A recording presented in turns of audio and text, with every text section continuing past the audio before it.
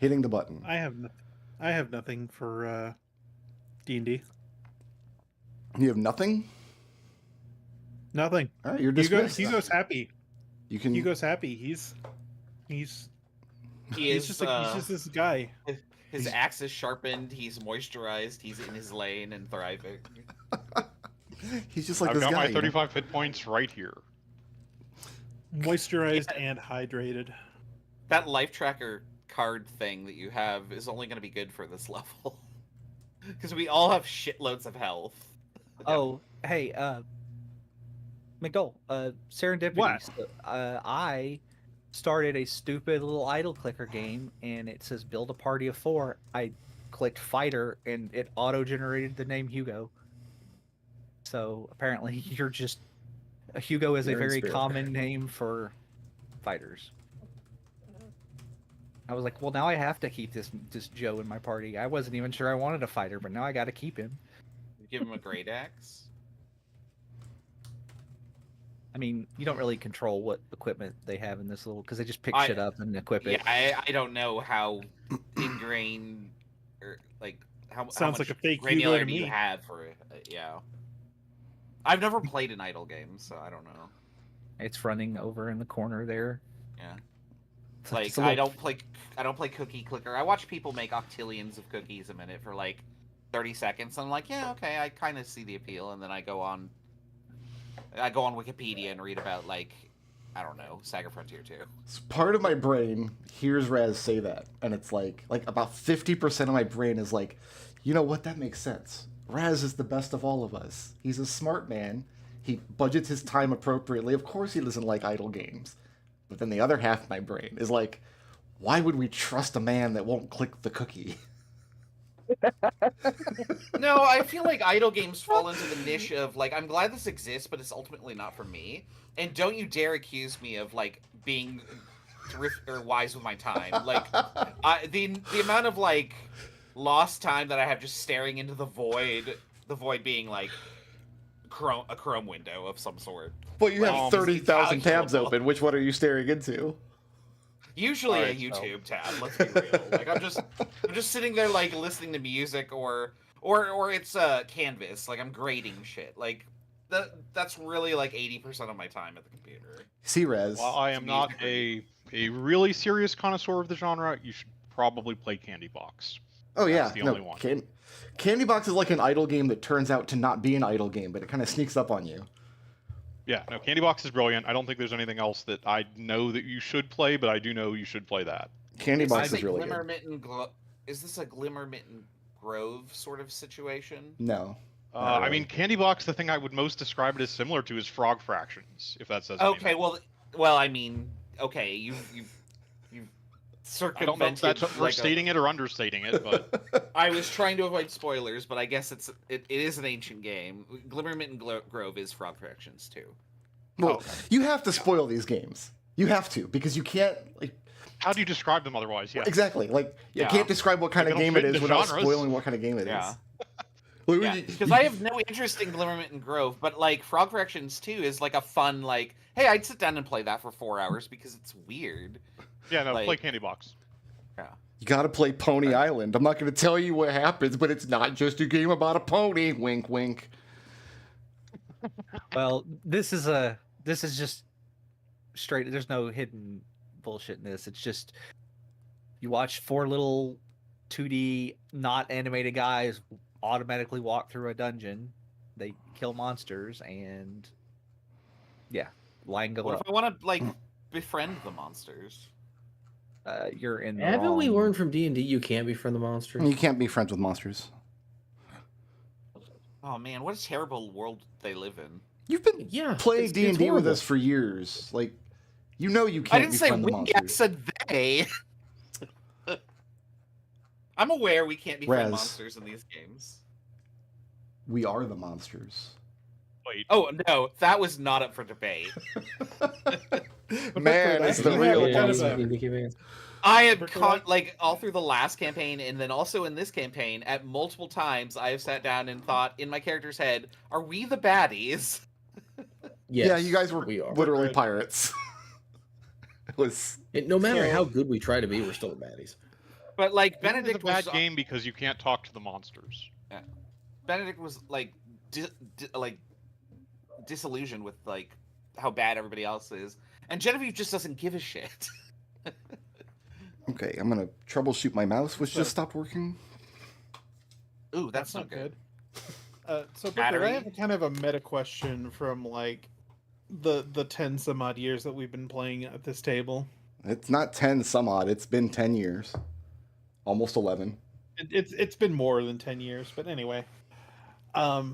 So you know how it seems like at least once per campaign we end up encountering and talking with some cretin or creature that is unapologetically and on its face evil, capital E evil. Mm-hmm. And yet, for some reason, we're just like, maybe we can work with this guy. Yeah. Are you tired of that yet? No. I've been doing Good, that because I love deliberately it. for 10 years. Because I love it. Let's keep doing that. You know why I love doing that is because, especially nowadays, there's so much discourse on D&D about how like the heroic adventurers and found families, and it should be cozy and it should be friendly and it should be inclusive and all these nice and positive things. But when you get right down to it, every D&D player is willing to be a bastard. Everyone, without They're exception. not mutually exclusive. I don't care what your alignment is. I don't care how nice you are to goblins. You will cross the line if there's enough in it for you. So yeah, I love the dynamic of, this guy's definitely evil. Let's see if the players will work with them. And they always do.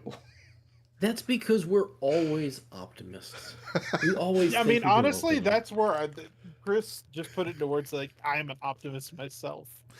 I was going to come at it from the perspective of our characters don't know any better because it's a fool me once, fool me twice situation. There is also some of that as well, yes. Listen, Yeah, it's very, very simple. We can change him. Let me, Oh, I don't believe that. I don't No. believe that for a minute. No. years ago, Yeah. only 3 of you players were here for this game, but years ago, I introduced an NPC named Griagro. Griagro was an illithid who had been driven out of the Underdark, and the players interfaced with him twice. First, they installed him like in a cave where he would be left alone to his own devices, and then later in the campaign, they went back to him to develop a psychic weapon. And the psychic weapon was literally a human slave that had been kidnapped and had like explosives implanted in her brain. And it was like, oh yeah, we'll take it. Didn't we run into that in the pirate game and then like just not interface? I didn't with use that at all? Griagro in the pirate game. It's the same world, but I didn't bring Griagro back. I did heavily imply that Griagro was the cause of the Darkened Lands, where like all of you guys spent, your characters spent time as like slaves in illithid mines and whatever. That was all Griagro's fault. No, there was like one like dungeon where there was like a mind flayer and Nazir was like gonna like interact with it, and then we just never came back to it. Like I just fell off of our radar, I assume. Possibly. Yeah. I maintain that the only purpose of a D&D party is to solve whatever crisis is looming right this particular moment. Yeah. And then if that causes issues like later, that's the next group's problem. Yeah. Just We are creating the adventure ham-fisted opportunities for the wanting next to get next promoted. generation. Right. Yeah. It's like because we have solved this problem, they have the chance to fix our fuck ups. Yeah. It's We are job creation. future content creators. I made Nath when I played Baldur's Gate 3, and I roleplayed as him. So when you run into the friendly beholder, or when you run into friendly illithid in the Underdark, I immediately cast Disintegrate. Yep. Pissed off a whole lot of people. There you go. Like, no, we don't work with beholders. We disintegrate them. I do love introducing the moral quandaries. And sometimes it breaks players. I've broken players with moral quandaries. And it's not going to stop me. I'm going to keep committing these crimes. Well, at some level, like, you get to the point where you can rationalize anything and like Mhm. make it work with any problem. Mm-hmm. And so as long as you can find the solution, you can have a good time. This is a very Like- human element, yeah. Every one of us Yeah. is capable of atrocities, and when the atrocities are happening on a game table, it's easy to say, it's just a game. I wouldn't do that in real life, but you would if the circumstances were correct. I mean, I All of literally us played would. the only good character in a group of evil pirates, Mhm. like, and it was fine. Like, I didn't have a problem with like writing off everything near him and Syrah did. Zero was a Like, bad guy, because- but he wasn't bad guy. Yeah, I mean, look how it ended for him. Like, he sacrificed himself. He clearly was on the up and up. So was Syrah. Syrah was lawful good. Yeah, Star was all good. I don't have Yeah, any. Became a deity and saved the world. I don't have any evil alignments in this party. So No, I don't think Not so. yet. why don't one We're of you all tell doing me okay. 100-word summary of all the trouble you got into last week? I don't have that document open. But The fungus is among us. Yeah. Fungus among us. We found out why black mold is dangerous. Oh my goodness! Yeah, I didn't even make that analogy, but yeah. We came to this farm, and it's overrun by like this. I don't know why I was thinking orange, but this fungus. You could think of it as orange. I don't think I'd describe it as a particular color. I don't know. I must be thinking of something from like a Vernum or Exile or whatever. Like, for some reason, that is the color of the fungus that just came to mind. Is it's all orange. And there's an Among Us on our table now. Oh, there is an Among Us. Oh, that's too bad. Is Speaking of things that are like infectious, You guys fought a gazebo. We yes, did. we did. You might be the We first did. D&D party to legitimately have to roll initiative against a gazebo. I don't believe that. You don't think so? Hugo got Hugo. Hugo got Hugo against the gazebo. Yeah, it was supposed to charge us, but it apparently It couldn't because you was a pinned it in failed place. rhinoceros. Yeah, failed right. This means I can use a rhinoceros somewhere else, and you can't do anything about it. yeah, it just goes back in the bag. Right? Yeah, it goes back in the bucket. The Is this- quantum Is rhinoceros. this still here? This like, Just Whatever this the is, like- wreckage of the gazebo after you guys destroyed it. I mean, the square. Like, what is that? Oh, that was the Oh, that was- poison spores that dissipated after about a minute when you Yeah, attacked not the there gazebo anymore. with fire. Okay, cool. When Hugo attacked the gazebo with fire. Let's be honest here. What's the mold? Is it brown mold that grows when you? I think there's multiple types of it. Like, you attack it, and like, or if you catch it on fire, it explodes or something like that. It grows in size if you try to burn it. Yeah. I did that in Tomb of Horrors Horrors. once. Yeah. Mm-hmm. You light up the banners or whatever, and they're actually black mold. Yeah. Oh no! Who could have foreseen? Anyway, we came here to get this is our test for fungus spores and slimes. Potions. Or Yeah, Yeah. if we whatever. survive, we don't have to take an exam, which is good. Yeah. if we die, then we also don't have to take the exam. It's a win-win. Yeah, You win-win. see? We did find out that, like, apparently this, like, from here, like, the owners of this house, at least, killed each other. Probably because this problem was growing, and they had dealings with some establishment somewhere. So you found some trading ledgers. where- Trading house out of Old Throne. Yeah. Yeah, and they had kind of consolidated all of their trade to one trading house out of Old Throne. I have a lore point that I might be tempted to spend on that, but I'm gonna sit on it for now. Okay. And here you are, back in the farm. What is this? Is this a storage shed? Just a dilapidated structure. Yeah, it looks like it's a little. I It think looks like it's our plan looks like it was- holds materials that you would use to like hitch horses up to this wagon or something. What about like a crowbar to like pry open this door here? No, Oh, what is Raz, this? remember that our plan was to basically kill everything outside and then go deal with the purple token. Yeah, you Oh, have I'm this, just thinking the ahead, purple but pile yeah. of sludge here. That's right. What is this right here? What is? Where are you This looking? white token. This white token. What That is a that? person's body pressed Oh, up that's right, against the okay. front of the stables with the fungus clasping Okay, onto it. A desiccated corpse. I It's the think thing I we am have to take back care on- of.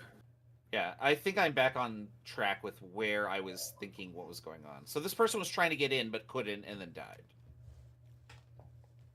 Possibly. Anyway, Kenny and Genevieve are making acquaintance, I guess. I don't know. Her token was next to mine, so I'll just move her around for a bit. Are we still triggering these from afar? With Yeah. Firebolt? Figuring was- what? Sorry. The corpses. Yeah. Oh, that's Corpse right. Okay, yeah. No, they come alive. Okay, well, let's put Genevieve over here. See, Five. what I was thinking though is to take a circuit around this building, try to find another method of ingress. Yeah, we don't actually know what's over here. Coming down south along the edge of the stables. And clear up this field here.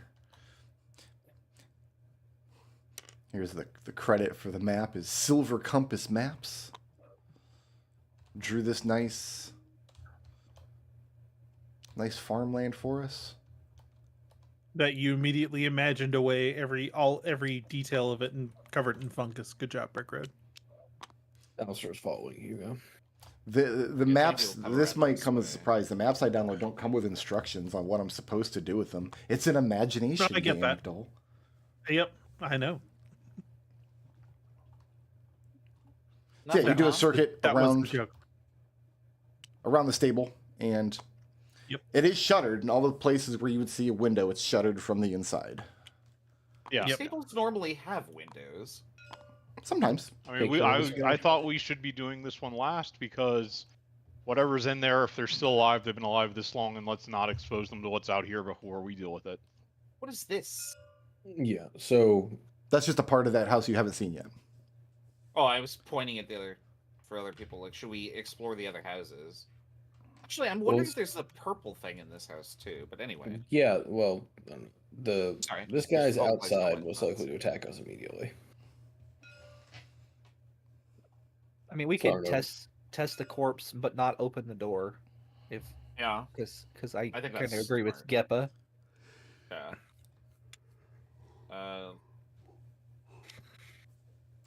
This is what I want to do. Okay. Oh, let's move Kimmy over.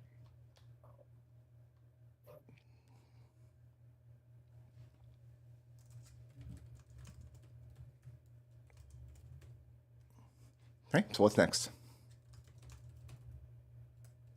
Alright, so I- we can either take care of this guy on the outside, or we can go inside the house and take care of this guy. Well, Oh, I mean, didn't even see these over here. That's right. There's the doggo.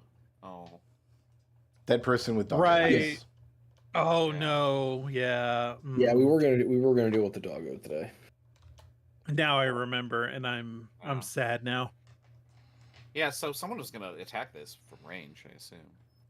DM tip number 4000. If you want to manipulate your player's emotions, just put a dead doggo in the game. That's how it works. You're a monster. I guess I'll throw a dagger at the corpse. All right, let's roll initiative. Is Destil not? But not it, as they say. Well, I know, but like we don't want to like. No, I mean for initiative. I did it last Oh, week. right. Okay, so I rolled a 13 on my dice for initiative, and I rolled a 6 for initiative nerd. I am not the nerd. I rolled a 9 for the nerd. 14.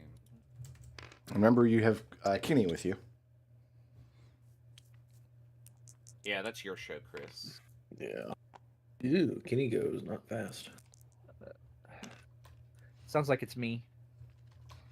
No, it's me because I rolled a 1. Ha! Haha, you done did it.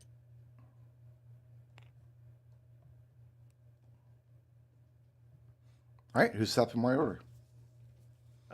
Looks like we got Léopold followed by Hugo. Well, I mean, I threw a knife, so Okay.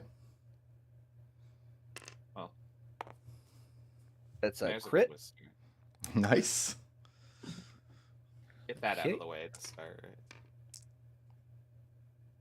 That is 11 points of piercing damage. Okay. And then that's the end of my turn. All right. Who's next? Hugo, followed by Alister. Hugo is going to throw a hand axe at him. All right.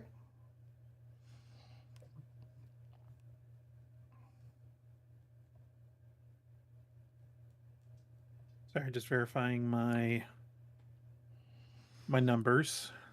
Everybody loves their numbers.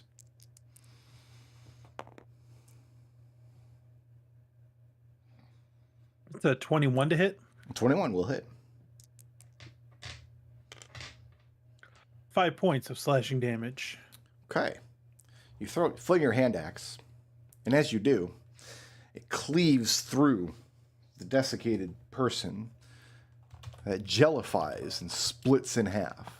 So now instead of one person, Ooh. you have two halves. You have two half people.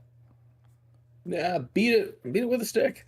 Genevieve goes, "Oh, gross." Oh, I can literally do that, and it's what I would like to do, but I don't think it's my turn yet. Hugo, moving or staying put? I'm good here. Alister followed by Genevieve. Genevieve, what the hell? I didn't do it. Well, I'm about to, but Alister will balls her fist. look at this poor corpse, call it half a man, and ask for a DC 13 Wisdom save. Which one? That's my mock. My mock is that he's half a man. Did you just mock with the Stone Temple Pirates? I have Half a the man you 13. used to be? That passes, unfortunately. All right. The half man is unmocked. Alice, you're moving or staying put? I'm glad you're good people. That was good. That was real good. I think everyone else here failed. Oh, I got it. I'm just DMing. I'm trying to pay attention. She's busy. You're busy. It's fine. The amount of energy I have to expend to ignore you people every week so I can keep the game running. Oh my goodness. I don't know how you do it. Who's next? We got Genevieve followed by Kenny. What do I do? Genevieve's gonna ball her fist and just take a swing. Okay.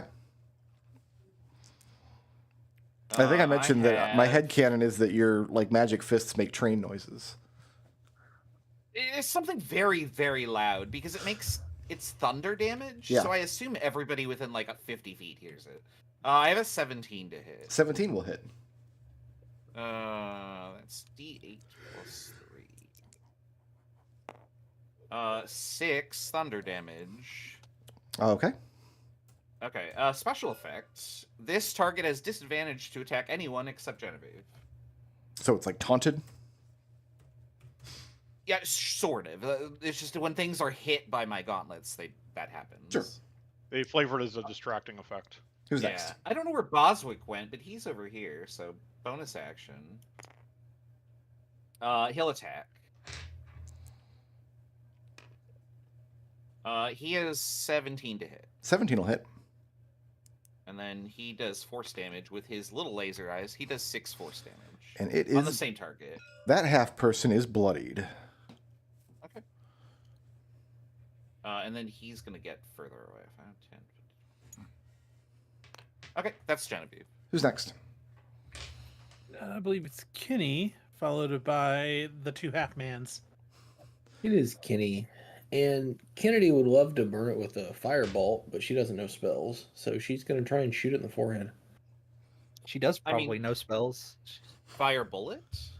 She just doesn't want to use a firebolt. Why use firebolt when you've got a perfectly good gun in your hand? You firearm. The DM did not give her any spells, so she has. She is of the Kawazu school of combat. She casts gun, prepare to meet God. Does a 19 hit? Yes, sure does.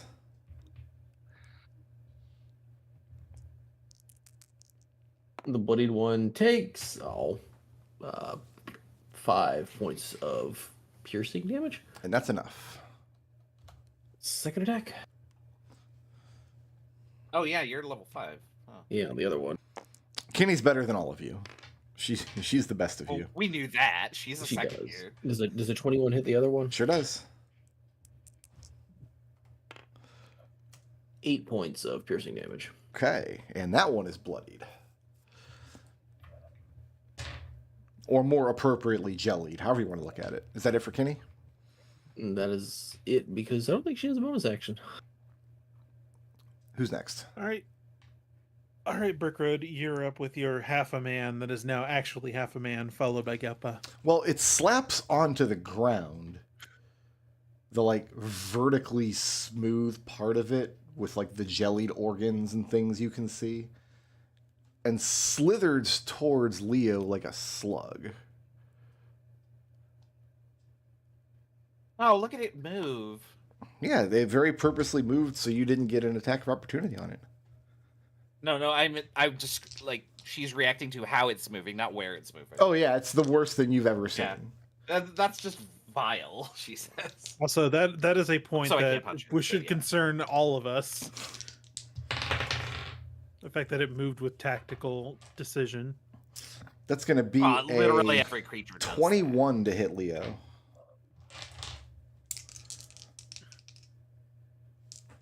Oh, sorry. I'm thinking, who's Leo? You're Leo, last I checked. Yeah, that. What campaign are you in? I'm still like I'm off in Nerium land, I guess. Yeah, that hits. Okay, we're looking at 11 points of bludgeoning damage from the pseudopod. I like to think of like the thing's ear reaching up from the ground on the end of a long tendril and smacking you. So it's going to be 11 points of bludgeoning damage plus 1 point of acid damage. Ew. Yeah, it's real gross. Who's next?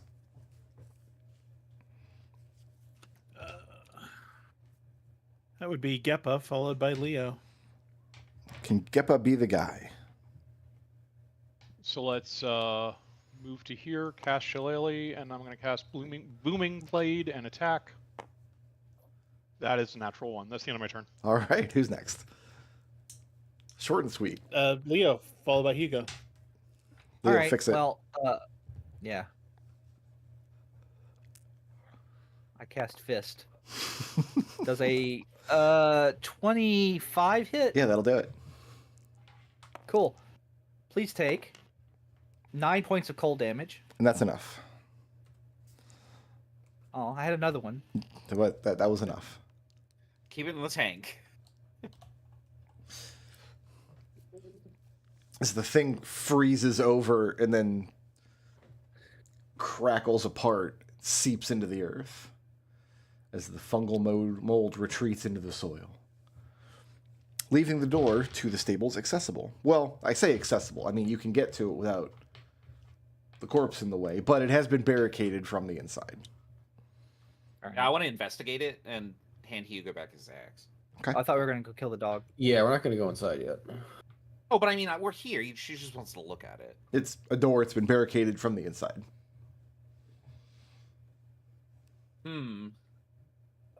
We'll come back Okay, to it. Don't worry. moving on. I was trying to think of something witty, but like, I spaced out. Okay, what's next? What of this is a door? Like, I see what might be windows. In but the I front don't know here. What might be?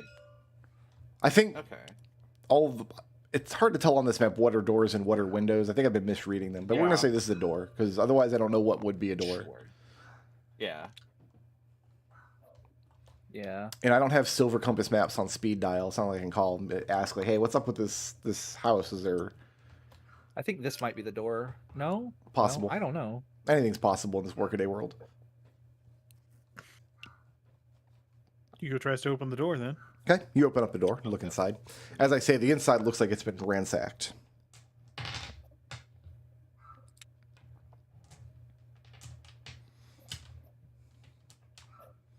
There's a hearth in the center of the room, kind of a double-sided hearth, so you can stoop down and look through. Yeah.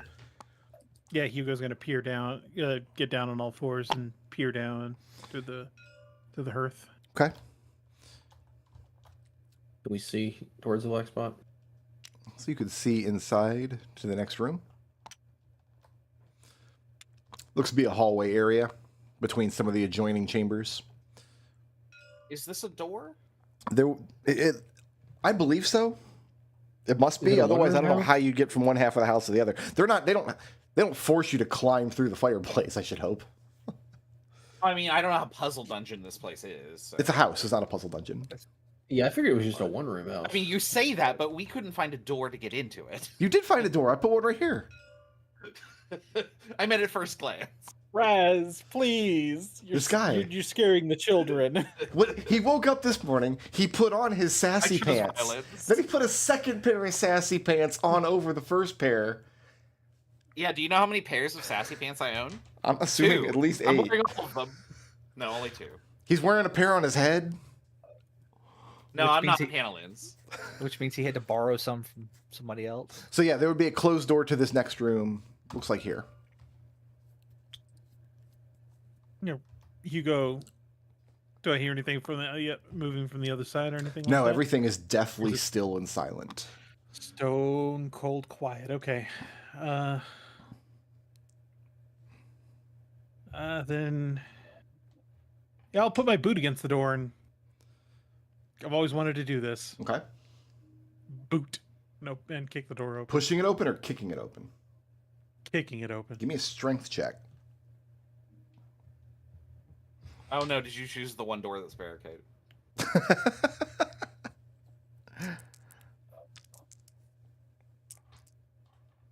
16. Okay. You meet more resistance than you were expecting. Something had been put in front of the door, but you managed to kick it out of the way and reveal the inside of the room. The thing that was blocking the door turns out to be a burned corpse. And looking in the room, you see where a large bed frame has been just burnt down to ashes. The rug on the floor is singed almost completely through the center. Shelving has collapsed. A wardrobe has been gutted. And the walls are black with ash and soot. And this didn't catch the whole building on fire? Give me an... You're what class? You're a... Fighter. Fight. Yeah, give me an Arcana check.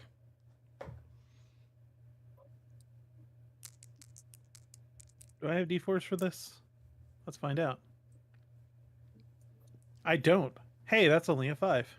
Okay. Yeah, it's a mystery. Can I make the same assessment?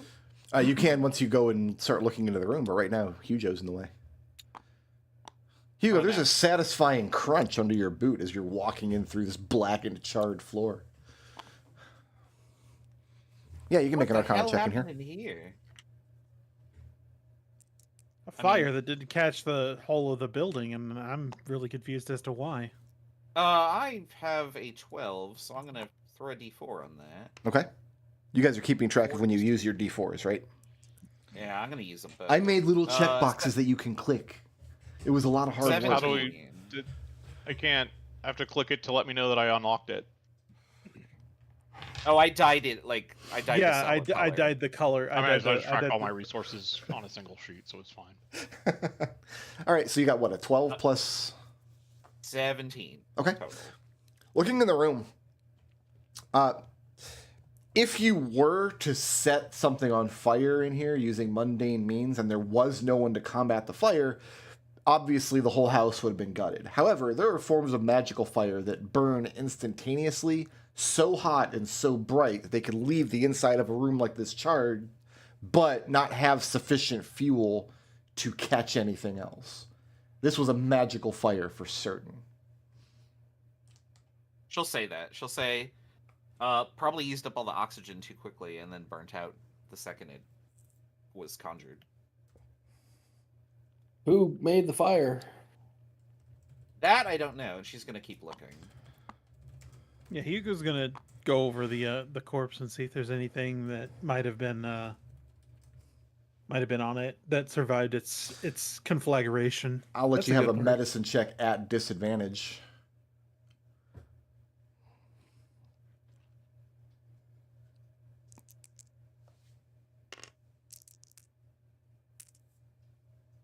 Um, 16. I actually rolled really well. Okay. The best you can determine is that it's a like middle-aged human male. That's really about it. In terms of like you can determine which parts of the scraps flaking off of the burned corpse are like bits of clothing and which are bits of charred flesh, but cause of death is pretty apparent. Anything on this person that survived the fire? Nothing of value. Okay. Are there any like furniture or like closed objects that might not have like completely gone up? If you root around in here quickly or long enough, yeah, you could find, say, some unused clothing here and there that maybe would be salvaged. But like anybody who's dealt with a house fire knows that like even if it looks clean, you can never use it again. Yeah, but there's not like a sealed like metal box with like any like documentation in it. Nope. The burned farmhouse does not have a black box to be recovered. Yeah, well, right, but I mean, consider who's that's an asking this excellent question. idea for a D&D dungeon. I need you to go to this site and recover the dungeon's black box so we can figure out what the Lich was doing. So in my defense, I did grow up on a farm and we had a gun safe, and if the whole farm went up in flames, that thing would have survived. So this world has I'm coming at guns, this but evidently it doesn't have gun safety laws. Oh no, I don't doubt that for a second. We know this because Treble shot a guy in the last campaign. It was really funny. I didn't shoot a guy, but Jeannie would probably be against any gun safety Jeannie's laws. friend Like, she shot a guy. she just shows up at any like parliamentary. We need to institute gun safety laws. She just shows up and threatens everybody and then leaves. She passed her parliamentary debate class. All right. So this is all just preamble of beating around the bush and not having to have to deal with the dead dog. Mm-hmm. So with that, Hugo swings the door open in here. Okay. And yeah, it's the saddest thing you've ever seen. Desiccated corpse slumped up against the wall. Looking through the rest of the room, there's a couple of bedrolls laid out on the floor. As I said, this would have been a structure where like transient workers, farmhands, seasonal workers could have come in, been put up before moving on. And yeah, he's just slumped down, desiccated, and then in his lap, big chocolate lab, also desiccated, clearly dead, clearly moldified. I don't. To be fair, it's not a wish we could dog light it on anymore. fire. I'm not. Listen, I'm having like actual person problems right now because I had so we had an encounter on Friday where I saw a dog out the front window of the house, and she didn't have her person around, and so I brought her in, and I have kind of fallen in love with her, and the animal control people had to take her away for quarantine, so I'm really kind of Aw. fucked up about What? that right now. Well, More explanation than I'm willing to go into right now. This isn't the same dog though. I know it's This not. one, I'm this just- dog I'm is sorry. this is more mushroom than dog. It's not a dog at this point. It's a dog-shaped mushroom. Let me put it this way: Hugo would have no problem with killing this thing or putting an axe in it, but I am having problems with it.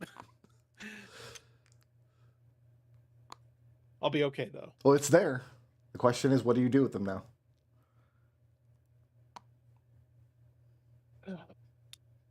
Prod the gentleman with the butt of his axe. All right, that's going to be initiative. Yep. Ooh, I rolled better this time. Oh, I didn't. I did not. Yeah, welcome to the Cool Kids Club. Don't forget Kenny's with you. You left her outside again. She's here. Not sure where we have line of sight into this room because I'm not sure where the walls actually are. But I don't know why. Here, let me simplify things for you because Yeah, you might have to draw. it's like Oh, I these are should've- walls. This is the most I should've fucked let up floor Oscar plan I've do ever this shit. seen. Yeah, no, the design is really bizarre here. Here, let's get a better color than that. More easily visible. I'm gonna say, oh, that's the wrong tool. That's the line tool, yeah. I'm gonna say this is a wall, and I'm gonna say this is a wall, and then this is a little like storeroom to the north. So those are walls. Does that simplify things? Because I don't know what this is here. Like, why is it? Yeah. Okay. So that Kenny has doesn't one insight where exist. she's then. at. Okay. Yeah, we're gonna say that whatever this little nook here is that doesn't make sense. We'll just say it's a nice square room. Yeah, it's a very bizarrely shaped room. I'm happy with this.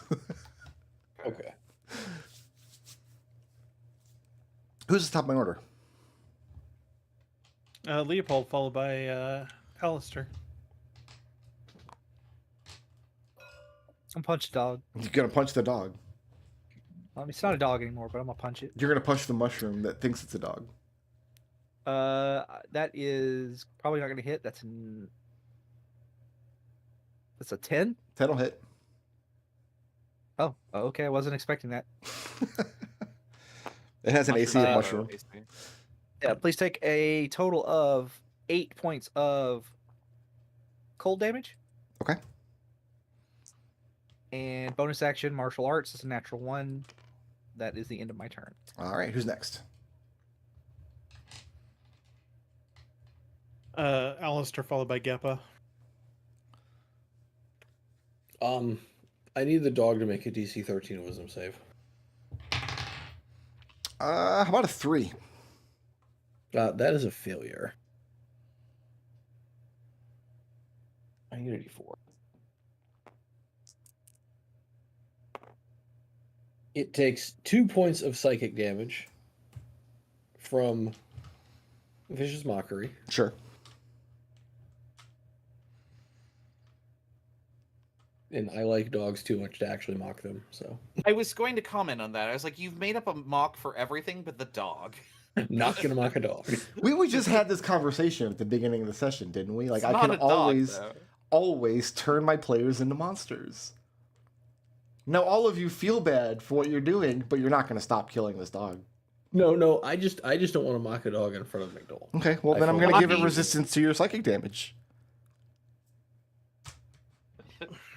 Oh no, you better argue for that 1 point of damage, man. No, I wouldn't do that to you. Are you moving or staying put? He's gonna stay put. All right, who's next? Geppa. Pretty sure I can't do the thing here.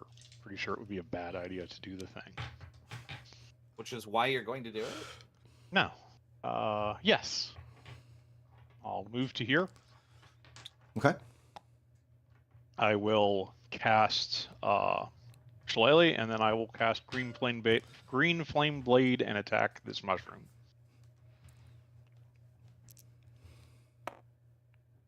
That hits an AC of 16. 16 will hit.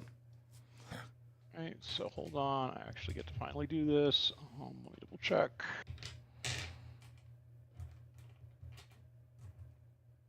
So I have to reference 2 different spells. Okay, 8 there, and then it deals an extra. Okay, cool. So, that mushroom Mhm. is going to take a total of. Nice.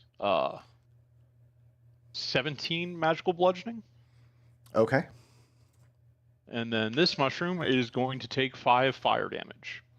5 fire damage. It will indeed, and that's going to have an adverse effect. Why would you fire damage? We Because already that's how I can proved hit that. multiple things. Yeah, and the multiple Yeah, things is also including going to the party. include Everybody in the room. the 3 of us as well. So if you Think end, how much damage I got off that one hit. so the burning spores fill the air, the burning acrid smoke, and if you end your turn in that space, you become poisoned for 1 minute. I mean, I'll just move to here. Okay. I'll have space to move out of the poison anyway. Who's next? After Kenny. Geppa is It is Kenny who laughs at what Geppa just did. She thinks it's hilarious. Well, next is Yeah, the white doesn't my monster get to go? Yeah, No. Chris. Can't cheat. Stop cheating. Treble, let me ask you a question. You just ran in the room and punched the dog. What if it was a real dog? What if that was the gimmick here? You said it was dead. Then I would have punched. I've been a hitting dead mushrooms. corpse. Like I don't know what you're talking about. Any dogs in this encounter? I very explicitly said I hit the mushroom. You did. No, it is a fungal creature. It's not a real dog. Well, it was at one point. Are you does it doing still psychic attack damage creatures? to your players? I'm trying. Uh, I got one for With Leo respect. and then one for Geppa. Yep. Leo. And we're the monsters. I don't see a black token on initiative or black and white going on the same token. Yeah, they're the same kind of creature. I made them different colors because they looked different when you looked into the window. Okay. Okay, I got one for Leo here. Leo, that's going to be a 19 to hit. That hit. So that's 11 point of bludgeoning damage and 1 point of acid damage. And I've got one for Geppa here. Geppa, I've got an 18 to hit.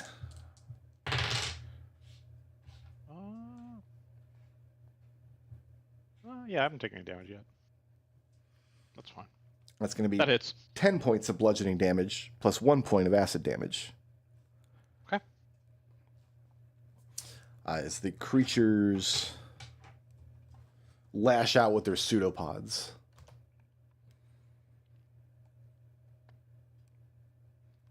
All right, who's next? that is Kinney, followed by Genevieve.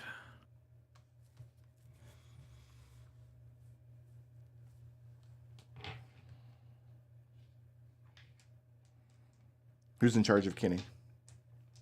Oh, sorry. Shoot. Kenny laughs at the mess that you've caused and shoots the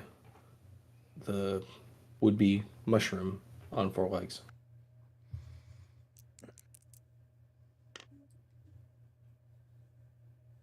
First, it's a 14. 14 hits.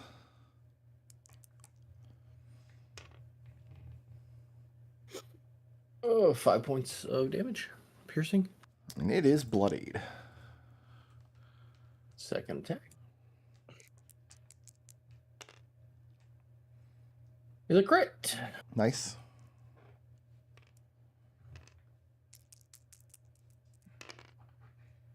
Wow, what a waste of a crit.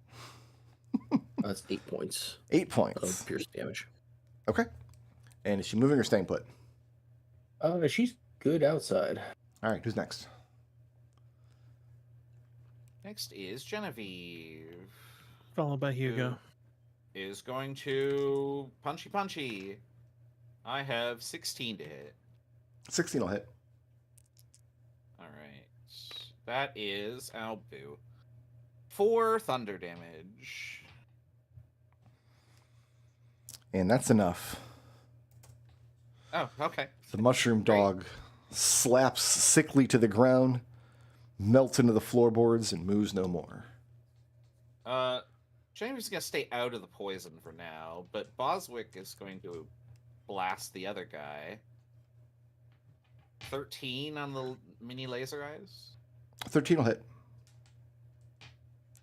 And he'll do... Oh, is it +2, +1? 4 force damage. All right. And then he'll just kind of hop out or hover out of the way, I suppose, because he can fly. I don't think Boswick can be poisoned. No, but he has very few hit points, so I don't want to send him up there. He's Who's immune to poison, and yeah. But that's it. Who's next? That's Hugo, followed by Léopold. Hugo, if you end your turn inside of this square, you're going to be poisoned. Okay, yeah, I'm gonna go ahead and take a swing at him with my axe.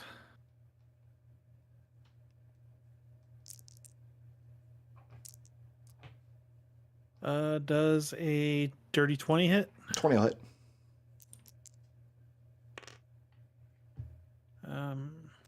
That is 8 points of slashing damage to the mushroom man.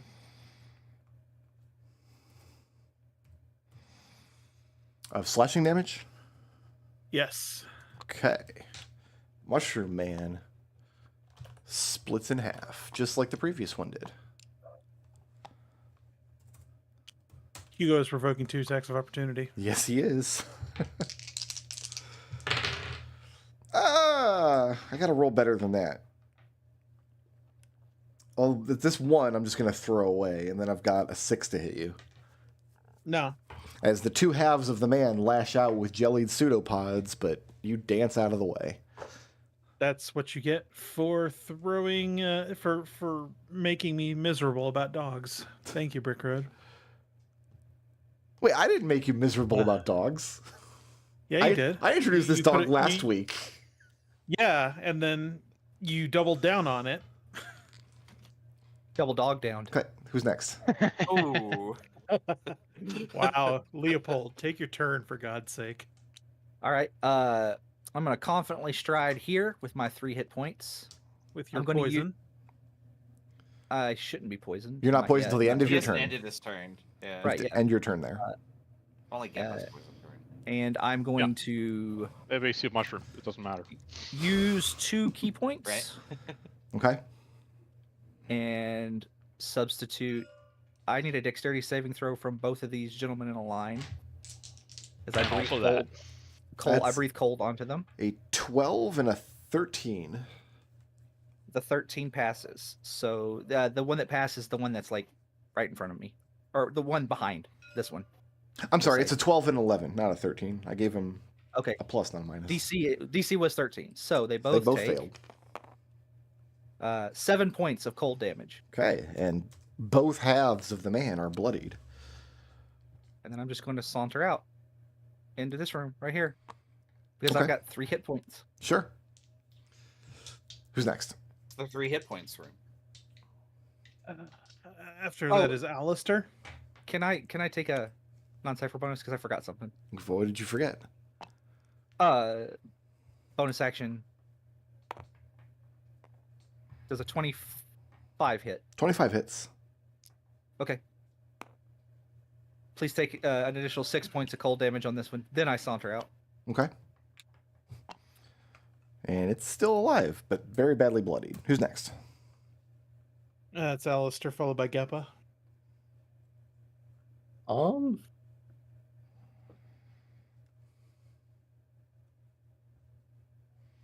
This creature too is half the man it used to be. Yeah, well, it wasn't until Hugo chopped it in half.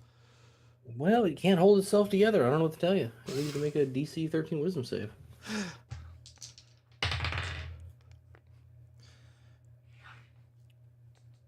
That's a 15 on the wisdom save. That's pass. Cool. That's all I got. Womp womp. Geppa, followed by Mushroom Man's. Geppa, can you be the I'm guy? gonna. Let's see. I'm gonna take a attack with my shillelagh. This is a green flame blade. It hits armor At class. disadvantage? Yes. You are attacking at What do I have disadvantage. Oh, you're right. poisoned. You're right. Yep. Yep.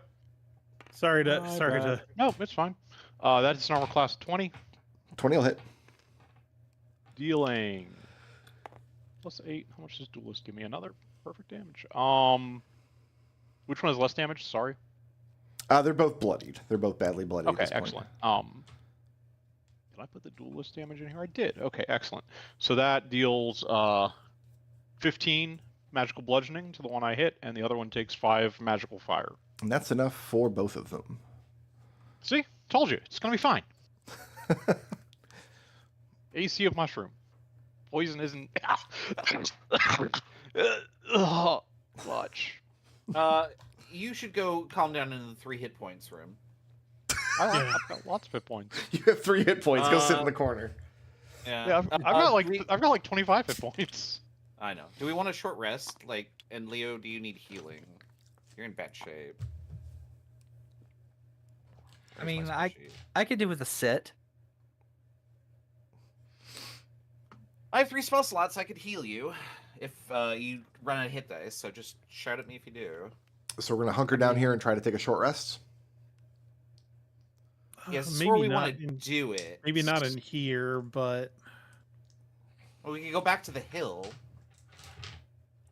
I just don't know how safe it is to be out in the open.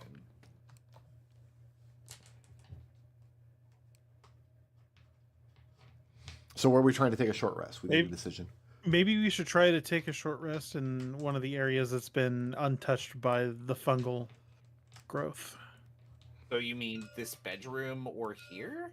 Well, you'd have Possibly to this you'd have to bedroom, walk off the. If you want to go somewhere where you're not near the fungal growth, you're going to have to basically leave the battle map. You're going to have to go up over the hill Yeah. outside I of don't the think we need property. to do that. I think that we should be somewhere where there is floorboard beneath us, though. I'm just gonna go in here and sit down Okay. at the table. Yeah. I think this is fine. I'll hand Leo a water skin. Unless he wants to make her. No, no, thank you. Go ahead and take the benefits of a short rest. Remember, you guys only My have like effort does not. 3 hit dice to work with, I think. And you only recharge half of them on a long rest. Should I stay in melee or change to ranged mode? Anyone? Well, this Anyone have any- time I did not have to use any hit dice, so I am okay with that. My hit dice are 2d10 plus 5. I think I'm going to be fine. Okay. Anyone have any opinions on melee versus ranged for Genevieve? Stay in melee so you can make sure I don't get hit. I mean, I could do that in both modes. You I said have the no exact opinions. Do what's in Chris, your heart. Or what's Chris, in your you armor, said the- I think is how it works. Chris, you said the exact same thing when you were playing a fighter last campaign. Yeah, but I was literally playing the tank. And Chris has a type. Genevieve's pretty. Genevieve's pretty. Yeah, tight. and my fighter used a pole arm, so it made sense to be behind Benny. I'm gonna stay in melee mode. So go ahead and take the benefits of the short rest. Okay, that's Yeah. everything I recovered. That gets me an action surge. That gets me a second wind. That gets me. Oh yeah, I'm I am ready not to rock. damaged. Leo, how are you Yeah. doing? I'm good. I'm missing 2 hit points. Okay. Sweet. Missing Alright. 2 hit points. I got my key back. I don't recharge my breath attacks until a long rest, but I can use key points to do it too, so it's fine. So do you deal deal with with the thing in the stable? house. Do we deal with the stable or the thing in the house? Thing in the house. Yeah, I still think the stable should be the last thing we do here. Yeah, I don't have a problem with that. Question: has anybody actually looked in the well? Yeah, there's something in We there. we did last time. There was like I don't know what to There's mold. describe it. It's There's a mold webbing. in It almost looks like a webbing spider of webbing. fungus. Yeah. Do you want me to climb down climb down there? Take a look. No, I I mean, you really- could drop a torch if we stand back so we don't get poisoned. That We could gotta be check fun. it. We gotta check it at some point because Brick's morph ball might be down there. That's true. You want to burn what's in the well before you go in the house? I think we should deal with this later. I'm not even convinced that it's necessary to deal with at all, but That completely smashed the dog sadness out of my brain. Thank you. So you're heading back up to the I house. mean the morphal fixes everything, right? Yeah. No, the Cocorico well joke of Buttface's expense gives me life. I'm aware. I'm gonna come to here, and I'm going to try and form a psychic link with this thing. A psychic link. So walk me through how your psychic link works this time. All right, so I take a bonus action and I designate a creature within 30 feet. For the next 1 minute, we can share a telepathic link as long as it's 2 minutes now because I get one. No, it's still 1. For the next minute, we have a telepathic link that as long as we're within 5 miles, but we must share a language to use it. I have for Niskin and Old Aetherine and 4 free language slots if there's anything else that would be useful to talk to this mushroom. So if it doesn't have a language in common with you, the psychic link fails. Right. In that case, It doesn't fail. It's just we can't really communicate in any way. Like it's you would hear the vocalized in a language you don't understand, so it would be useless. Okay. Does the creature have to be sentient?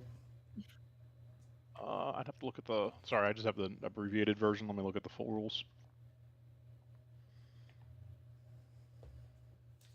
Did you leave a page reference? Yeah. Hell Well, yeah. no, I have a wikidot link. I know we've muddied the waters on this a little bit because you started out the adventure by casting Speak with Plants. Yeah. Well, that was a spell that did a thing. This is an Exactly. ability that does a thing. Like it's fine. I just need to find it. All right, here we go.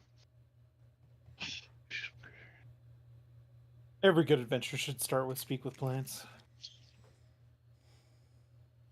To understand each other, you must each mentally speak in a language the other knows. The link is effectively auditory communication that's over a psychic link, and there is no other detail about it.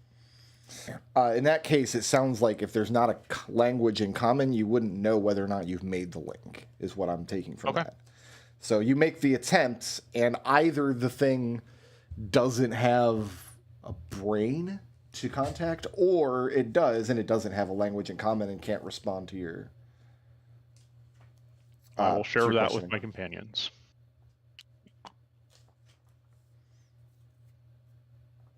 I don't know which would be more distressing. I mean, the other plants weren't that bad when I talked to them. No, you spoke to other fungus, What and if- they just seemed hungry. Yeah, they were perfectly polite. What I do we- mean, the fungus isn't at fault here because it was brought here, but like we still have to take care of it. No, I'm not saying we shouldn't kill it. I'm just saying it was polite. Okay, so what's next? Well, now I wish I had changed the range mode. I could just shoot it. I did not do that. Hugo holds up an axe helpfully. Yep. Should I take the honors? No. You don't have the arm for it. You gotta give it a little bit of heft to it whenever you throw the axe. Oh, we're throwing the axe. Well, wait, hold on. She says. Yes. You keep cutting it in half. Yeah. Yeah. Apparently, you don't want me to burn it either. It's right now. Apparently, our only choices are either throw an axe at it or burn it, and neither of which is very helpful unless you've got some other options. I mean, I Hugo- could punch it. Hugo looks at the bandolier of darts that Léopold is carrying. I am not carrying it. Genevieve has that. I have have all a, the darts. I have a dagger. We swapped. I took her dagger, and that which I think she took from somebody else, and I gave her my darts. I mean, I can throw I have an idea. I can do something. something useful. Can you tell us what it is before you do it? Yeah. Please do. I can cause thin metal vines to reach out of the ground and wrap it up and hold it down. That seems useful. That seems extremely useful. Will it only affect that and not us? You'll need to work to move through it, but it's not going to grab anything that moves into the area afterwards. Do we Okay. know I'm a that? character I I'm think I casting can handle Entangle, which just creates difficult terrain after the initial effect. that. Okay. I'm good with that. I'm assuming we're going to have to roll initiative if I want to cast Entangle on this thing. We are going to roll initiative, if that's what you're going to do. Yep. I could have rolled Alright, better. is that permission to roll? Yes, go ahead and roll initiative. Okay. Oh, hey, that's really good. There we go. 21. Oh, good. That's You're awesome. before me. Because usually in these Hugo situations, just keeps on slipping down the initiative track. We'll start after whoever casts the spell. To be honest, the two most useful places to be on the initiative are at the very top and the very Very bottom. top, very bottom. Yeah. Who is at the So, top? you're fine. today? That would be Geppa. Don't forget Kenny's followed here by too. Genevieve. Yeah, Kenny's here. All right, so Geppa puts his staff in hand against the ground. Metal bursts out of his arm, streaks through the ground, and then erupts around the plant, creating an entangling field of metallic vines, 20-foot square. So the area is difficult terrain for the duration of the spell, and right now every creature in the area needs to give me a... What kind of saving throw is this? So it's going to wrap around like that back wall Strength save. into that back room? Yeah. Okay. Yeah. Strength saving throw. That's a 21. Okay, it makes it. So no effect. No effect. It's just difficult terrain until the spell ends, which I can immediately drop concentration if it doesn't make it because it doesn't do us any good. So you want to go ahead and get rid of it? Yes, I am doing that. Sorry. All right. Is Geppa moving or staying put? I'm good here. I also cast Shillelagh as a bonus action. All right. Who's next? Genevieve, followed by Kenny. So I can just go punch it, right? She says. Sure. As she walks up to it, and nobody seems to stop her. You say that, and you hear a small woo from. Leo has competition suddenly. Yeah.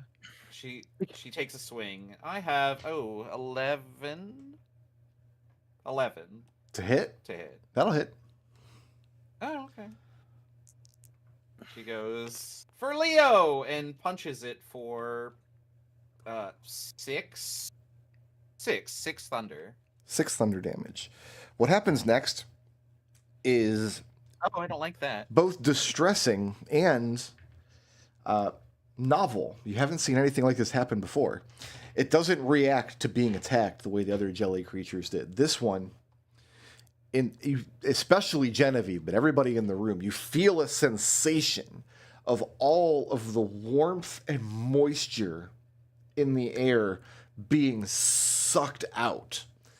It feels intensely cold all of a sudden. Not enough to deal cold damage to you, but enough to give the fungal creature a sort of vibrancy that wasn't there before. It's still Genevieve's turn.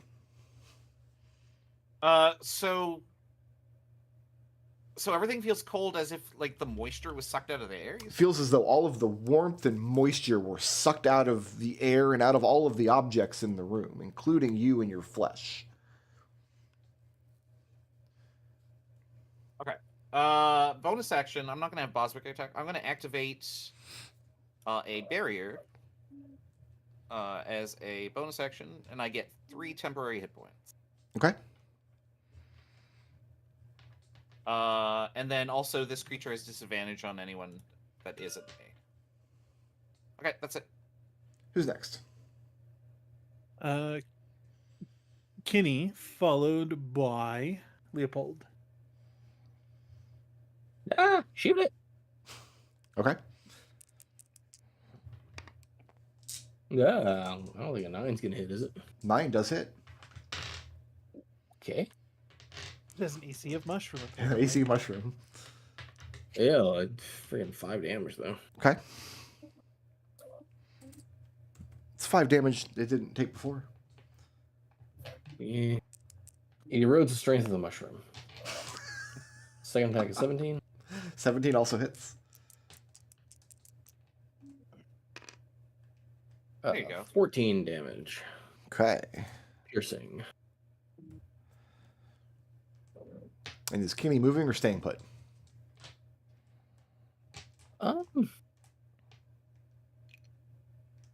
She'll step to the side a little bit. Yeah, I have noticed a line that I don't like. Yeah. Who's next? After that is Léopold. All right. Followed by Not horrible. not to be outdone at the punching. Oh, and Kenny's weapon is magic if it matters. Yes. We're going to punch. That is a 19 to hit. 19 will hit. Please enjoy 9 cold damage. If... Flurry of blows. Wait. You're attacking with cold damage? Yes. 9 points. Yes. Did you heal it? It is no longer bloodied. As Okay, Leo well- punches it with cold damage, the freezing effect. Well, how does your cold damage manifest? Explain that. I'm kind of. I don't know. It's what I'm doing is I'm basically injecting the energy in when I punch things. Okay. I guess like I'm just kind of picturing it as like there's like I don't know. This is like your hand become encased in ice. Yeah, and then like it becomes encased with like cold energy, Mm-hmm. and then when I punch it, it transfers to the target. Like if you could wear a glove made of dry ice. Yeah. Ooh, that Sorry, sounds cold is really a lack of uncomfortable. energy? Sorry, what? D&D's not physics. Don't worry Sorry, about it. cold is a lack of energy? Somebody put him in D&D's not the physics. 3 hit point room. D&D is not physics. When No, you punch the Destil, I'm on your creature, side. the cold energy, which totally exists because it's D&D, siphons out of your hand, leaving your hand feeling warm and hot. And you realized that the creature has solidified in the place where you've attacked it. The cold damage was not effective. And the creature's no longer bloodied. So it previously sucked the heat out, correct? And now it's sucking the cold out. Yes. Does the room feel any different as a result? No. The room feels uncomfortably cold. Oh, I can't remember the name of the fable, but there's a great... It was one of Aesop's fables? I don't remember, but... where like a human traveler got caught in a snowstorm and was taken into like a fairy folk's house. And when he came into the house, he's blowing on his hands. The fairy folk asked, "Why are you doing that?" He's like, "Oh, my hands are cold, so I'm blowing on them to warm them up."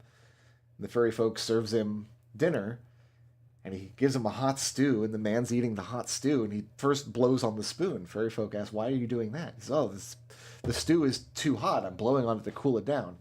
The fairy folk kicks him out and says, "I can't truck with a person that blows hot and cold out of the same mouth."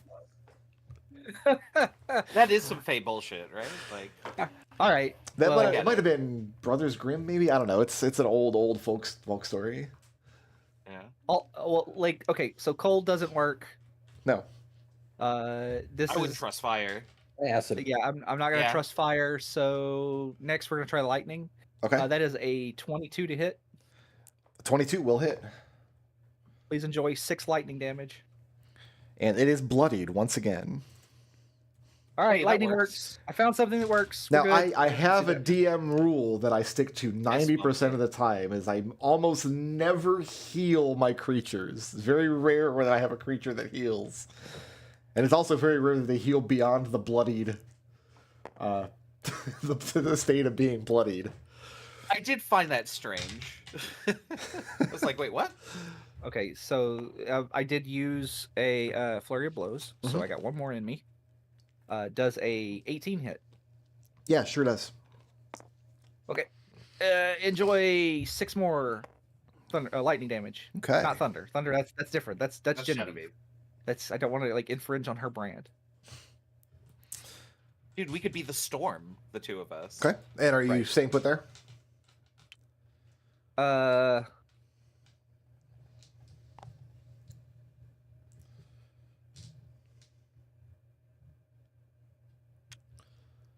Yes. All right.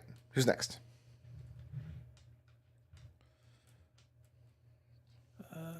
Purple? Yeah, sorry. Ooh. Yeah, purple token followed by Alister. This is the part that I like. The part where you get to play the game. I can't roll my multi-attack at the same time here because this is a long stat block that needs interpretation. Let's go one step at a time with the first attack against Genevieve. That's a 19 to hit. Oh, 19 is her AC. Boo. Okay. A bunch of things are about to happen to you. Oh, good. My favorite things. None of them are pleasant. Oh.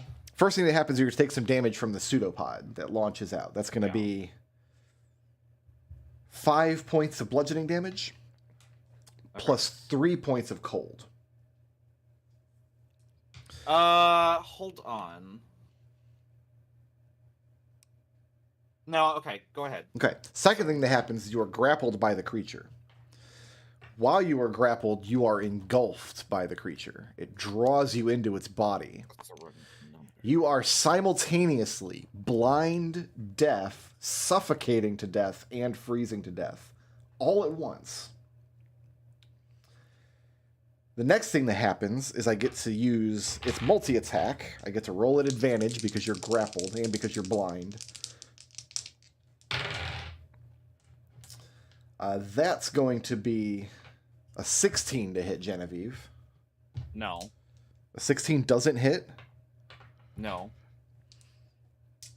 Now I'm sad. Now you've made me sad.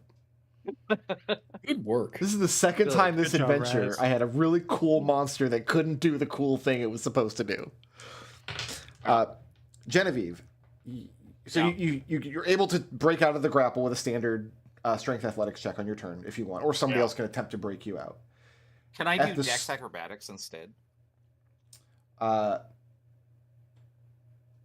No.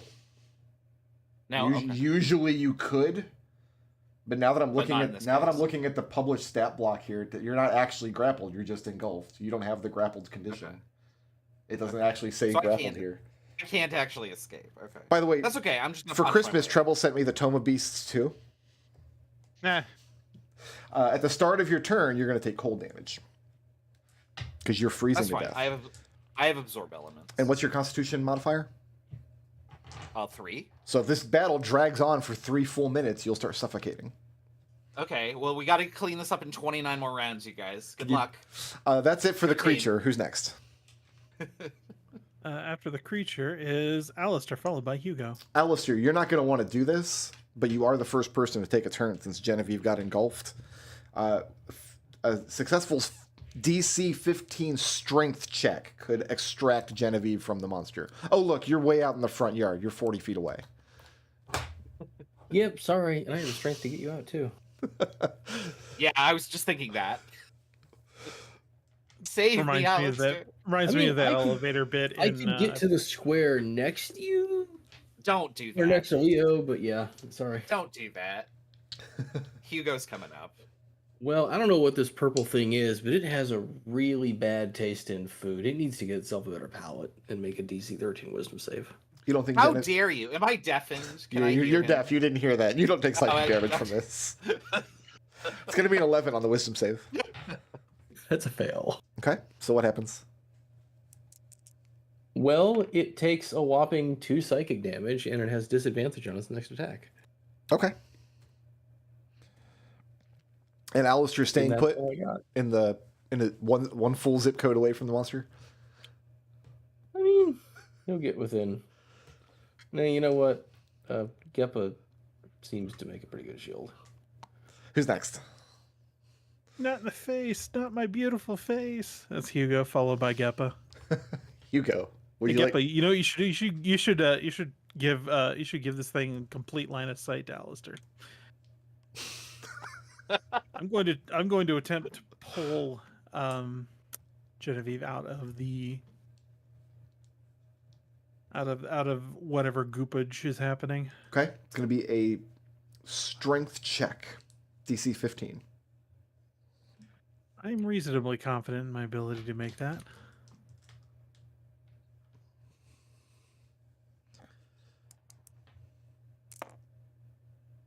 But not this turn. That is only a 13. Oh, that's too bad. I don't know if you've ever plunged your hands into like freezing cold gelatinous material. I actually have. Doesn't sound pleasant. And it was a summer day, I so it have. was actually pretty wild. And my hand was also I've worked encased in a little hot bit. wax. Yeah, no, I'm gonna just stay put and wait for this thing to try and eat me too. Okay. Probably can't engulf more than one person. So you're standing there now. Who's next? After Hugo is Geppa, followed by Genevieve.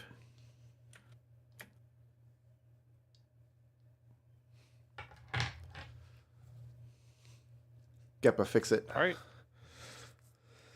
Well, I don't have a strength score to speak of, and apparently we can't teleport for some reason. So, Oh, that was a very, very adequately explored reason. I'm gonna move to here, and I'm going to cast Booming Blade and strike it with my staff. Okay. That is a crit. Ooh. This is +7. So that'll deal a total of 16 magical bludgeoning damage. Magical bludgeoning. Okay. Yep. Genevieve, go ahead and take 8 points of magical bludgeoning damage. Oh, As rude. half of the damage taken is transferred to the engulfed creature. And then if it willingly moves, it will take more damage. Okay. That's the end of my turn. Who's next? After Geppa is Genevieve, followed by Kenny. So if I attack it, Well, you're not doing Which I assume anything I until you can. take cold damage. We're going to start there. oh yeah, go ahead. At the start of your turn, you're going to take 8 points of cold damage. Oh, I don't know if I want to resist that. I have a question. Sure. If I cast resist or absorb elements, But can you cast it as a reaction? when do I get my reaction back? The start of your turn. Oh, so I would be using my reaction for the entire round right now. You'd be using your reaction now, and you wouldn't get it back until your next turn. If the spell has a cast time of reaction. Yeah, it does. Okay. Oh, the problem is I want to punch this thing. How much health do I have currently? The absorbed damage type I would get is cold, and I don't want that. So you said 8 damage? It was 8 points of cold damage from being inside the creature. Okay, so I'm not going to absorb that. All right, just going to eat the damage. Love that. I'm going to just take the damage. And then I'm going to try and punch it from the inside. You are at disadvantage. At disadvantage. You are engulfed is not a condition, but you are restrained. I still have a 22 or 21 to hit. That'll hit. Come on, big money. 7 thunder damage.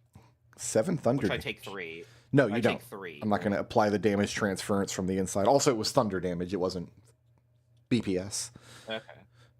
Okay. And then Boss will peek his head around the corner and fire his laser. 21 to hit. 21 will hit. And he does 3 force damage. And that's enough. Well, go ahead. Good. You're going to go ahead and take 1 point of that force damage. Oh, force damage applies. Okay. From the transference. Okay. Maybe I guess I no would longer apply all thunder of these damage through things. damage transference. That makes sense. Anyway, that's enough. The creature only had 1 hit point left.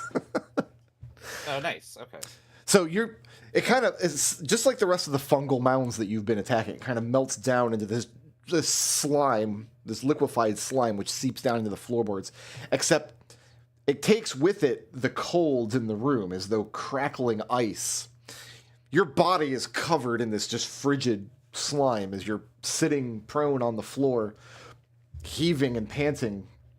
And you realize that in your lap is sitting a small, it almost looks like a tobacco box. Thanks, she says. I hate it.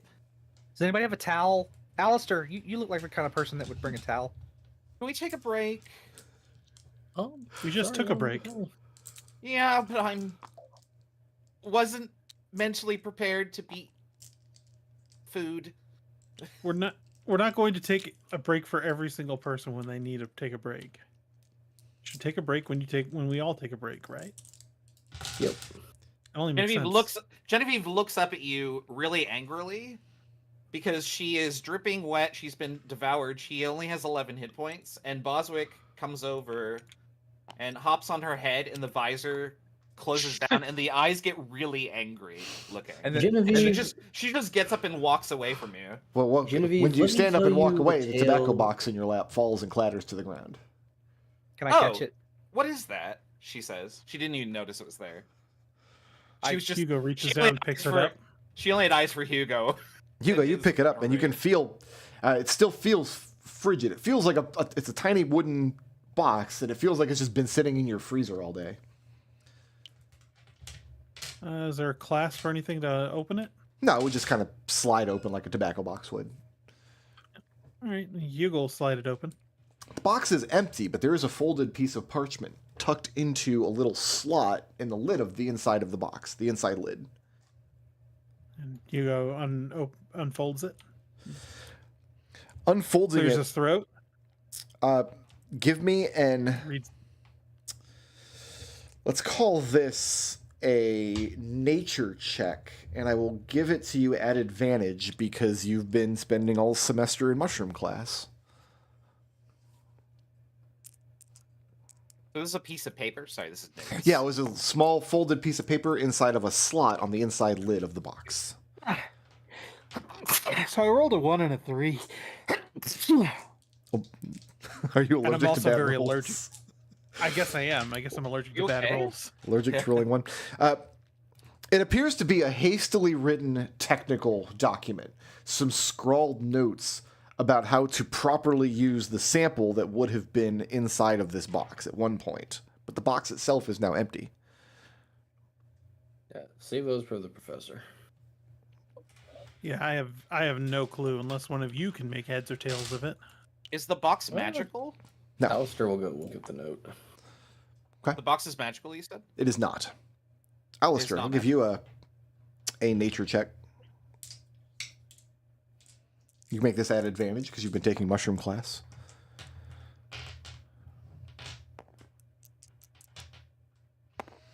It's a 21. Yeah, 21. I knew I trusted you for something. Reading the hastily scrawled note, it's obviously written like from one technician to another that have already spoken about the subject and are on the same page, and this is just kind of a little reminder. So it takes you a few times before you can get into the mindset. What was inside the box at one point was a culture of yeast to be used in the brewing process. And the note is about how to properly culture the yeast so that you can create more colonies of it. It can become self-sustaining. Also, yeast is mushroom. God, zombie beer. They made zombie beer. That's absurd and almost hilarious in its insanity.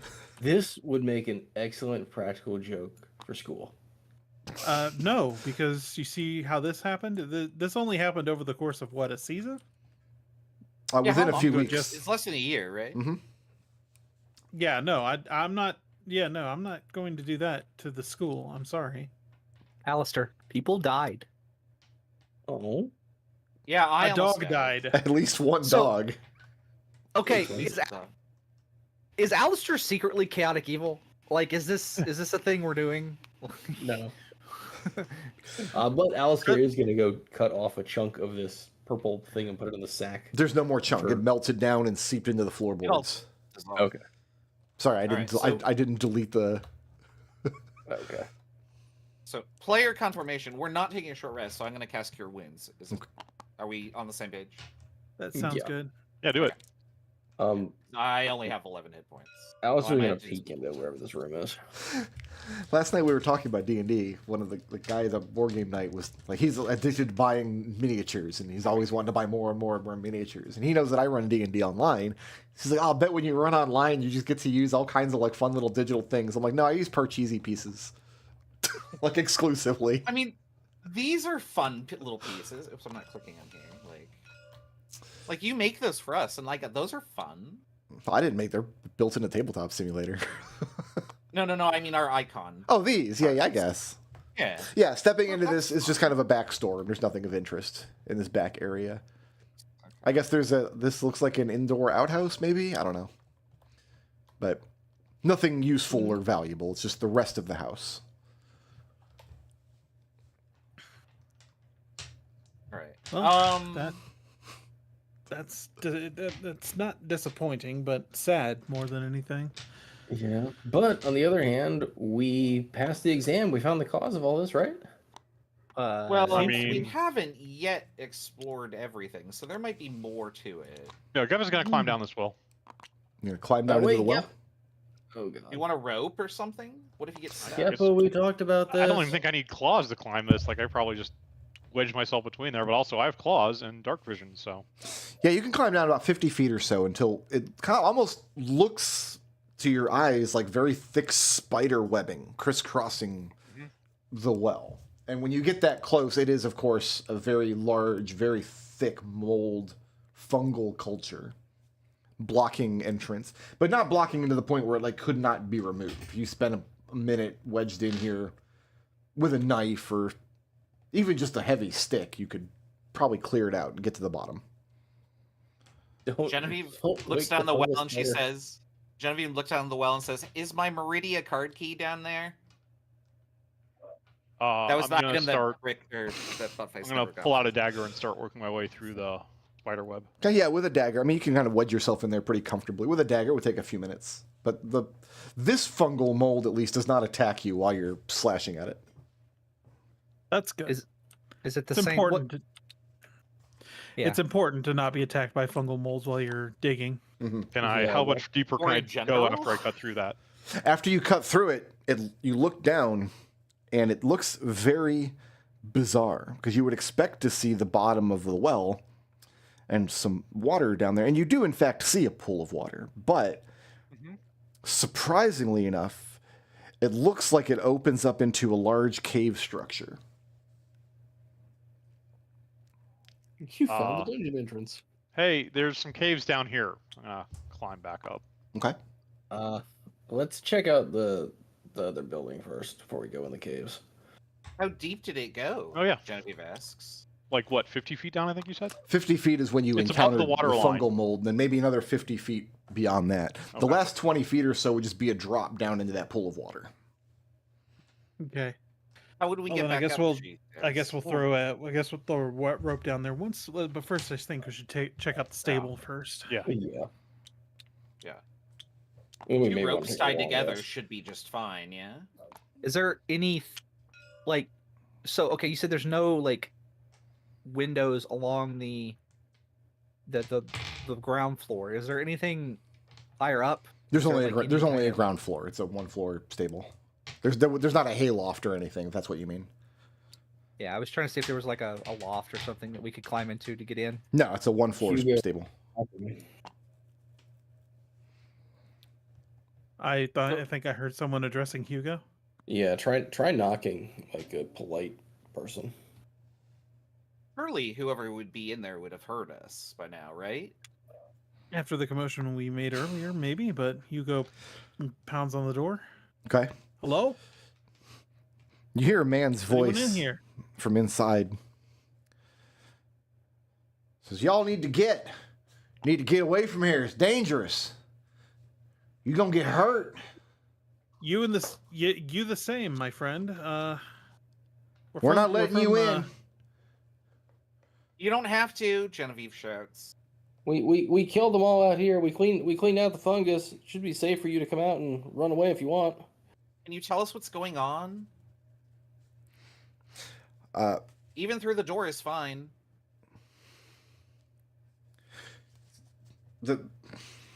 I have a character's name for this written down.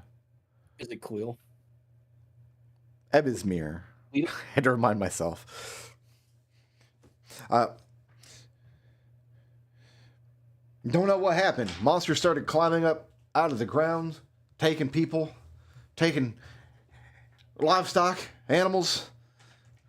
We boarded ourselves up in here. Don't know what happened to the Lord Ebismere. They're gonna get you too if you don't get out of here. Hey, did they try brewing some new beer in town before this all started? I don't know anything about that. All I know is that it didn't make it inside here. So, what are your plans for when you run out of food or water? You know, like if you're waiting for help to come, we're here. Give me a persuasion check. Sure. All right, that is, and I have a class feature that is relevant. So let me get that up Very good. because I feel like this is going to be a fail. He can't see you do a roundhouse kick. Okay. All right, so that is a So total. you really should be making it a disadvantage then, right? Yeah, you should probably let me persuade people in the future, Leo. Well, Leo's the one who was speaking, so. He's the one who said that. Yeah, but Leo's talking, so let Leo talk. That's a 9. 9. But I okay. have a class feature where I can use my reaction to re-roll the check if it is a failure. That was a failure. Okay. Let's try this again. That's even worse. His reaction, or his response rather, is we slaughtered one of the horses. We've got water in here, and they can't. The creeping molds can't get through the slats. He's telling you this, and it seems credible that he has a horse to slaughter for food. You don't know how he would obtain water. Can I make an Can I- insight on that creeping mold can't get through the slats? Does he actually believe that? he does seem to be frightened, and he does seem to be he's definitely lying about the water, because there's no way that he can have a supply of drinking water without opening up to the elements. And you've seen the mold come through floorboards and things. Yeah. Genevieve is going to approach the door and she's going to say, "You know, I could just punch this open. Couldn't you hop on your horse and flee?" Who are you people anyway? Already. Can the bard Students try from- something? Can he? I was going to answer his question, but What were you gonna say? I was going to say yeah, we're students from Strixhaven. I'm here to find out what the hell happened. We're adventurers from Strixhaven that were sent here by the Mushroom Professor, what was it? Blackleaf. Genevieve's eyes light Solve up. the "We're problem, adventurers?" not students trying to find out what happened. Both things can be true. They're not mutually exclusive, my friend. I'll say into your mind, we don't need to make him more afraid. What do you tell him about what you've found on the grounds so far? Everything?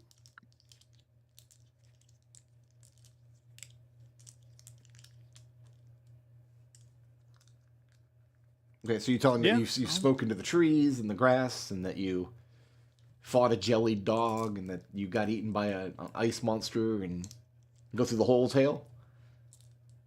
Wasn't pleasant, still around. Don't know if I can say the same for you in a few days, though. You hear a Yeah, Alister try second and voice convince him from to come out. inside. What's Alister want to try to do? Alister would like to try and convince them to open the door and talk. What do you want to say?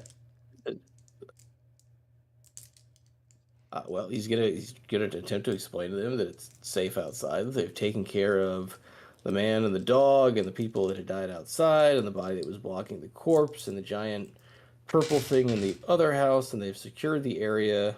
And if the family wants to make it to town, now is the time they can come out. It's still daylight. They have, safe passage. Okay. We're willing to escort them back to town if they want an escort. Otherwise, we're free to let them go on their own. So Alister and Genevieve have Basically told just them make sure they're everything safe. that's happened since you arrived on the grounds, what you've managed to investigate, what you've managed to take down. The man continues to argue with you, but you do hear a second muffled voice from inside the stable. You can't make out what they're saying, but a moment after you hear it, you hear the man say, "All right, stand clear of the door. If I open it, you all are slime people." That's fine. I'm doing my best to make myself presentable. She's wiping off whatever, sludge from the previous encounter. I'm Step gonna back, cast Genevieve. Prestidigitation to clean off Genevieve completely. Okay. Oh, that's much easier. Thank you. Inside of the stable,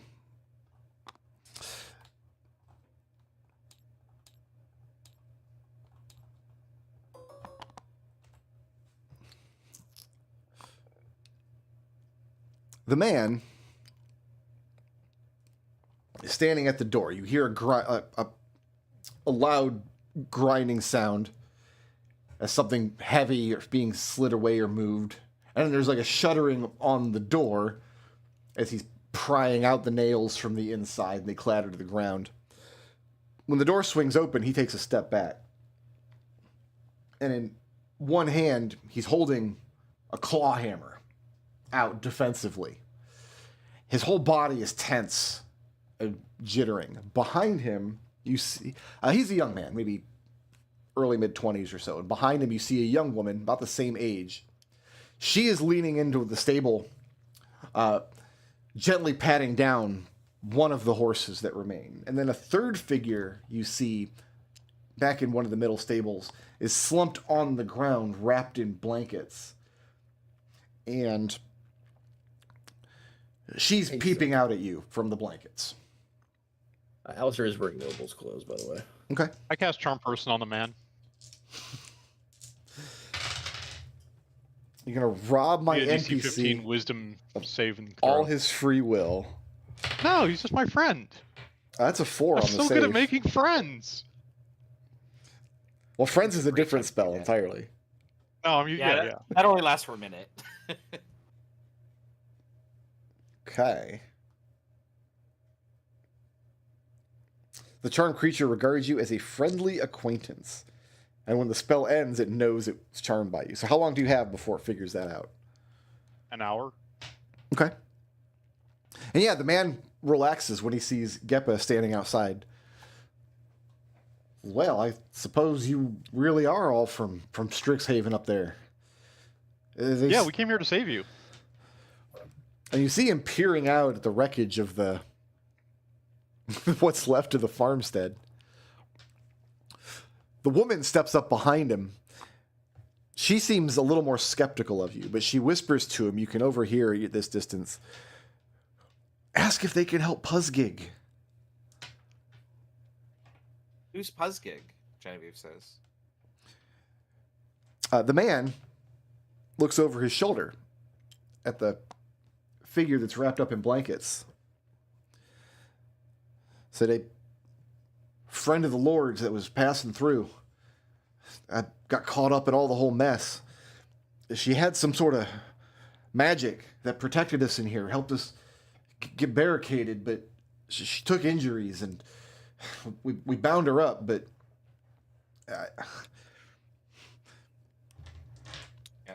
Genevieve will just kind of push her way through if she can. Yeah, they'll part ways for you. Ooh, Jen, hold on. Let me take a look. We can all look. No. Seriously, I just kind of grab people and try and prevent them from getting too close to her. Give me 1 second to look up a spell. See if she's infected with fungus first. Please just give me 1 second to look up this spell. Oh, I know what I have to spell see if it yeah. takes concentration. Yeah. It does Go not. ahead. Okay. Oh, it does. Okay, so this would drop my charm person if I cast it, but Geppa doesn't care. Okay. I cast detect poison and disease. Charm person immediately ends. Okay. Let's take this one thing at a time. So the good news is the woman in front of you who's slumped on the ground wrapped up in blankets is not poisoned and is not diseased. Mm-hmm. The bad news is the man behind you kind of has a moment where he drops his head into his hand. Says, wait a minute. Angrily staring daggers at Geppa. His friend, the woman here, is standing between the two of you, trying to get a grip on what happened. Stepping close enough to the woman on the ground. First of all, she's very small. She's no taller than... She's... when you first see her, you mistake her for a child wrapped up in blankets. Second of all, you can see that she has been badly injured. In fact, Alister and... I'm going to give Genevieve... Yeah. A medicine check at advantage. Both of us. Geppa will let you know that she is not, as far as he can tell through his magical sight, have any communicable diseases or poisons, and he's going to go and scan the rest of the grounds while this spell is still up. So we'll say that fungal infection falls under the category of being disease. I think that's fair to say. Okay. Are the other two people all right? Yes. No. There's no fungal growth inside of the party? stables. And your party as well. Genevieve, how'd you do on the medicine roll? I have 11 on medicine. 11. Just Genevieve? Just Genevieve for now. If I want you to make a roll, I will tell you. Well, you I actually thought you said Alister. Yeah. Genevieve, I want you to make a medicine check at advantage. You got an 11? I have 11. Okay. There's no outward injury that you can tell. You don't see like a pool of blood or anything seeping up on the floor. You can't see most of the woman's body because she's wrapped up in these blankets, but you can tell just from being this close that she's having difficulty staying warm. At that point, if Alister wants to make that same medicine check, he can, but you don't get to make it at advantage. You don't have any benefit. That's fine. Maybe we'll say, were you... That's a 20. Did you come into contact with the creature too? Alister, you're watching the woman. The way she's sitting, the way she's moving, and the way she's shivering, and it kind of clicks what must have happened. You watch as Genevieve got engulfed by this cold creature. She wasn't in there for very long, but if you were trapped inside such a creature and it constricted around you, it would crush you. You think there's probably internal bleeding, broken ribs, probably bruising across much of her body, and she's having very difficult time keeping warm. Would a cure wounds do anything for her? Yeah, it would heal hit points if she's missing any. Do you have that prepared? Yeah, I'm a bard. I don't prepare spells. Oh, I mean, okay. I didn't know if you had cure wounds or healing words. Yeah, So I have cure wounds. Cast Cure Wounds on her? Nice. Yeah. Okay, go ahead and roll that healing. I'm gonna come to you next time I'm injured instead of using my spell slots. It's 8 points. Okay. And with that, I mean, she breathes a little easier. Her injuries subside. And she's awake, and she's conscious and alert. She looks up Can I use? Oh, at the two of you. There's finally someone around here with some goddamn magic. What happened? Before we go any further with the woman on the ground, we're going to have to deal with these two. Genevieve, you're over here dealing with this woman. okay. I was going to inform this guy of our findings to hopefully dispel this. Well, unless there's two of you, you can't be in two places at once. While they're over there I don't talking to know the... where time is going. Yeah. Okay. While they're over there talking to the woman on the ground, assessing her injuries and healing her wounds, the three of you have to deal with this becoming very angry man who is... he was under the effects of Charm Person, and now he knows he's been magically manipulated. He begins to turn and is starting to shout at Geppa. His friend next to him, the woman, is trying to calm him down and failing.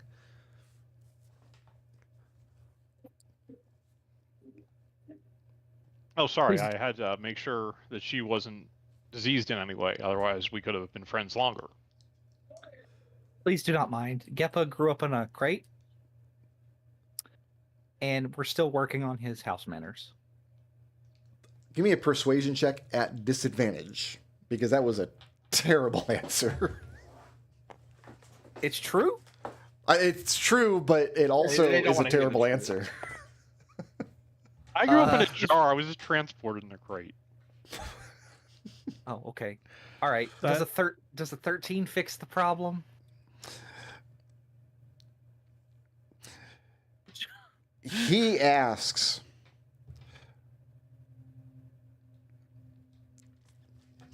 so 13 fix the problem.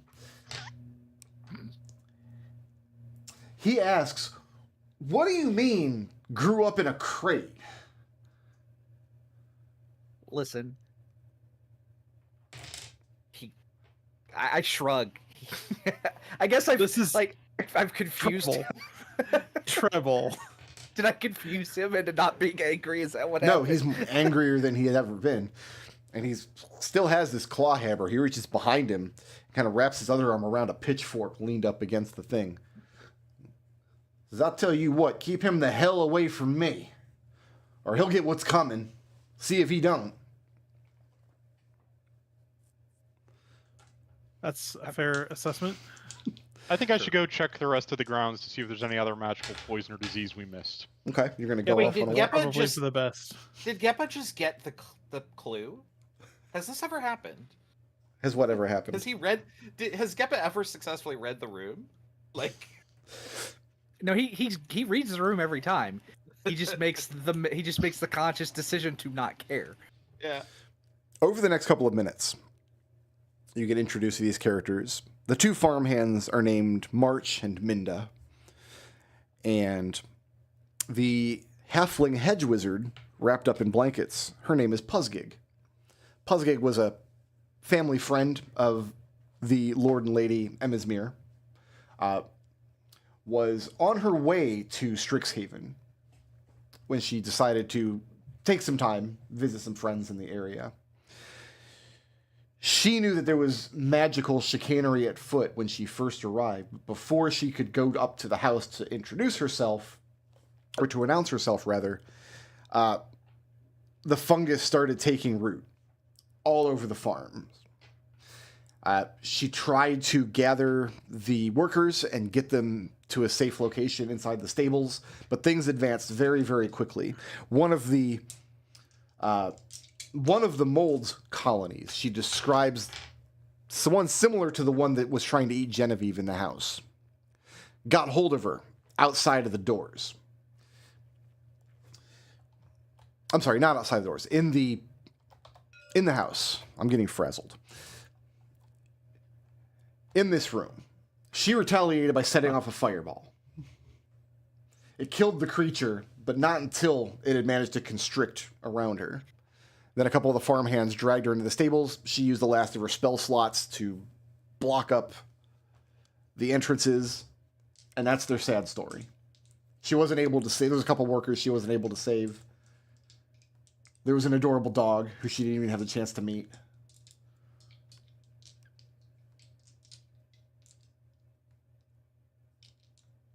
Wistful sniff.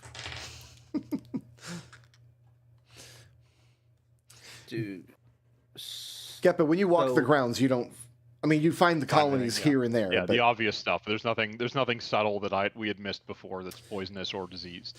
I'll put it this way: there does not seem to be anything lurking in the shadows or the cracks of the grounds that you have not already encountered. Okay. Other than March being mad at you, there doesn't seem to be anything else immediately pressing on your time. Genevieve will explain to March what their findings about Fizzgig or Puzzgig. Internal injuries, hypothermia. Alister's treating her. Well, She you seems to be doing better. explain this, but even as you're explaining it, she manages to get to her feet, keeping the blanket wrapped around her. So he says, yes, but then somebody actually trained in magical healing managed to step in. She gives Alister an appreciative nod.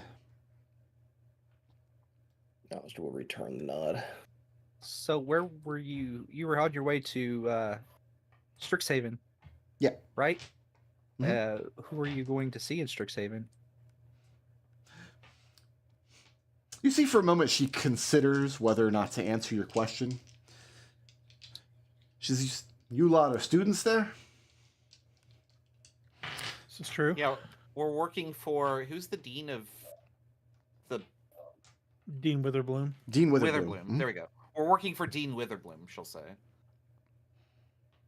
We're Not, doing this in lieu of a test. not Nadia Witherbloom, surely.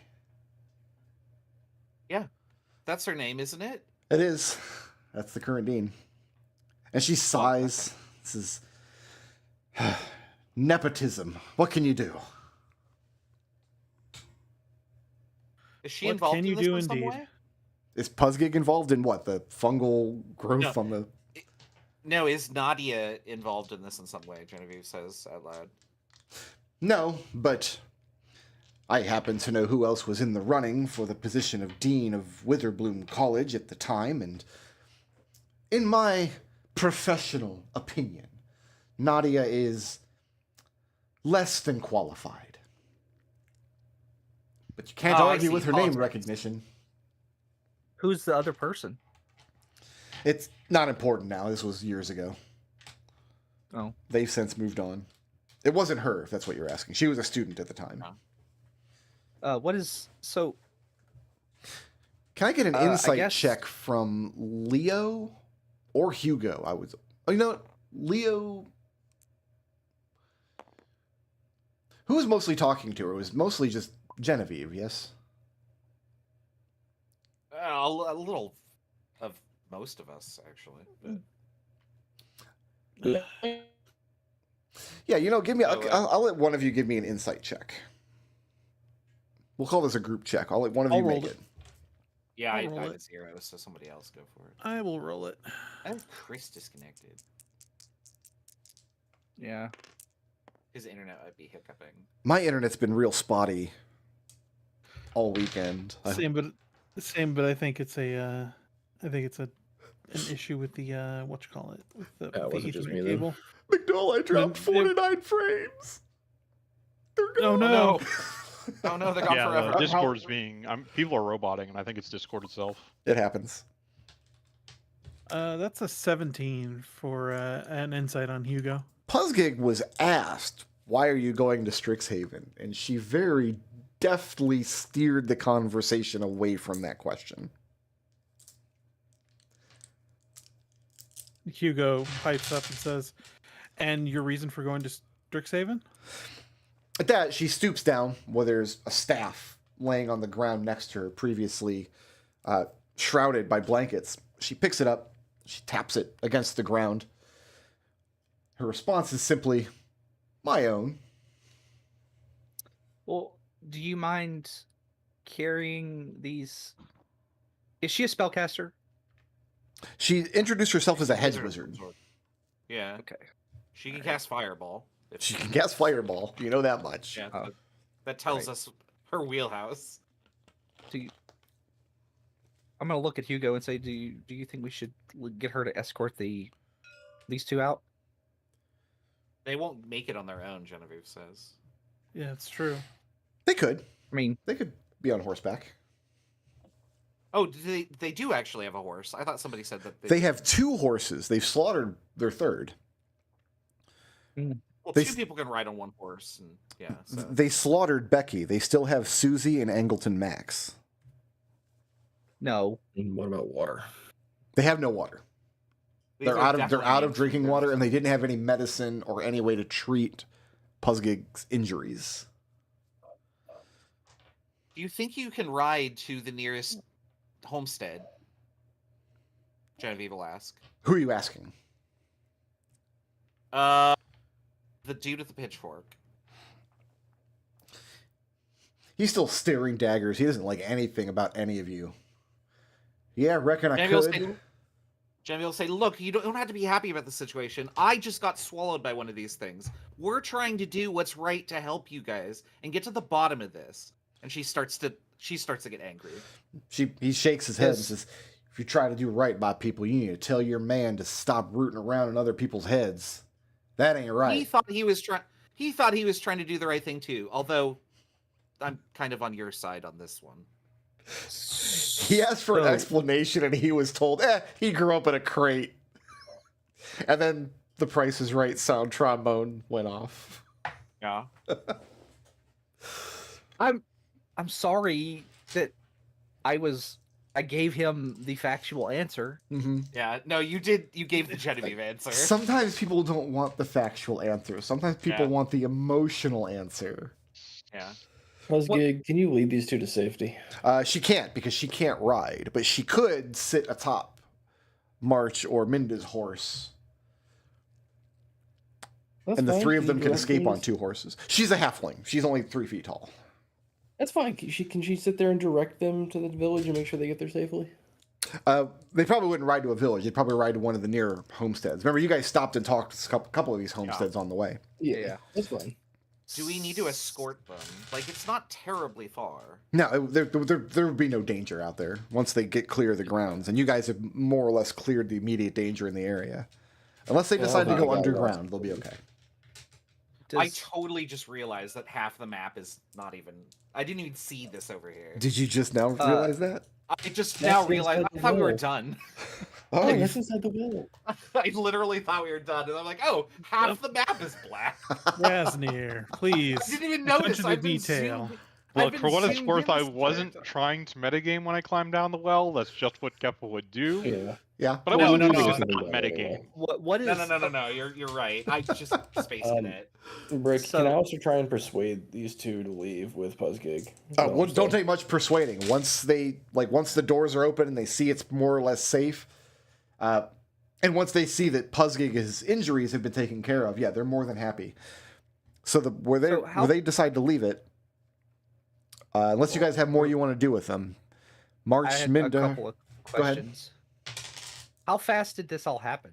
Like, because we've been told that this is a thing that's been ongoing for close to a year, but these 2 farmhands existing and her arriving seems to indicate that this all happened very fast. There were Within the last week. Minda explains that there were reports of like bizarre happenings on the property, going back to the previous planting season. Workers would see strange things, like animals would behave strangely or plants would behave strangely.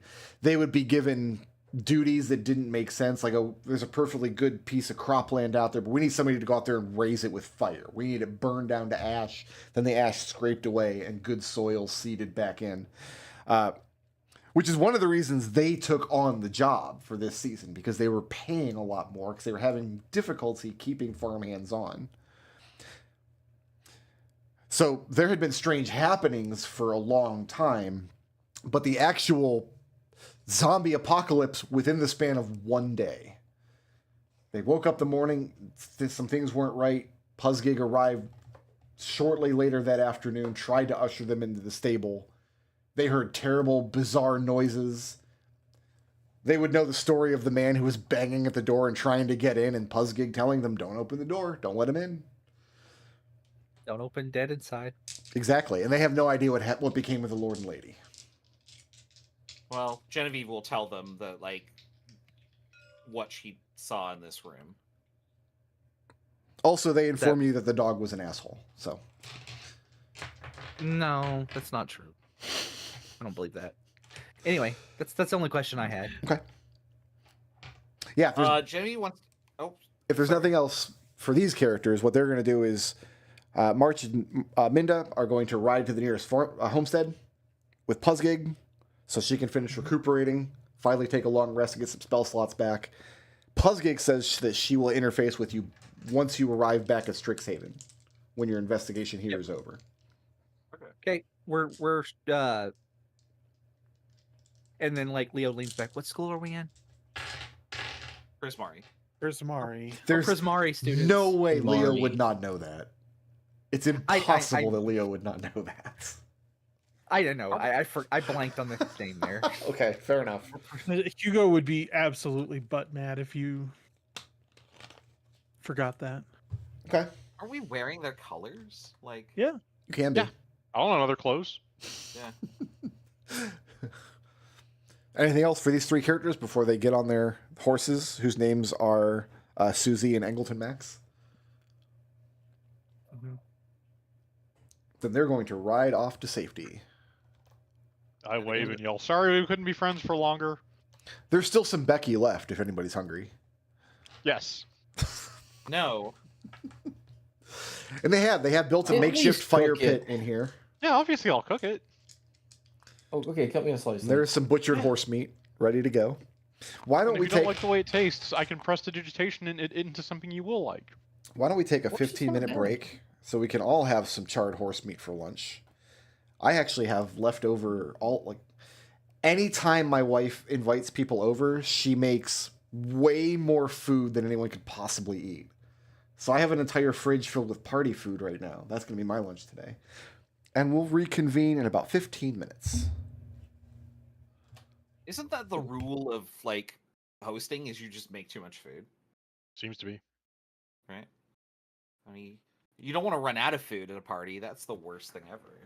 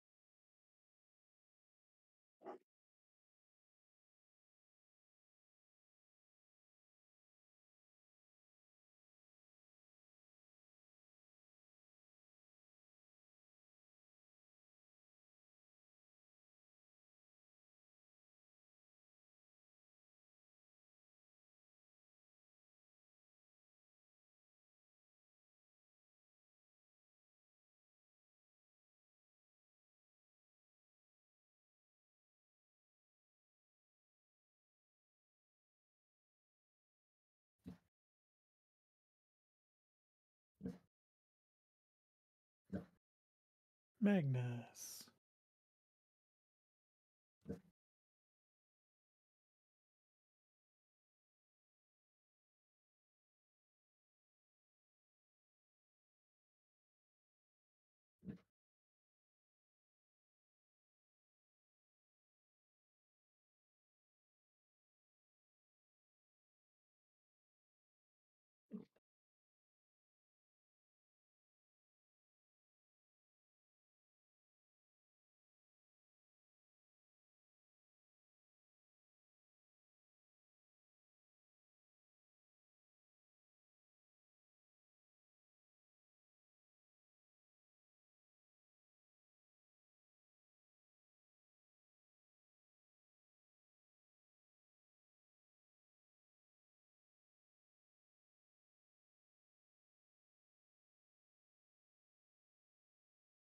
I think I'm in a fixed RNG loop in this big eye fight.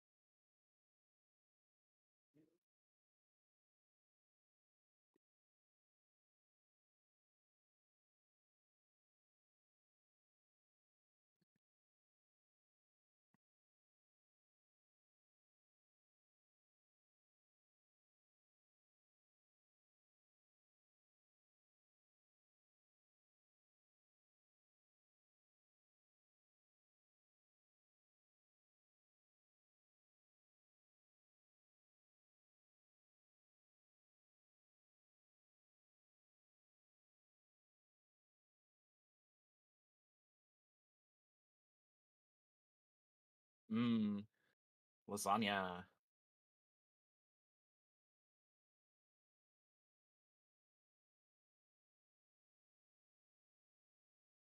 You know what day it is tomorrow, right? Uh. Monday. Oh Yep. yeah, Garfield Day. Fun day Monday. I have a job interview tomorrow. Ooh. Oh, well, I hope that goes well. Yeah, me too. I'm not worried about it at all. You got so like you were like, yeah, I gotta go get a haircut for my job interview, and you said that, and I was like, shit, I also need to go get a haircut. So you motivated me to go get a haircut yesterday. Hooray! I am doing good things. I haven't had a haircut in like 8 months. I also hadn't, and I'm the kind of person that like I normally wear a bandana anyway. So when I sit down in the barber shop, they're like, "Okay, so what style do you want? Like, do you know like what number or whatever?" I'm like, "I have no fucking clue. Just cut it." Yeah, I'm do really whatever. bad about Do that. whatever. My you- wife gives me a really hard time about it, but it's difficult. Yeah. No, my roommate goes Also- in like very regularly every like 3 weeks to a very specific barber and gets a very specific style every single time. And I'm like, just do whatever. And I imagine that like stylists hate that. I usually tell them same general shape, just a lot shorter. Yeah, no, Yeah. I generally that's what I say something like that too. Yeah. 'Cause I Apparently, just hair don't grows care. at different lengths, so you can't just tell them to do something and then even everything else out with it. I've been stuck in Yeah. the same big eye fight since I had to walk out of that conversation. I think I'm in an RNG loop.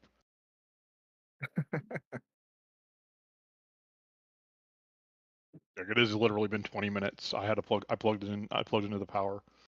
It because- genuinely makes me happy that Destil has gotten so much use out of that stupid little handheld. I've been Even if- nibbling my way through Xenogears. Oh, Yeah, don't you play told that. me you were like, yeah, hey, Xenogears on here. I'm like, yes, should we? Such a The disappointing PlayStation game. 1? Because that game has so many great ideas, but then they ran out of, I don't know, time, budget, whatever, and then it's just Yeah. completely falls apart. It's story time on a chair. I've also disappointed Yeah. myself because I've got this kitchen filled with party food, and I made a salad for lunch. Oh. I mean, good health. I mean, I loaded up with The other thing- ham and pepperoni and croutons. Would you like some lettuce with your meat salad? I had plenty of lettuce, thank you. So Oh, I hate it's lettuce. I just use spinach. it's not one of those. It's not a healthy salad. It's one of those. I got a salad. Oh look, and then when you look down at their salad, it's like 8,000 calories. There's just corn dogs and stuff on it. Yeah. It's a fruit salad, entirely made of grapes, juice grapes, wine. Yes, I'm having wine for dinner.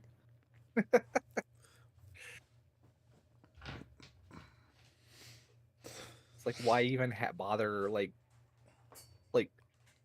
that irritates me so much. Well, you know, I had a salad. I watched you make your salad. You put like a layer of lettuce and then two handfuls of two handfuls of croutons, half a pound of cheese, and an entire bottle of ranch on it. You just, it's like you did not save yourself any calories by eating that salad. You should have just eaten the whole pizza. Here's the mind worms that my lady wife has.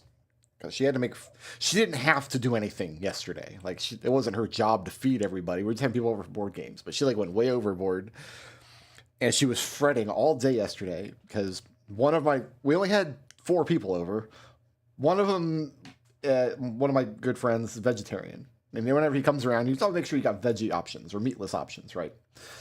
But another friend's coming over for the first time, hasn't been over here before, and she's gluten free. So my solution, like, why don't you find something that's both meatless and gluten free and make that like the centerpiece, and like everybody can have that. Yep. No, she made 3 pots of soup, different soups. So she made the normal soup, and then she made a meatless soup, and then she made a gluten-free soup. Isn't that just a veggie soup? So she did a pot of And chicken noodle soup, which isn't gluten-free. Yeah. Okay. So then she did a pot of chicken soup. I forget what she had it in it, but it was gluten-free. And then she did a pot of tomato soup, which is meatless. And I'm like, if you just made the tomato soup, everybody would have been happy.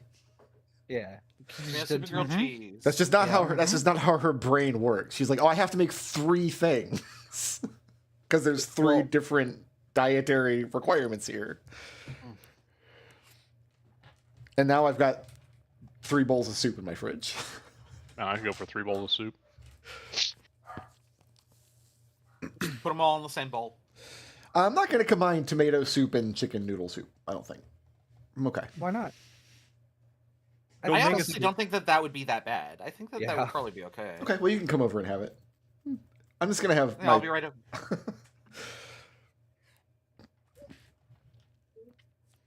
And then everybody brought, like, desserts. So we've got a ton of desserts. Meatless cupcakes. You know how it is. Man, what kind of cupcakes you having? They're meatless. I haven't tried them, but sometimes when you go to the Publix bakery, I don't know what flavor cupcake they are, but they have Mountain Dew flavored frosting, and then, like, instead of sprinkles or something, they crush Dorito on the top. I've seen that. The yeah. Mountain Dew and Dorito cupcake. It sounds awful. That's I have atrocious. I don't know. I have had meat cupcakes. Okay. It's just meatloaf, and then instead of icing, they put mashed potatoes on top. And it's Why? served in cupcake form? Yeah. All right. Okay. So you just make meatloaf and in the little cupcake mold tin. I feel like that's a meatball. I mean, kinda, except it's flat. A weirdly shaped meatball. Or you could say that about a normal meatloaf. It's just a large, weirdly shaped meatball. You could say that about a meatloaf. Nobody does because it's loaf shaped. If you made a Literally big in the name. ball shaped meatloaf. Well, these are cupcake shaped, hence the name meatloaf Look, cupcake. we're way through the looking glass on what is appropriate for food presentation when we're calling anything related to meatloaf a cupcake. Yeah. And at least they didn't crush Are we gonna have Doritos on the sandwich top. arguments? Let's have sandwich arguments. Those are always fun. A burrito's a sandwich. A taco's a sandwich. I don't know if Burrito's it's a an wrap. argument. I'm just always happy that people are eating weird shit. I don't care. Like, Burrito's a wrap. And yet he pitches a fit whenever someone posts ordinary sausages Discord. I don't Because post that's that shit. I justified. watch that dude every day. Where did you guys get this idea that I don't like That ordinary is sausage? justified. I feel like somebody was surprised this week. Like Brick usually yells at me when I don't. I watch the guy every day. Oh god, I cannot. Alton Brown came to Tucson this week, and he never left his trailer because last time I was here, he bad talked Sonoran hot dogs. He just doesn't think the bacon should be wrapped around them, and actually, I agree. They don't need the bacon. He also doesn't think you should put stuffing inside your Thanksgiving turkey. Well, I go either way on that one. He has some I've never- controversial food opinions. I've Yeah. never actually had a turkey that had stuffing inside of it. It is So no better or worse. What's right. That's my Yeah. understanding, which is why presumably nobody does it that I've ever met.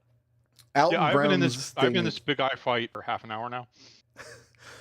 Alton Brown says that if you put stuffing inside your turkey, it'll dry the turkey out, but it doesn't all the time. And not having stuffing in your turkey can still result in a dry turkey, depending on how you cook it. So, Honestly, Well, I I can assumed you see thought that was a because better way to make stuffing. I didn't realize it was the turkey you had a problem with. yeah, the I- idea is the stuffing eats up all the moisture inside the bird. when I was growing up, my parents would always do stuffing inside the turkey, and everybody in my family makes I'm back. turkey that is just dry, and I've always hated turkey as a result. I prefer my turkey a little bit dry, honestly, but it's fine either way. I had a fried turkey for the first time, and it was moist and juicy, and I was like, holy shit, like, I cannot believe this is what I've been missing out my entire life.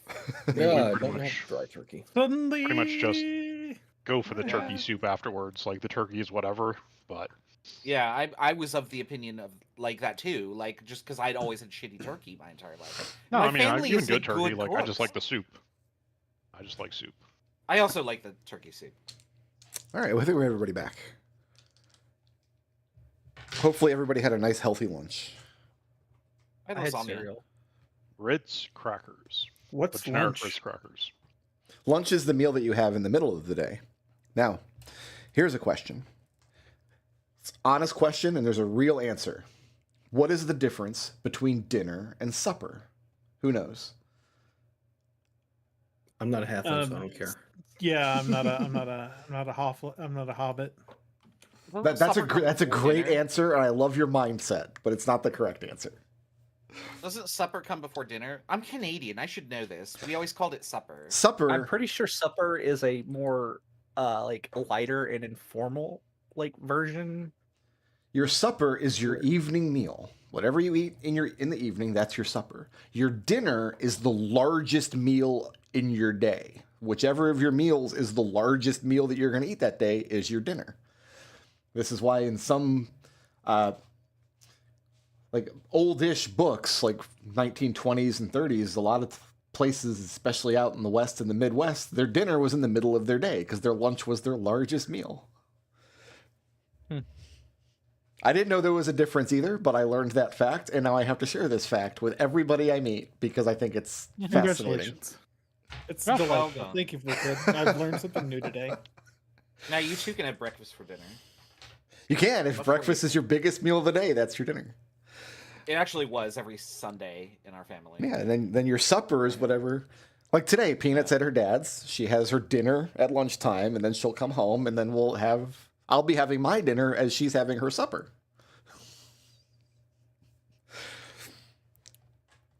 This will not be on the test. Don't worry about it. I'm not going to put this on anybody's. All right, everybody had their coffee, had their bagel. Coming back, you managed to rescue the NPCs. Puzzgig, the halfling hedge wizard. I think the first non-human NPC I've introduced in the campaign, just in case anybody thought I was being racist. I do have some non-humans in the campaign. Halfling, as far as the fantasy races go, are as human as you can get without being human. To the point, in my human-only games, I still allow people to play halflings for that reason. Anyway, you've rescued her, and she says she will interface with you when you get back to Strixhaven College. Now, you have the choice at this point, because you were told to investigate what's happening on the grounds, deal with it if you can, but if you can't, go back and make a report. So the question now is, do you continue to exploring the grounds? I think Geppa is ride or die on clearing out this fungus underground. Yes? I want a long rest first, and then I'm good. Okay. Yeah, I could rest. I burned all my spell slots on that silly role-playing encounter. Is that the consensus? You guys want to continue to investigate the farm, but you want to camp out first and have a long rest? Yes. That sounds Can like we a good camp out idea. Can we camp out at one of the local farmsteads? Yeah, Alister would like to go ask to stay with a local family. Yeah, we'll pay them Okay. for lodging. Figure a few hours journey, so it would be getting around to evening by the time you arrive at one of the neighboring farmsteads. So they're either having their dinner or supper, depending on whether they had a big lunch. What do you offer to pay them? Let's start there. Alister will offer to pay them a song and regale them with tales of our travels. I'll just give him a gold. You give them gold piece. I mean, Yeah. Alister's response is probably pretty good. Just sing for my supper. That would probably get the job done. In fact, they would turn down gold, and instead they would probably just find work for the lot of you to do around the house. Yeah, I was gonna say I can offer to Yeah. clean up the house Yeah. and whatnot. We can do that too. So you spend an Yeah, hour. yeah, in I'm the not sure if evening they're or gonna so. be watching me do it with prestidigitation, but Hugo's got carpentry work. The other thing they would be very interested to have is kind of an explanation for what's been going down at the Ebismere homestead, if you guys have been up that way. This is Zombie fungus. Alister will sing them a beautiful song about zombie fungus. this is I a don't feel zombie like that's fungus among us. confidential, right? Like we can speak openly about this. sure, absolutely. This is a topic of I'm asking the party, but yeah. Yeah, I mean, yeah, there was no confidentiality that Dean Witherbloom asked us to maintain. So you guys just tell them what's up, and did you also tell them that you're going back in the morning to finish up? Yeah. Yeah. Okay. Yes. But yeah, they have no Alister need for will your tell coin. They put a pair of you. It doesn't matter which, but they'll put 2 of you up in a guest room in their house, and the rest of you they'll make a comfortable spot out in their barn for you. You all can take the benefits of a long rest.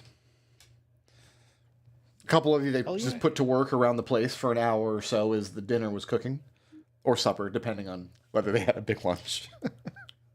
Yeah, if they got any roof that needs repair or anything like that, that's. Oh, there's always something to do around a farm. There's always Hugo's work. There's always a squeaky hinge or a fence that needs mending. Alister, do you have any more cure wounds today? Yeah, if anyone's hurt, I got 2 more before we rest. I'm just missing 2 hit points, but Sure, take 1. Okay. You get back more than 2 hit points. yeah. Anybody else injured? I'm Yeah. good. I'm missing 2 hit points. Get them back. Okay. Yeah, go ahead and take the I'm benefits. going to go ahead and... Sorry. Yeah, go and take the benefits of the long rest. And is there anything else you guys are doing that night? Alister is just trying to find more about the local area.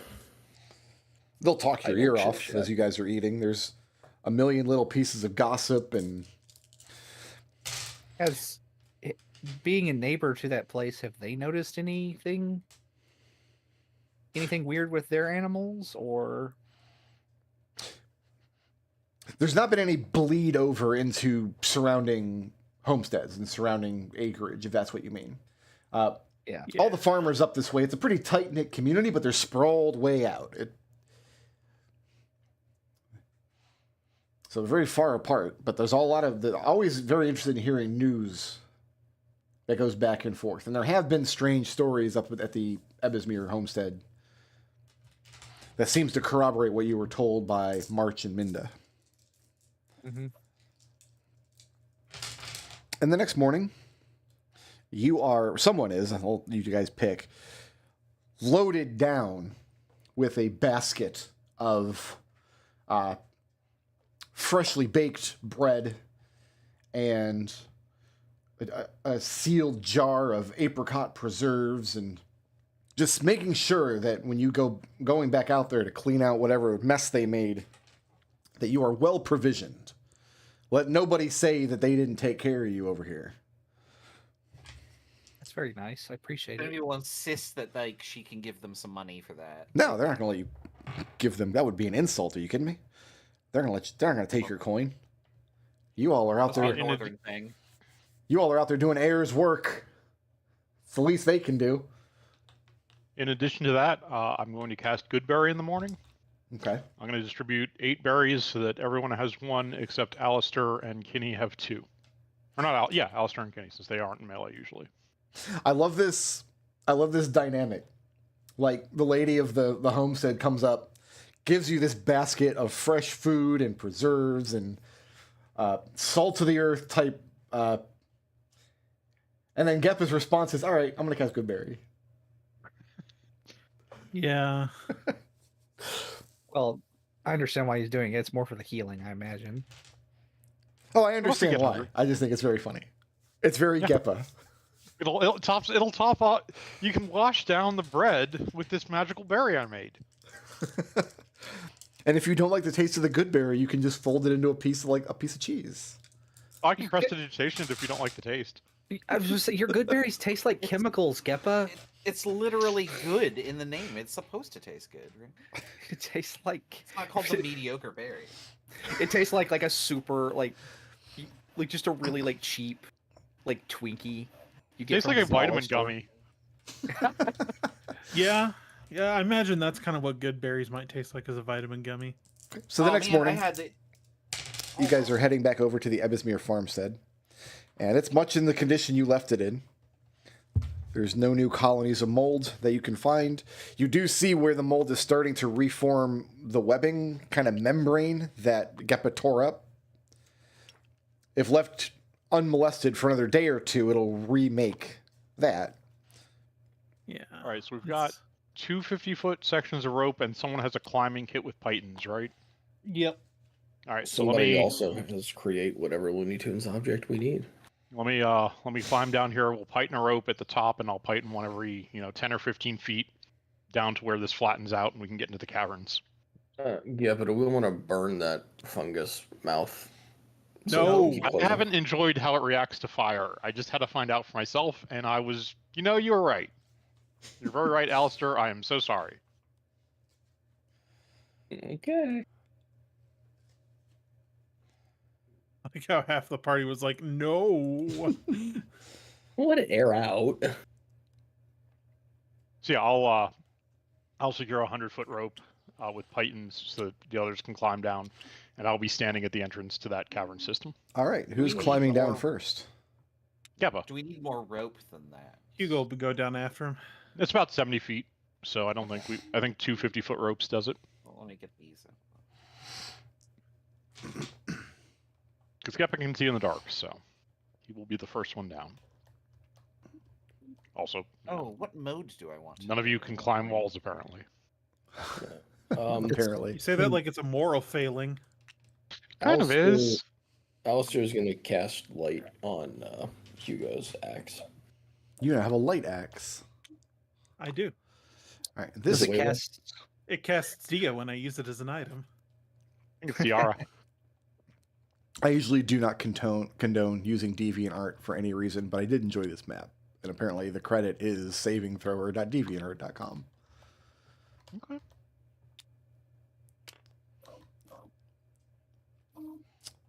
Just a lot of deviants on Listen. that website. Listen, DeviantArt is vanilla by most standards these days. Yeah. I probably haven't actually browsed on DeviantArt for over a decade. Well, probably a good thing because they've made it impossible to find anything on DeviantArt. Oh, is it bad now? Let me put it this way: when you search for something, you cannot sort by date. Ooh, no, that's awful. All right. I didn't want to... Wait here. I'm going to offer my contribution to the map here.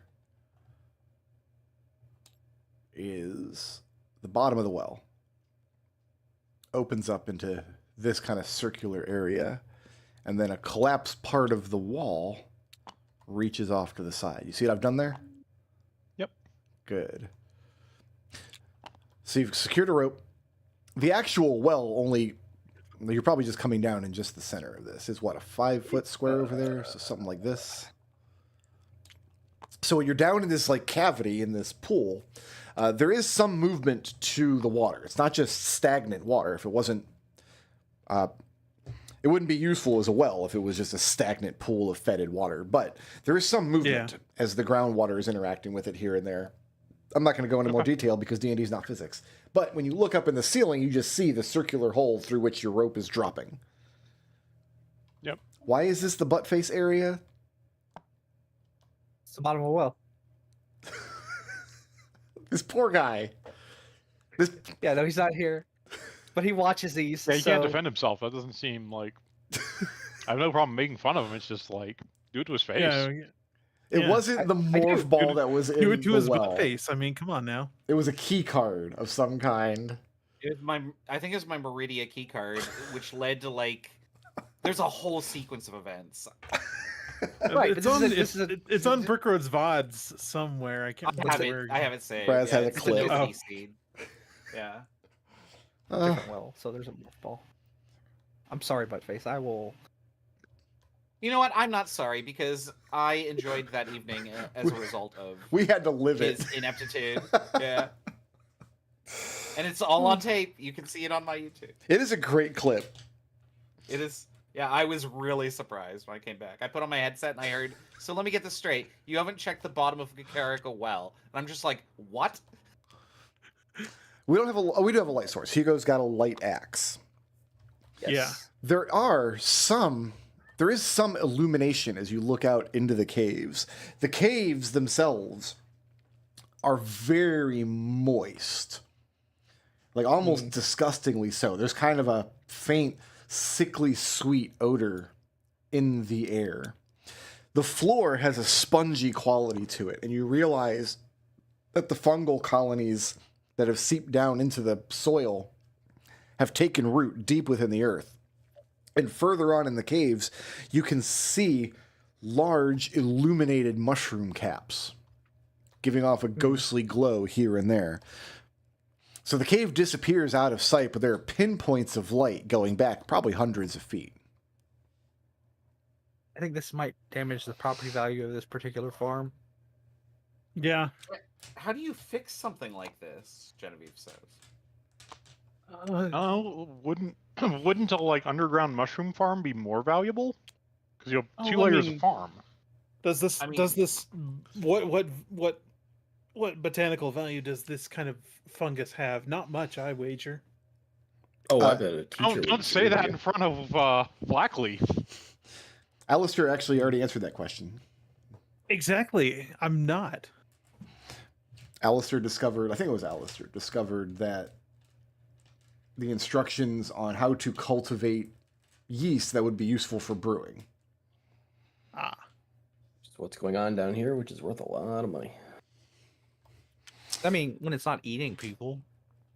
And in fact, Yeah, no, it needs that's a it needs feature. to not eat people. You make it for your enemies. there's a large cluster of illuminated caps growing up out of the floor over here. And when you take a better look around the corner, you can see several large barrels that have been broken, burst from the inside as the colony has forced its way out in between the cracks and oozed out through the holes, and kind of like when a tree grows up and around a fence and just kind of consumes the fence. Mhm. The mushrooms here seem to be doing very well for themselves. I vote that we don't destroy them and we tell the school in Blackleaf. That way, the college has a new source of income, which will help I us think we study gotta- and attract additional talent. I think we have to literally get to the bottom of this first. Yeah. Okay. So if there's barrels down here, the barrels were purposely brought. I mean, Was oh, shut off. No, sorry, my cat is throwing up right. Oh, goddamn. all we got to do like is just kind of just like if we just clear the clear everything, that'd be fine. That'd give time to. It'll prevent it from spreading to the nearby farmsteads, and also give time for the professors to send a cleanup crew. Yeah, as long as we make sure we seal the well on the way out so it doesn't crawl up. But when we came back into the village, was the fungus regrowing any place besides the well? You would be able to identify spots of colonies throughout the grounds like you had been. But the combat-ready ones had not regrown to that degree. And the most dangerous ones did seem to require some sort of body or host to use. And that had not happened again. Not in the one half day you were gone.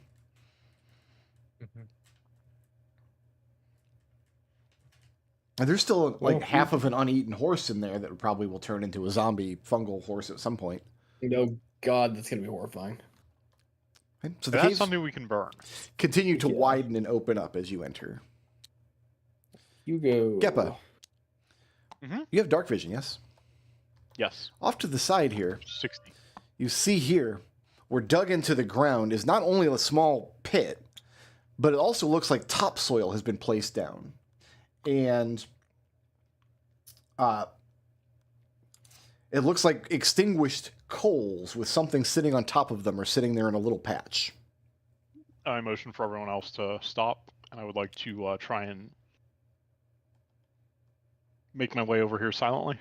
Okay. Give me a moving silently check. You got it. And I'll give you That some is a moving silently of. Actually, give me this one. 18. Okay. Yeah, you sneak over there. And it's a little fire pit. It's not currently hot. It just looks like there might have been... There's been some burn here relatively recently. And laid atop it is a rack of partially eaten sausages. I form a mind link with Hugo. Let him know that. How long does it look like these are like a day old, a week old? Can I get an idea like on that? How long they've been sitting here? Your guess is somebody cooked them this morning while you guys were. I take a next door. taste. You reach down, and sausage is cold now, but it's. I'm sorry, 30 ordinary sausages videos just ran through my head. I can't take sausages seriously anymore. It's a 3 out of 5. Yeah, it's about a 3 out of 5. It's cold. It's badly seasoned. It's black on one end. It wasn't cooked expertly, but somebody made a breakfast of these Message in sausages. your head. Here. We're not alone down here. Also, someone left half their breakfast here. It's not That's covered in stressing. fungus, is it? What We're not gonna have to like fight off fungal sausage. Alister, roll a nature check. I let Hugo know. I'm going to keep moving forward.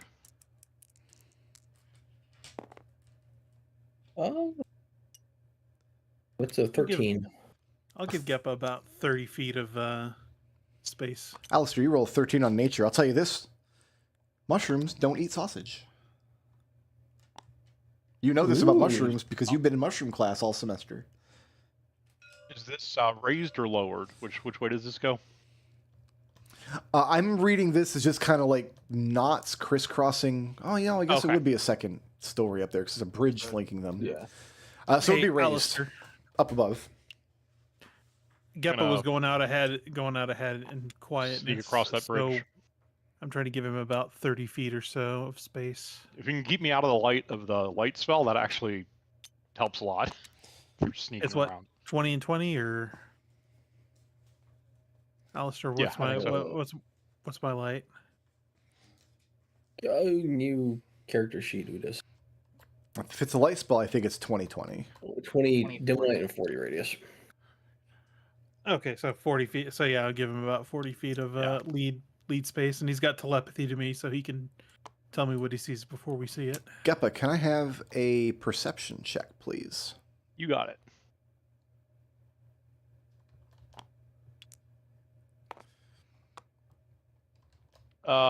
That's a perception of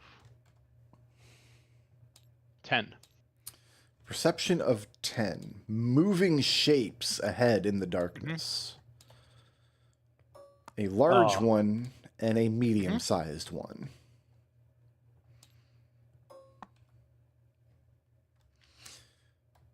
Can I get closer to? When you say large, do you mean large as in the I mean, D&D size large designation? size. Yeah, so Okay. looks like it's taking up 4 squares. I'm gonna tell Hugo, there's something real big up there, bigger than a person. I'll whisper the warning to the others, and say, "Well, we're ready for it." Do you want me to try and get its attention? Try and talk to it? You're the boss. I want you to see if you can get eyes on it to see what it might be. All right, I'm gonna try and sneak forward. Is there any light over there? There's light where you are because you're standing under one of these illuminated mushroom caps. So you're standing in dim light, Okay. but there's no light over there. Can I creep forward to try and get a better look at it through my dark vision? It's probably easier than you're expecting because as soon as you step onto the bridge, the medium form turns and starts to come back across. So I'm gonna try and stealthily drop down to this lower level under the bridge and hide. okay. Geppa, I have a very important question for you. What, in Geppa's opinion, is the most ridiculous hat you could possibly wear? Let's go with a little puffy ball sleeping cap. That is what this man is wearing who's coming back across the bridge. Tattered clothes. And even in, I mean, you're seeing him as though he's in dim light because you've got dark vision. Yeah. Even in the dim light, you can tell that some sort of infection has taken root. The way his body is moving is stilted and unnatural for a human. At the same time, though, you can tell that he's in charge of his own faculties in some respect, and he is wearing the most ridiculous hat. Can I drop down to the lower level and hide under the bridge? Yeah, that's fine. Without making noise? Okay. I can't imagine that's I'll more than like tell- a 5-foot gap or so. I'll sneak over here. I'll tell Hugo to back off. Someone's coming across the bridge. They might not be fully infected. I think I'm hiding down here. Well, if Hugo's carrying an axe with light on it, he's very visible in that position because he's giving off bright light. I'll let them know that there's a smaller one coming. So when the I man don't think it's turns seen me. around and looks at the bridge, he immediately sees the light and squints into it and begins crossing the bridge towards you. Come your way. starts backing away. Hugo starts backing away. Hugo, Is the big one respawning at all? the big one's not doing anything. Okay. It's just still sitting put. Hugo, Hugo's trying to throw a cloak over the top of his axe and doing a very bad job of it. what is, in your opinion, the most ridiculous hat a person could wear?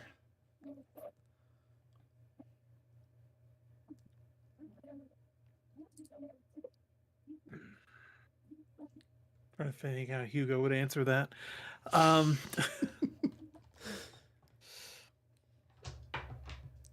It's a hard question. It is. That's why we're here. Playing D&D is to tackle the hard questions. 5 foot tall top hat. That's what he's wearing on his head. It's insane. That this hat is just perched on his head. How is it not bumping into stuff and getting knocked off? It's absolutely ridiculous. Hey, Mr. Alister, you see Hugo struggling to cover his axe with his cloak badly. Alister will snuff the light cantrip. Thank you. In a very moist, gurgling voice, but clearly a human voice, the man calls out, "Who goes there?"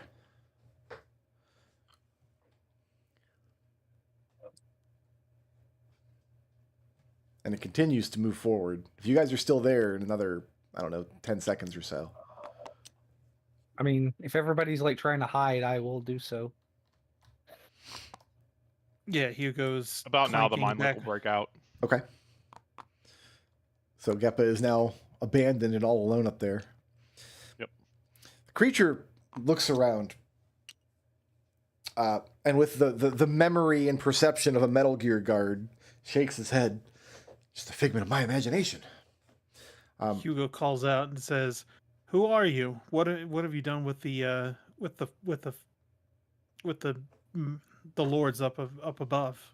He startles up at the sound of your voice, brandishing a poker that he was about to use to stoke his fire back to life. Who goes there? Who are you people? How many are you? Since we don't have the light. Captain Benson Fremont Benson of the Fremont. city of Captain Benson Fremont of the city of Westmarch. Don't you know it's dangerous down here? You'll get infected.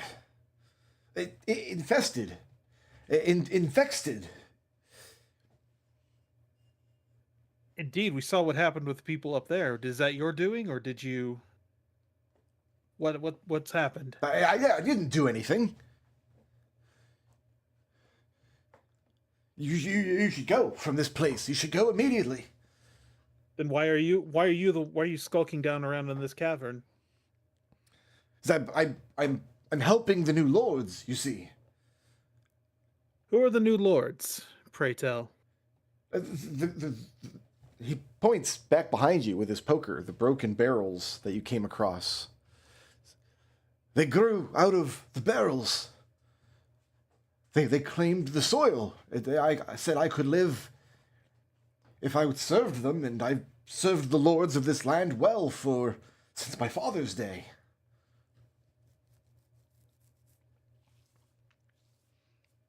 Leo, you have dark vision, don't you? Hugo, go ahead. Leo has dark vision, doesn't he? Leo does. Yeah. Leo, what's the Leo most and- ridiculous Leo and hat Geppa. a person could wear? Plush taco. That's what he's wearing. He's wearing a plush taco on his head. It's the most ridiculous thing you've ever seen. Jen, this man is wearing a taco on his head.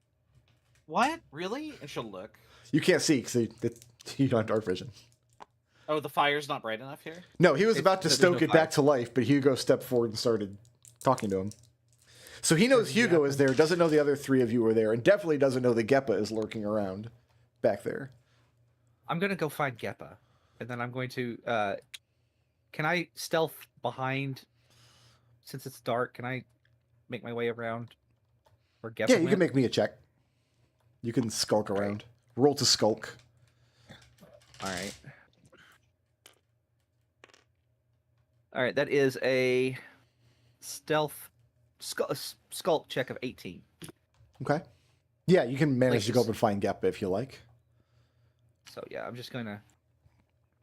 What are Alister Is it- and Genevieve and Kinney doing? Are you going to step up and join the conversation? Or are you happy to stay back in the shadows? Genevieve will support Hugo. Okay. She'll step forward. Kenny's gonna stay back in the shadows. Okay. Alister will move up a little bit. And Alister is gonna cast light on the barrel behind the guy. There's no barrels in this area. The barrels were back here under these caps at the entrance. That was he'll cast it on one of the log benches next to the fire then. Isn't light a touch spell? Oh fuck yeah, it is. You can go up and touch it. No, I should have gotten dancing lights. It's concentration. The man holds out his hands, worrying. Well, I mean, actually, none of you can see him right now because there's no light. You want light? So he tells you, "Look, it's very dangerous for you to be here. If you choose to stay, I cannot guarantee your safety. Though I will do nothing to harm you myself. I can say nothing for the lords of the soil." Why are you so confident in your ability to avoid danger? What have you given to the new lords I have to ensure your own safety? I have pledged my service to them, and they have offered to change me. Does that not sound odd to you? Distressing, disgusting, confusing, arousing? You ask him if he's aroused? I feel like Hugo's I just knew- throwing out words. I knew what track Hugo's you were throwing on. out words right now. Hugo is throwing out words right now. Well, that's Maybe what trying I'm to keep him a clarifying. little off of. You're asking if he's aroused by changing into a mushroom man? Hugo is trying to keep him off balance by throwing a couple of different concepts at him at once, maybe to hopefully throw a distraction long enough for Leo and Geppa to execute some kind of cunning plan. Okay.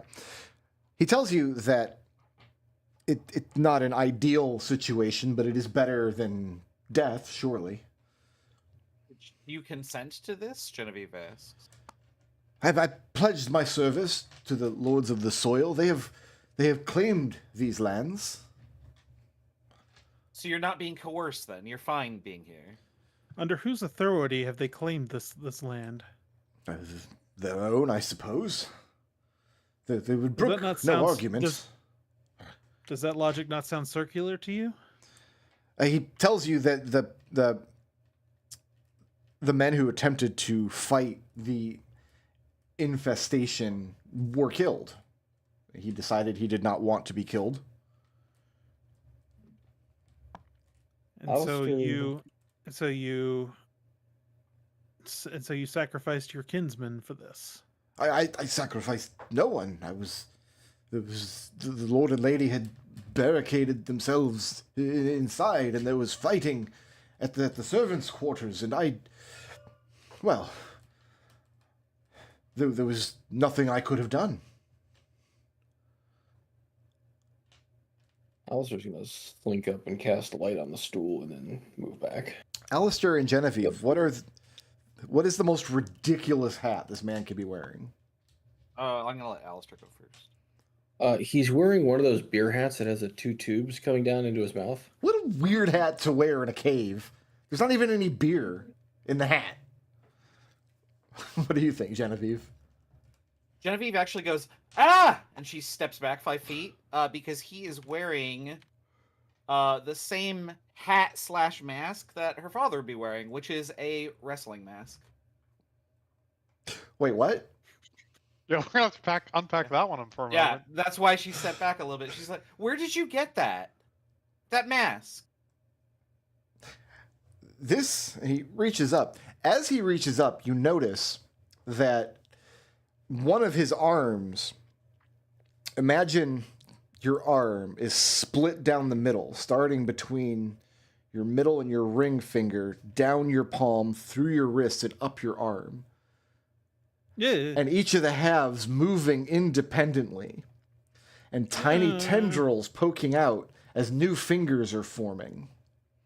And he reaches up, and when he takes the hat off of his head, it immediately looks different to all of you. It looks just like an unassuming cap, like any man in town would wear to keep the sun off his face. So I suppose I have little use for it down here in this dingy place, but it does bring me some comfort. It's my thinking hat. And he puts it back on his head, at which point it once again looks like a taco, a beer swizzle, and or a luchador mask. That's the word I was looking for. Thank you. What Or what a, does it look like to you? What does your Who are you thinking asking cap about? look like? He describes it. Doesn't look like much, to be sure. It's in a bad state of repair, but it's comfortable enough, and it keeps the sun off. Well, the sun is dangerous to me now, I believe. Isn't that something else that you've sacrificed for your loyalty as well? Not on top of your loyalty, A the man should ability to not. go out into the sun. A man should not feel shame for buying his own life in times of great need. At the cost of other people's lives? If you're going to accuse this man of hurting other people, I want to know what line of logic you're using. Like, what does Hugo think has happened here? Basically, the way I'm seeing it is, it's like, oh, he's got his, and now he's pulling the ladder up from behind him now. So you think he's betrayed the other people here at the farmstead? Like he's sold them out to the Yes. mushrooms. Okay, so Hugo's working on that assumption. Let's go up to Geppa and Leo for a moment. So Geppa, you're perched down under the bridge, keeping an eye on the large, shapeless creature that you can't make out. And after a few moments, Leo joins you there. Okay. I'll form a telepathic link. Let's, it sounded from the discussion like there should be more than one of these. Let's make our way over to the left and see if we can find the other one. Lead the way. Try and, like, climb this way and peek my head up over here.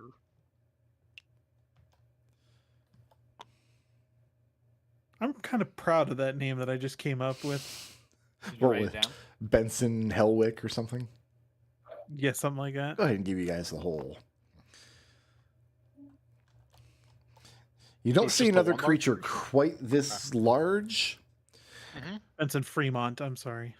but you see several smaller versions up in the back of the. Here, let me shrink these down. See smaller virgins. Geppa. Yeah, that's a very Small different mushroom adventure. virgins.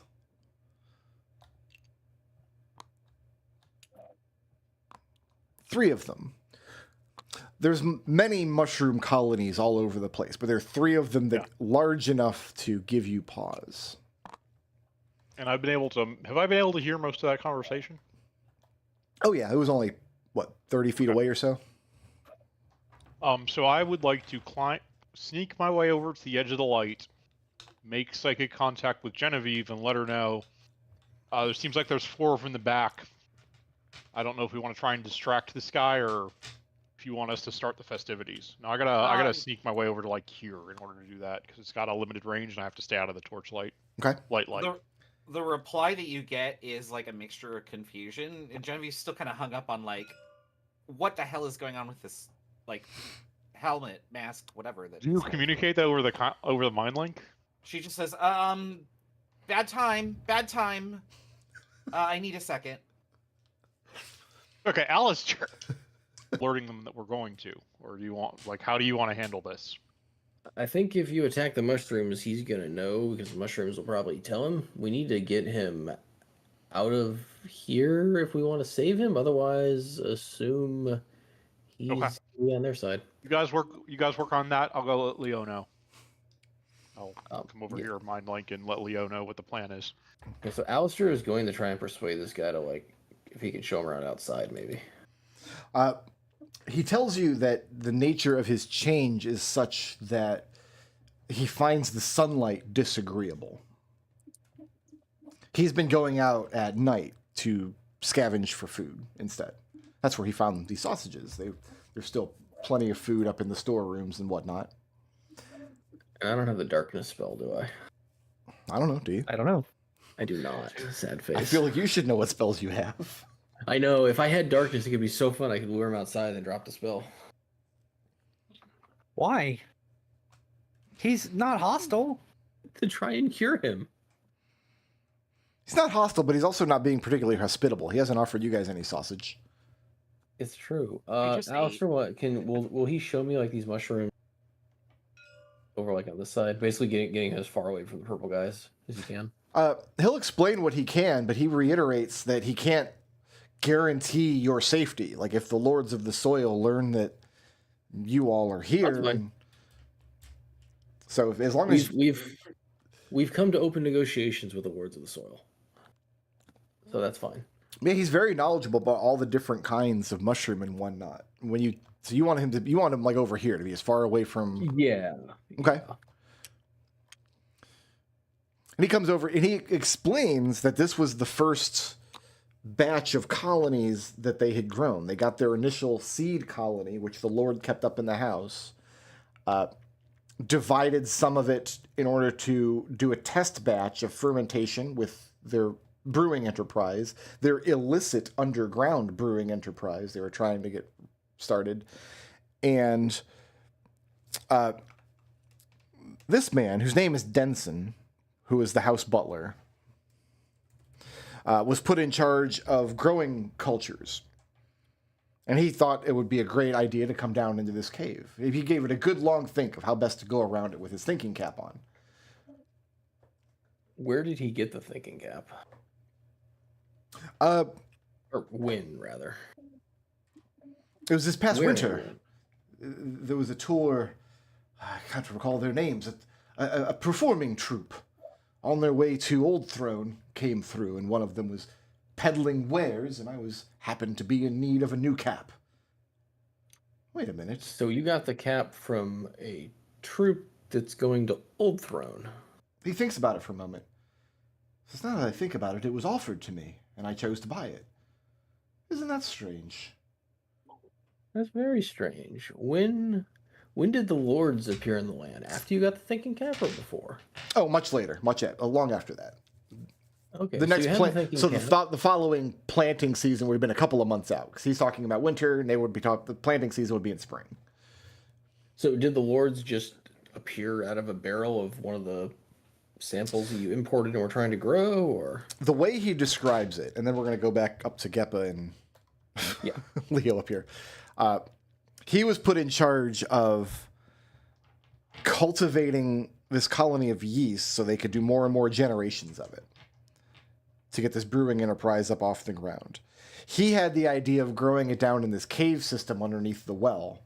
And he seems to place a lot of emphasis on that. He had more and more better ideas the more and more he thought about it, until things got a little out of hand.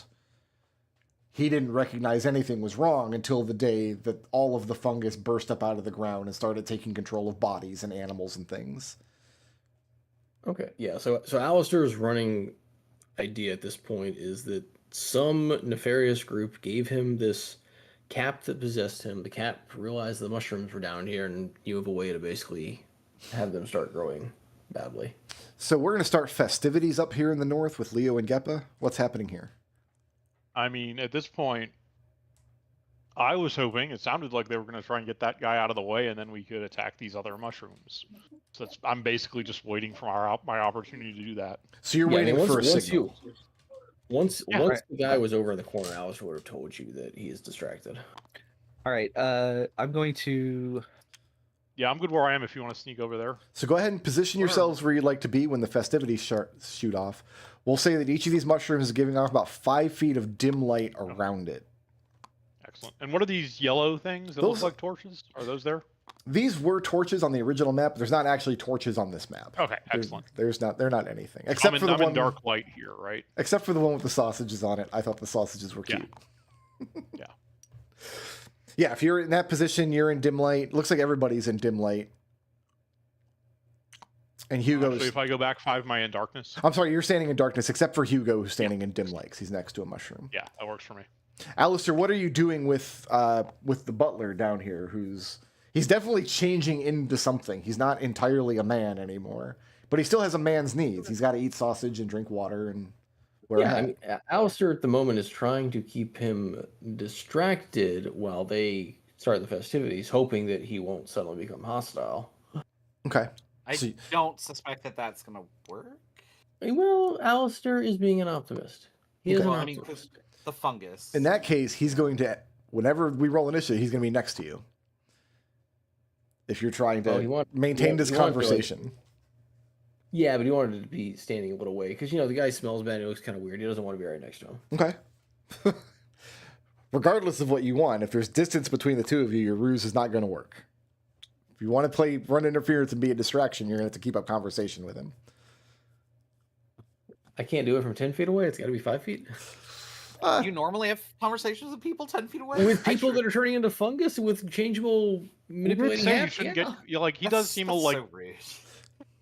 he might be. If you want to gain predisposed to not any stand right benefit next from to you. distraction, you're going to have to be next to him. Okay. Okay.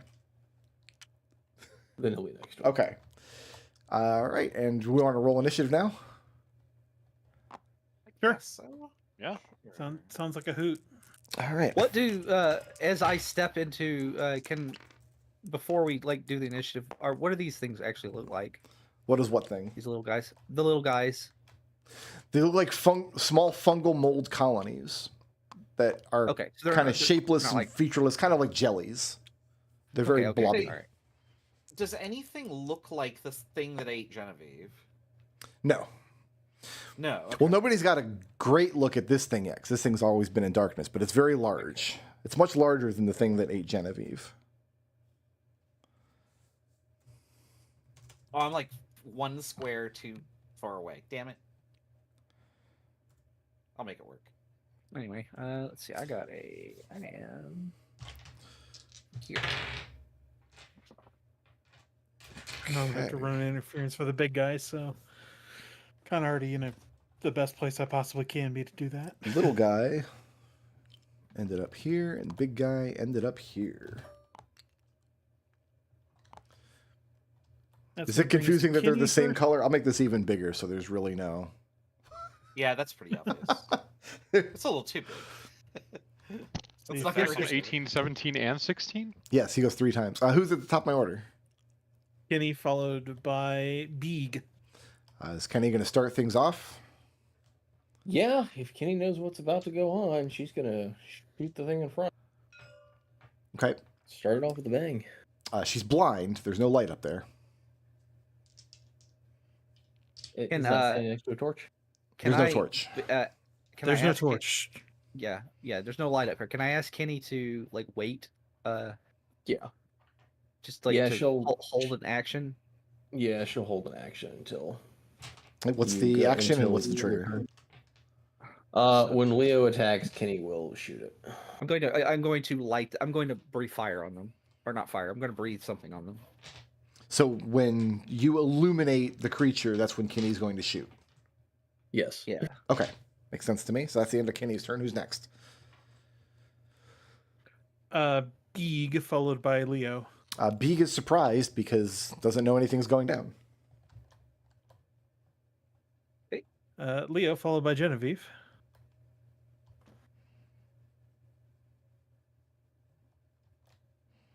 All right. I need a dexterity saving throw from all 3 of these lobbies. 5, 10, 15, 20. I have No, I need to move. one Well, pass. I'll let you choose which one passed. The furthest one. Okay. And I'm going to breathe lightning on them, and they are going to take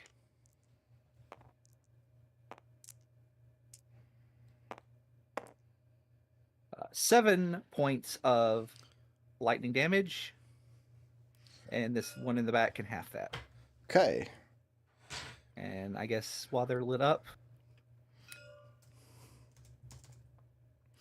Give me a second here. Now, if I tried to think of the worst possible action you could take, that would have been it.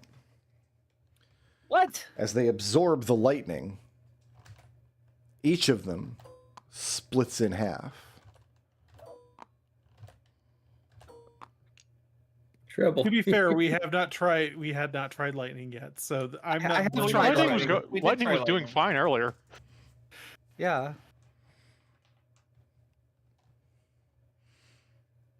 Well, I guess Kenny's gonna. So now shoot there one are fall. 6 small jellies instead of 3. That did provide enough Uh, illumination to trigger Kenny's held action. She can take one you, shot. Put those in squares a little bit more cleanly. All right. Oh, So I only see 5. Yeah. They're in Yeah, and the, I'm they're in the missing one. corners of squares because they're small Okay. creatures. So I'm trying to That's keep them fine. inside of a corner. That's okay. That makes sense then. They're good. That's only- first shot is a 21. A 21 will hit.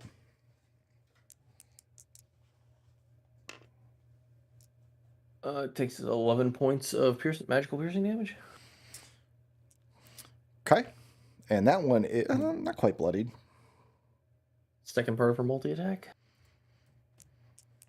No, you can take one weapon attack when you ready an action. Oh, okay. Yep. You rolled a 1 anyway. So. All right, so Leo, you're still on your turn. You still have anything else you'd like, or a bonus action or some more movement? Yeah. Leo's gonna curse and then run up, and the one that she shot, which I'm assuming this is there supposed to be another one here? It should be Cool. 6. I only see. I you only see 5. Only 5. Yeah. This one in the middle here is missing. I keep picking it up. There's one next to it that we can't see. This one? I don't Yeah, know. I can't nope, see it. I can that's hear it. weird. How, Yeah. how I can hear you picking it up. Let's give this just guy switch a it again. little- There's I don't know what else to do. There's usually when I pick them up and put it back down, you guys can There see we go. them. it is. I can see it now. There it is. Hey! Hey, There There was we go. you there joined the was party. there was some I'm gonna punch it. Punch it. It was hiding in the magic pixel of a fog of war. All right. Ah. Well, I'm gonna try acid. What are we thinking? Giant pig's leg or giant carrot? Carrot. It's a I Definitely. carrot. definitely It's big, thought big carrot. That is clearly a pig, but carrot's funnier. Yeah, it's a pig. Yeah. So I'm gonna Oh, punch. yeah, you're right. I'm gonna punch this. Yeah. And Please do. does a 25 hit? It sure does. Okay, we're gonna see if acid's also a bad idea. Please take 7 points of acid damage. Okay. Yeah, I didn't like the acid at all. Okay. Figured it out. And is that it for Leo? And no, I was going to flurry of blows. Let's see. So you can fire breath and attack and flurry of blows all at once? Yeah, I can substitute when I take my attack action. I can substitute any attack for a breath Oh, so okay, I see what you did. on my attack action, and then flurry of blows is yeah. Anyway, that's a 9 to hit. A 9 does hit. What? You have an AC of mushroom. Remind me after the That is- game because I want to make sure that that ruling is correct. We'll run it like that for this combat, but I don't know.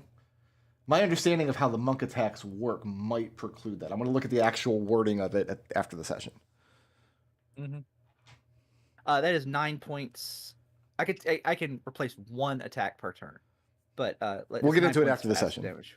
I want to actually sit down and look it up. Do some acid damage. Yeah, 9 points. 9 Here. points. And now it's bloodied. And that was one of my key points. So I've got 2 left. And that was my bonus action. And that's it. All right, who's next? After Léopold is Genevieve, followed by Geppa. 2, 3. I'm 1 tile away from where I want to be. There's no light up here Yeah. unless you make some. I can't reach anyway.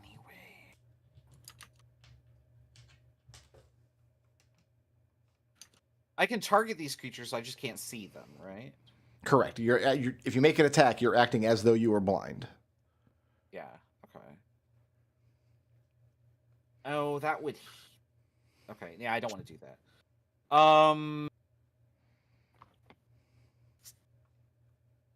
I'm going to Sanctuary Léopold. Do you have to be able to see Léopold to do that? I'm gonna have to look that up, actually. Mm-hmm. Let me see here. You ward a creature within range against attack. Nope, then you're good. Okay. So, Léopold has the Sanctuary condition. Very good. Is that it for Genevieve? No, then Boswick's gonna attack the one that Leo attacked. Does Boswick need to be able to see? Well, I mean, he's blind, essentially, so I have disadvantage. Oh, that's rolling over. 18 to hit. 18 will hit. You Even if should they have actually also check disadvantage. if it does have dark vision because it's a weird construct that might. After I this. have 3 force damage to hit Okay. this. Okay, that's it. That's it. All right. Who's next? It's Geppa, followed by Alister. Can I please get a DC 15 strength saving throw as metallic vines leap out in that 20-foot square? I'm counting 5 in that square. Is that what you got? Yep.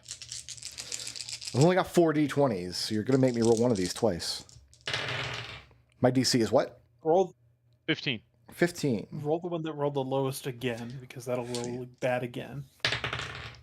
5 fails. You got the full All Monty, right, my so friend. they're all restrained. Okay. They can end the restrained condition on their turn by spending their action to make a strength. I don't know if it's an athletics or just a strength. Just a strength saving throw, DC 15. And that area is difficult terrain. That's an action to do that, or that happens at the end of their turn? That's their action. They use their action, They can do that as an action. And then I cast Shillelagh. That's my turn. How are they restrained? Is this grasping vines or something? Yeah, there's metallic grasp. This is the entangle spell. Flavor-wise, there are metallic strands of grasping vines that are wrapping around them. Gross. All right, who's next? After Geppa is Alister, followed by Entangle Boys.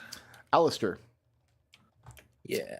if you use your action to continue distracting this guy, you can keep him from noticing what's going on up there. If you use your action for anything else, he's going to roll on his turn and see if anything is afoot. In fact, I'll go ahead and put him down here on 0. Seems like a good place for him. They got it handled up there. I'm fine. Keep talking to this guy about mushrooms and trying to find out exactly what happened and put a piece together and how the thinking cap plays into it. Because Alistair thinks the thinking cap is the real villain here. When you ask about the thinking cap,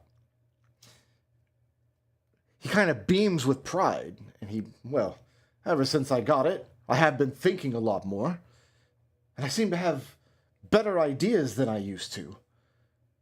He credits his ability to think better than the people around him, because he has a thinking cap, with his idea to offer service to the lords of the soil so he would not be killed. He thinks that his ability to think is what saved his own life. And he credits his hat for that. Are you moving or staying put? He's gonna stay put. Okay.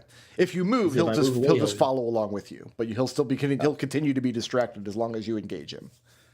Oh yeah, he'll. In that case, we're gonna pull him further away, and Alistair's gonna start having him talk about like why the barricades are there and the well and. Just go ahead and put yourself in whatever square you want to be in, and then put him in an adjacent square. And who's next?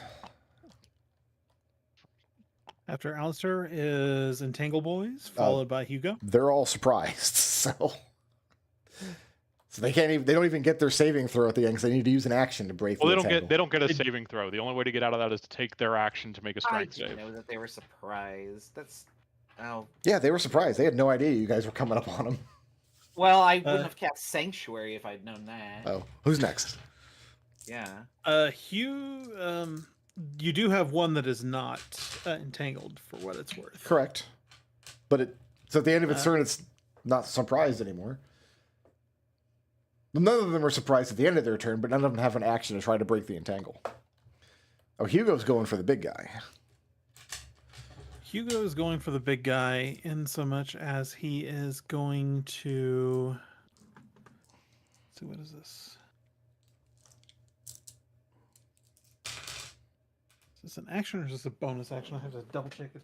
The one piece of information I was questioning on about my giant form, not on my character sheet. The bonus action. Okay. Yeah, so I could actually dash, and as a bonus action,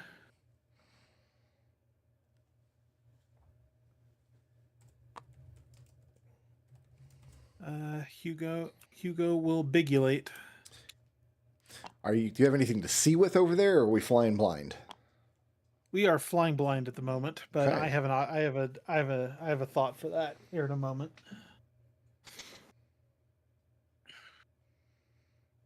But yeah, that's going to be Randy McGee Mhm. is next, followed by Kenny. I'm sorry, Randy McGee.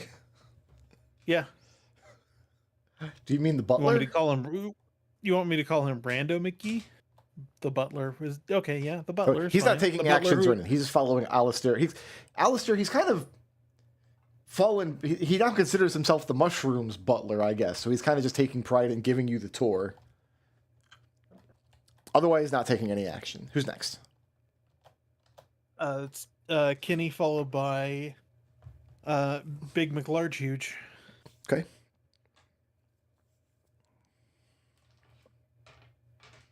Kenny there's no light source up here. Nothing is standing in illumination.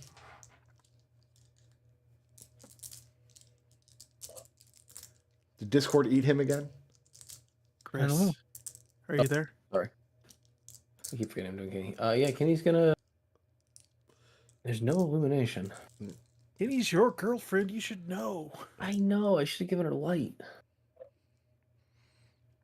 She can't use any spells alone. Now, she No, doesn't she have does- spell slots, but she does have the ability to aim her shot, which can counteract the disadvantage from being Or blind. disadvantage. Yeah. I wish she had a light cantrip. That sounds like nonsense. I know. Yeah, she's gonna. They're restrained. stay She in doesn't attack. have disadvantage. They even out.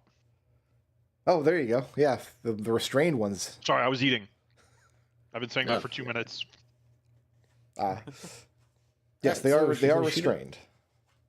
So she can take her She can take full a shot in the multi attack as dark. long as you're shooting somebody in that pink square. Let's get closer. And also, if she misses, she can curve the bullet. Yeah. What kind of wanted bullshit is this? That's the arcane archer's ability. If they miss with an attack, they can curve it and hit somebody else. Does a 19 hit? 19 does hit. Okay. First attack. It's going to be 10 points of damage on whichever one of those. Are any of them bloody already? The only one that's bloodied is the one that's not restrained. Yeah. Okay, then the first one. That one right there takes 10 points. Magical piercing. Okay, now that one is bloodied. Second attack. 20. 20 hits.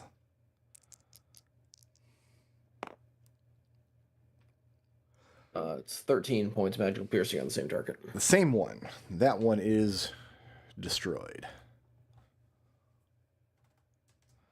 She lets out a woo. More like a yeehaw. Okay, yeah. Is she moving or staying put? If she didn't aim, she can move. Yeah, she's gonna stay put behind Genevieve because Genevieve's in a big suit of armor. Cool. Who's next? Purple guy. That's going to be Big Roll Fizzle Beef. Oh, Big McLarge Huge. Yep. Okay. Make sure I'm... What is your... Hugo. Yeah. What is your spellcasting ability score? Remember, you chose this at the beginning of the campaign based on the source of your magic. I believe that as contestants, it's intelligence. Yeah. Intelligence? Can I please have an intelligence saving throw? What? DC is That's stupid. 13. Why would you ask such a thing of a fighter, Brickroad? It's only stupid if you fail. It's pretty smart. stupid. It's dumb. It's Yeah. pretty stupid right now with 3. Do I want to blip that? You know what? No, fine. Let's see what the bad stuff is first Let it ride. before we decide to blip it. As you I'm gonna approach let the that 3 creature, ride. you're about to step forward and strike it. Tendrils from the top of it loom above you. And you don't have any way to see right now, right? You've snuffed out the light on your axe. Yeah. So you just perceive the motion next to you as just formless shadow, and it's like there's 1,000 of them.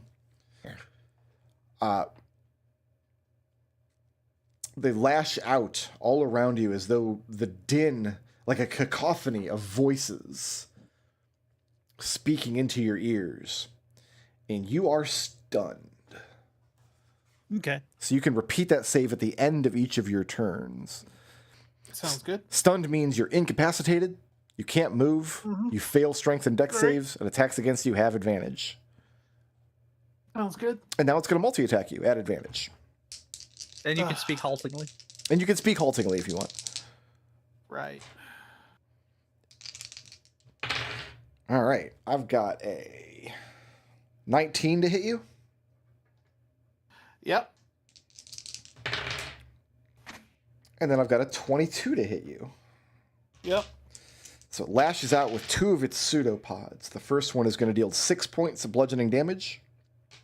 Okay. The second one's going to deal 7 points of bludgeoning damage. All right. And it's just going to Not quite bloodied. beat you to death in your stunned condition. That's not good. Geppa, a little help here? Who's Is next? this payback for all those stunning strikes you did as a monk? Working on it.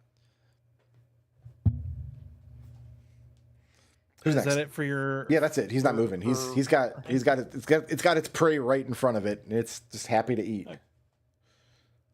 It's gonna be Leo, followed by Genevieve. You can All right. totally rank the sanctuary. That's my Yeah. bad.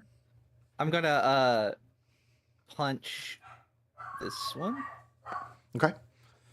Does a 12, 13 hit. 13 does hit. Right. This is just normal bludgeoning. This is 6 points of bludgeoning. Okay. As I sadly drop the elemental. And it is And bloodied. then martial arts does a 11 hit 11 does hit. for 6 more points of bludgeoning damage. And 6 is enough. All right. The first That one was my drops. action and bonus action. Are you staying put there? Yep. All right. Who's next? Next is Genevieve, followed by Geppa. All right. Jenny's gonna go 5, 10. This is a walkable space, right? 15. That is a precarious walkable space. I'm trying to get here, but that's allowed, right? That is Those are difficult terrain, so it'll take 10 movement Yeah, to move so to that that's 10. square. I need. Oh, what save is this? I'm gonna cast Thunderwave. Oh, I need a Constitution saving throw on. everybody loves Thunderwave. Phase 3. against those 3. Yeah. I have a 12 and a 14 and an 8. 14 passes. You decide which one passed. Let me roll. Let's see. So they take 10 thunder damage. The front one here takes 5. Okay. This is thunder, not lightning, right? Correct. Very good. And then bonus action. Let's see if Boswick is close enough.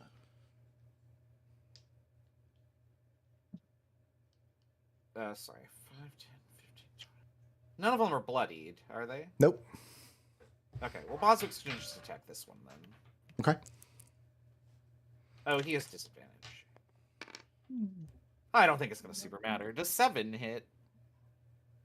7 does not hit. Oh, look, we found the AC. It's below. It's... Who's next? Yeah, that's it. After Genevieve is Geppa, followed by Alister. So yeah, I'm going to move over to support Hugo. 5, 10, 15, 20, 25, 30. I'm going to cast Mind Sliver and force my will against it. Could I please get an intelligence saving throw? Sure. What's my DC?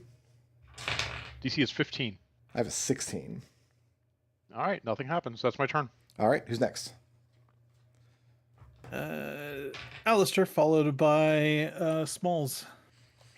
Alister's going to continue distracting this guy. Okay. That's your action. And if you move, just put him in an adjacent square. You want to take him back out into Your the water? homunculus is 60 feet of dark vision, Jen. It does? Oh, well, then, okay, I'll keep that in mind. It would have hit. Also, they were restrained, so you get advantage. Oh, Yeah, well, these are all things I wish I had known. Alister is asking the guy about the well and how the fungus got up out of the well. Well, he originally brought the samples of fungus down here so he could culture them and make new colonies in those barrels over there. And he describes, I want you to give me an insight check. As part of your action, keeping him distracted. Make an insight check. That's a 15. He describes the system he used of lowering barrels down into the well. Like, mechanically, you would just use like a winch, right? You just tie the barrel off and have somebody down here guiding it down. That's not what he did. He describes this process by which the barrels were... It's absolutely ridiculous. It makes no sense to you. And you're not sure you could describe it to anybody else. But it did work, which baffles you. And he's very proud of it. Did the fungus spill on the walls during this process, or was it a clean? No, he got all the barrels down here in one piece and managed to start culturing them. So, Alister, you're staying put there? Yeah, next turn he's going to ask how the fungus got up top and spread around the surface if it's been down here. All right, who's next? Small boys, followed by Hugo. Small boys are all restrained. Yep. I think one of them can attack Genevieve anyway. Yeah, I had to move up to it. Yeah, I they get forgot they disadvantage were- from being restrained. Yep. I forgot they were in half squares. Oh, well, Oh, yeah, yeah, this this one one- can attack Genevieve, too. It's in that square. Oh, I thought it was in a half square. I mean, there's not really any such thing as a half square. I just Is want their range they're, 5 they're, feet? they're small creatures. Yeah, their range is 5 Got feet. you. Okay. Sorry, Genevieve. Yeah, let's attack Genevieve twice, and then I'll have the other two try to break their restraints. I've got a 15 to hit Genevieve, No. and a 20 to hit Genevieve. Yes.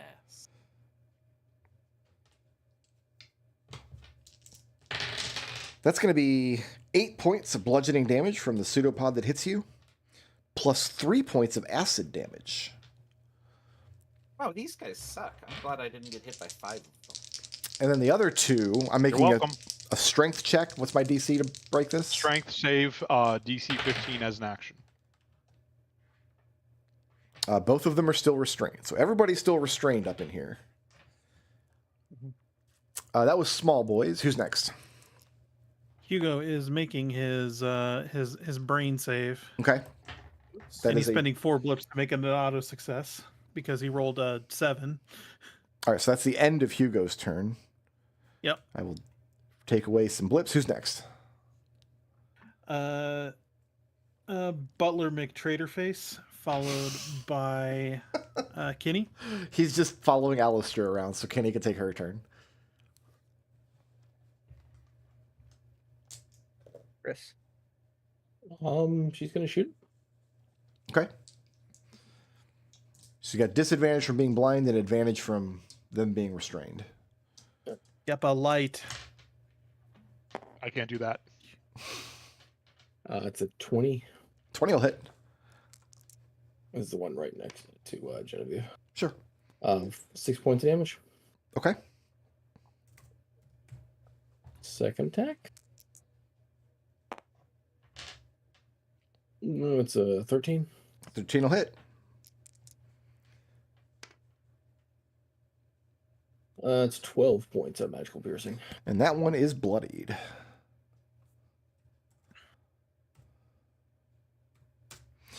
Is Kenny moving or staying put? Kenny's gonna be a little closer. All right, who's next? Roll Fizzle Beef, and then Leo. Fizzle Beef? Yeah. I don't know who Fizzle Beef is. That's Big Boy. Big Boy. Okay, there you go. Big See, large, I'm- huge. Big McLarge. Yeah. Huge. Can't get around Uh, Hugo here. Crunch Rock Groin. It's going to slither around this way, I guess. Without losing Hugo's threat range. Slithering along the edge. Because it wants to get close enough to Geppa. Geppa, what's your spellcasting ability score? 15. Or Constitution. Blood Constitution. magic. Make a Constitution saving throw, please. Your DC is 13. Made it. Made it. So you're not stunned. And it's going to go ahead and try to... Oh, Hugo's not stunned either anymore, is he? No, he is Okay. not. So I'll give a pseudopod to each one of you, I think. I think that's appropriate. Sounds good, boss. Okay, Geppa, Whatever- What? I have a 13 to hit. Hugo, I've got a 19. That'll hit.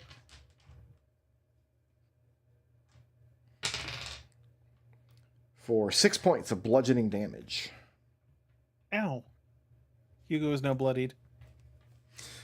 So, Geppa, you hear for a moment the bizarre cacophony of voices rolling off of the creature in front of you, but they do not take hold and you are not stunned. Who's next? So, Léopold, followed by Genevieve. Did Hugo say Geppa light out loud, or did he say it Yeah. in the brain Yes, thing? haltingly, yeah. No, I was already. I was. Yeah. He was unstunned. I was. Yeah. I was no longer stunned. Yeah. Léopold says he is going to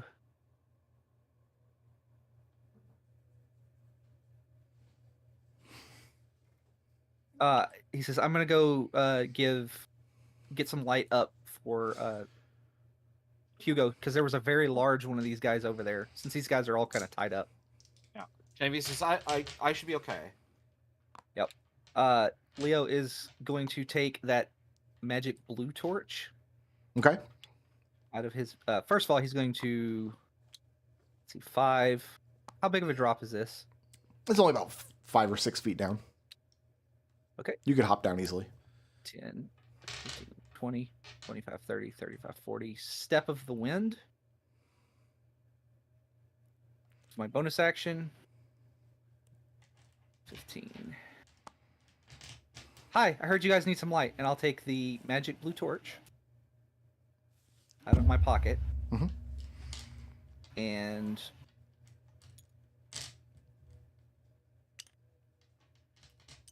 kind of just toss on the ground there. Is that an item interaction, or does that take my? Because I'm assuming I didn't have it like anywhere. As far as I understand, all you have to do is take it out of your pack and if you're just dropping on the ground. Right. My recollection is you had like a cloth bound around it, which would be trivial to remove. So I'm Right, not yeah. gonna count that as an action. You do that. And then I'll go. Holy crap! He's large. Now that you can see And- it, it's a large bulbous form of gelatinized mold, but coming off the top of it are tendrils that look like half tentacle, half snake, and there's about a dozen of them lashing out in all directions. And this is the Okay. source of the bizarre cacophony that you're hearing, the din of There's voices. from Shadow. within What it. the fuck? Okay. Well, in that case, I'm gonna punch it. Very well. Does a 21 hit?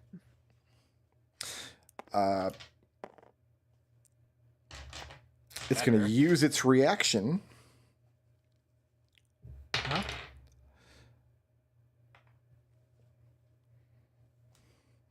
To make it to hit roll, and I need to beat your to hit roll, is how I've written this up. Okay, you have to beat a 21 then. I have a 22. Okay. I had not accounted for this. I didn't think about what would happen if Leo tried this. What's supposed to happen is when you swing your weapon at it and you hit it, it can use its reaction to catch and disarm you, but you're punching it. Uh-huh. So instead, it's going to nullify your attack, and I'm just going to have you be grappled by the creature because it can't take your hand away. Well, it could. I mean, it could literally disarm me, but I appreciate you not doing that. So it kind of just picks you up off the ground, and your little legs are just kicking now as you're being held by the wrist. Okay. And its reaction is gone now. All right. That was my action and bonus action, so I am You're dangling. spent. Yeah, I'm dangling. Who's next? After Leo is Genevieve, followed by Geppa. Oh, I'm gonna do the same thing I did. So I need a Constitution saving throw. So this is another thunder wave. Another thunder wave. I got 2. The spell's so nice you cast it twice. I'm looking at what on my DC? 13. I have 2 passes. I'll let you choose which 2 passed. Okay, let me just. The one nearest to you is the one in the middle there. That one's bloodied. Okay, let me see how much damage I do first. Ooh, fall 14. So this one's bloodied. Yep. It can pass. Okay. And then I'll have this one pass too. So 14 it's or 7. 7, and then the one in the far back, you're giving the full 14 to? So this one right here takes 14. Okay, now that one is bloodied, and the one nearest to you, even though it passed its save, is no more. Cool. Okay. I'm gonna move here. Okay. We'll do this, actually. And then Bozok will attack this. And he has dark vision. These are all restrained, all 3 of them, right? Yeah, so it's going to have advantage if he's got dark vision. Instead of disadvantage, I'll have advantage. 24 to hit. 24 does hit. Yeah, and so Bozok will do 5 force damage. Okay. And is Boswick moving or staying put? He's actually gonna move because he can fly. Sure. He gets fly 30. He is flying in the air and is over here, and he's gonna hit this one. All right, who's next? Let's see. After Genevieve is Geppa, followed by Alister. All right. This thing does not currently have its reaction. It does not. Use its reaction to make Leo dangle. I'm going to go ahead and cast Booming Blade on it. So swing my shillelagh. Oof, that hits an armor class of 9. 9 does not hit. Yep. I don't have any bonus actions, so that's my turn. All right, who's next? Let's see. That would be Alister, followed by Small Boys. Okay, are you continuing to engage the butler? Yes, I'm keeping the butler and his hat out of combat. Do you want to ask him something? Yeah, Alister would like to know if he's been growing all the mushrooms and the fungus down here, how has it managed to spread upstairs or outside and all over the farm? At first, he was just culturing the yeast down here, so they would have batches to use in the Lord's brewing enterprise. But the yeast grew so quickly and was so beneficial to surrounding organic material that the butler, Denson, got the bright idea, the marvelous idea, thanks to his thinking cap, of introducing small quantities of the yeast to some of the other crops. Oh. A fantastic idea. The crops had never grown more vibrantly. And then you can move yourself to make sure you just put them in an adjacent square.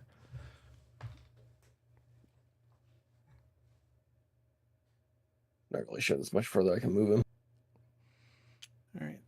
I mean, if you go out there, you're kind of sloshing through this pool. Oh, yeah, no. Okay, so you're happy there? Who's next? Yeah. Small Boys. Small boys. One of them can try to attack at disadvantage. Yeah, that's a 1, and then the other 2 are making a strength check to break free from the restraints. What's my DC on that? It was 15. 15, so both of them break free. Uh-oh. That does take their action. Takes their They action. still have difficult terrain to move with, to contend with. Yeah, still movement, but that's all difficult terrain. Yeah, I'm going to move this one out, and we're going to move this one here, and then here. Out of the entanglement. All right, who's next? That's Hugo. Oh, that's me. Bonus action, second wind. Sure. Because I only have 9 hit points. I'll see if I can get rid of those rest of those for you. Let's see.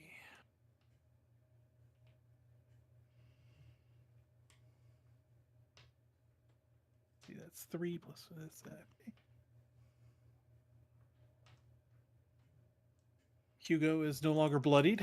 Okay. And then he is going to ask this thing a question. It does not have a reaction at the moment.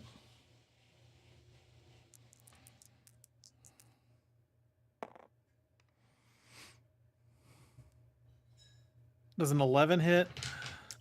11 does not hit. This is a slightly more solid mushroom, I guess. Good lord. Slightly less. Hugo is just completely useless right now. It just contributed absolutely nothing to combat. Gotta love it. You grew big. Yeah, and That's its done own nothing. reward. Are you staying put there? that's it. All right, who's next? I mean,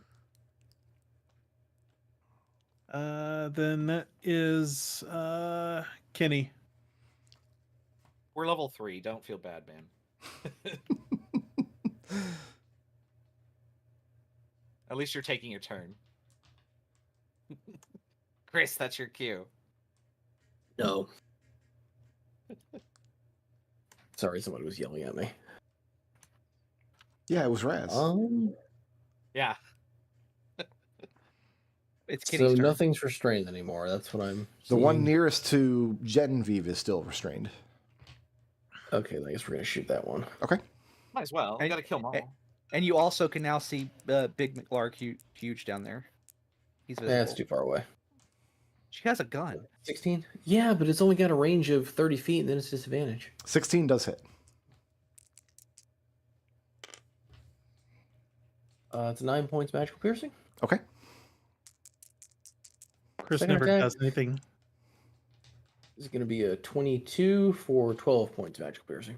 That also hits, and it does. You said 12 points, and it is bloodied. 12 points. And is Kenny moving or staying put? Kenny is going to start to move towards the big guy. Okay. Is it safe to go through these blue mushrooms or no? Yeah, she can walk underneath him. She can hop. It's only like a 5 or 6 foot drop down to the ground. Okay. She can even see where she's going because the mushrooms are giving off faint illumination.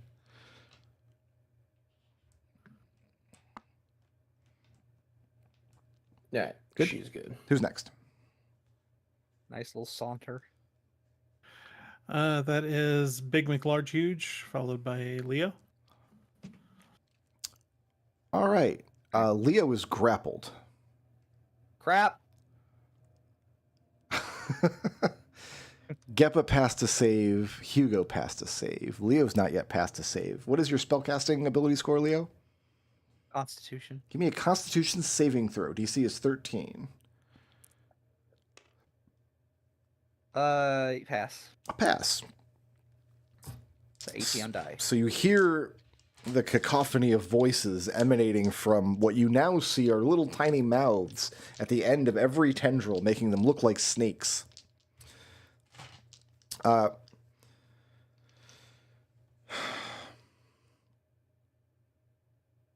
This is an attack that's not in its stat block, but it makes sense to me. Am I going to get slammed into the ground? Oh, yes, it's like going a to slam you Looney into the ground Tunes? over and over and over. Like, who does that happen to in one of the Marvel movies where Hulk just grabs the guy and I was gonna say like the owlbear in Honor Among Thieves. Something like that that. happens too. It's a Okay, puny I've monk. got a 24 to hit you, Hugo, or Leo, Yeah, that'll do it. and think it's lucky. a 19 to hit. I do have a reaction that I can take at that point. Sure. I'm going to redirect that 24 Mhm. with the power of one of my runes. I'm going to redirect that 24 to me. Deal some damage to me instead, my friend. Okay, the second attack is going to hit Leo. Is that correct? Or do both attacks redirect to you? Just the first one. Okay, I say it that way because it's a different amount of damage.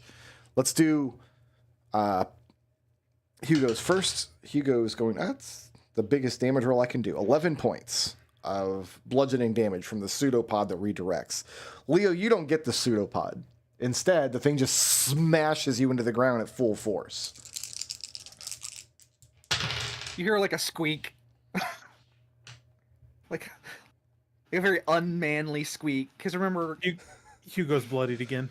12 points of bludgeoning damage, Leo.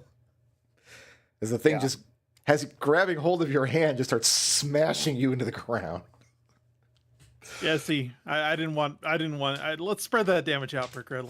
Let's not focus all the fire on one person. My thought You know the was I can rules. use this guy to like take away Hugo's axe, and that would be funny. I don't know why I didn't. I've got two people in the party who punch for a living. I don't know why it didn't occur to me that this might happen. Who's next? Hopefully he can't take away my axe if he's busy holding Leo. It's Leo's turn now. He can now because he's got his reaction back. So if Hugo tries to attack at this point, it could use his reaction to try to grab your axe. okay. I'm going to bonus action and use Wild Hunt to Sure. gain 2 temporary hit points. It'll do And wonders for the 11 damage he's going to do to you. Yeah, everybody Yeah. helps. and he cannot get advantage on Léopold as long as he's conscious. Okay. And I guess we're just going to, with the other hand, I'm just going to kick it. Yeah. You're not restrained. You're just grappled, so you're not at disadvantage here. Right, but it's just, You can go Liu Kang bicycle kick on it. oh yeah, I rolled a 1. That's not going to do it. So I go to kick and just spin around. It's hard to kick while you're dangling. Yeah. So this is my action and bonus action. Also, your Use legs that. probably really hurt because if it was holding you by the arm, that was smashing your legs into the ground. Yeah. Kneecaps are split open. It's gross. So you're staying put there, remaining grappled? Do I have the option to not be? Well, you didn't use your action to break the grapple, so I'm assuming, unless you've got another trick up your sleeve coming. No. All right, and I who's use my next? action and bonus action. After Leo is Genevieve, Genevieve will punch. followed by Destil. That one's still restrained, right? It is. Sorry about that. And That was bloodied. doggo things that were happening. I apologize for stepping away. Too many doggos. I have a 9 or a 9. 14. 14 will hit. That's not a roll, unfortunately. Landed on an 8. 9 thunder damage. And that's enough for that one. Oh, good. Can I discern the intent of these? Like, which direction are they going? Are they going this way? They're going to circle around the entanglement and probably head back towards you. Okay, so...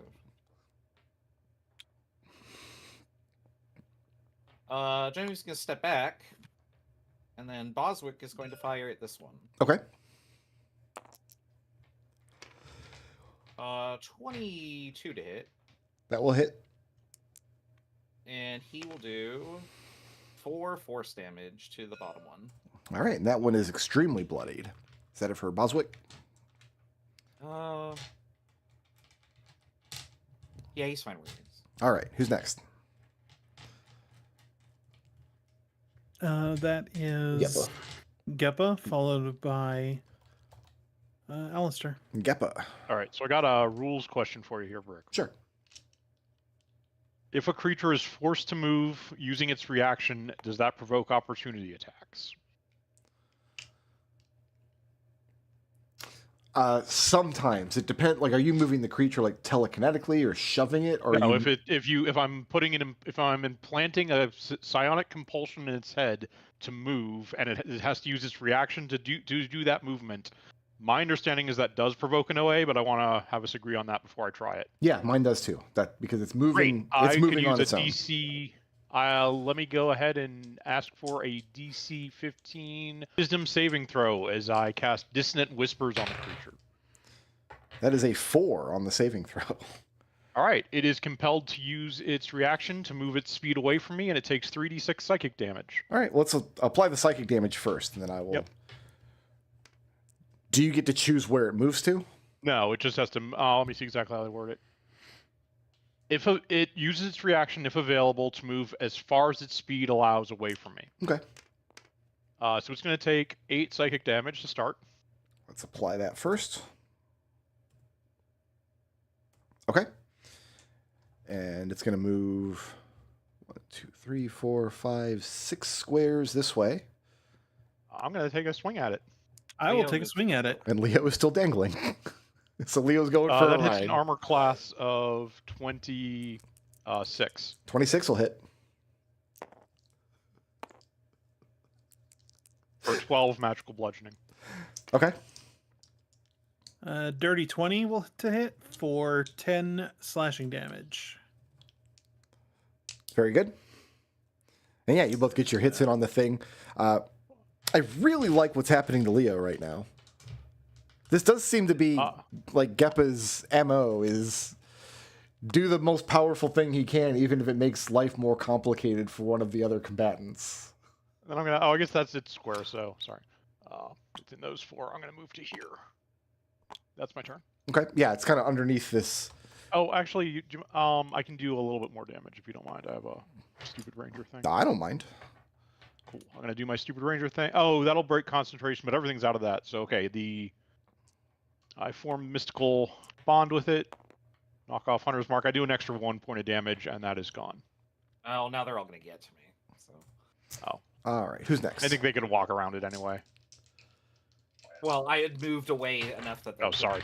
So Unless Geppa they has made can't life be more targeted. complicated for 2 of his party members on this turn. To be fair, Damn it! I don't feel like I'm in any better or worse of a position than I was before the start of Geppa's turn. Who's next? I am in a much worse position. After Geppa is Alister, followed by Small Boys. Alister, are you continuing to distract the butler? Yeah. I'm not sure what else I need to ask it. So basically, he got his hat from some traveling group of people that are probably off to try and overthrow the government. That made him smarter, so that when the people up top made this deal to get this super awesome fungus that would make everything better and put the butler in charge, he started growing it downstairs because the thinking cap told him it was a really good idea. He does seem to have a lot of then he good was like, ideas. Yeah, and then He he's like, never "Well, said this anything guy's about doing so overthrowing the great." government. It was just it was a traveling performing troupe that was coming through, and one of them offered to sell him this hat. And ever since he bought this hat, he's had lots of good ideas. If a traveling group going towards the capital sells somebody a hat that results in the town being overthrown, Alister thinks that group is going to overthrow the capital. So that's what I'm clarifying. Is that's an assumption that Alister is making. But it's not something he told you. Yes, that is an assumption Alister is making based off this guy's actions. All right.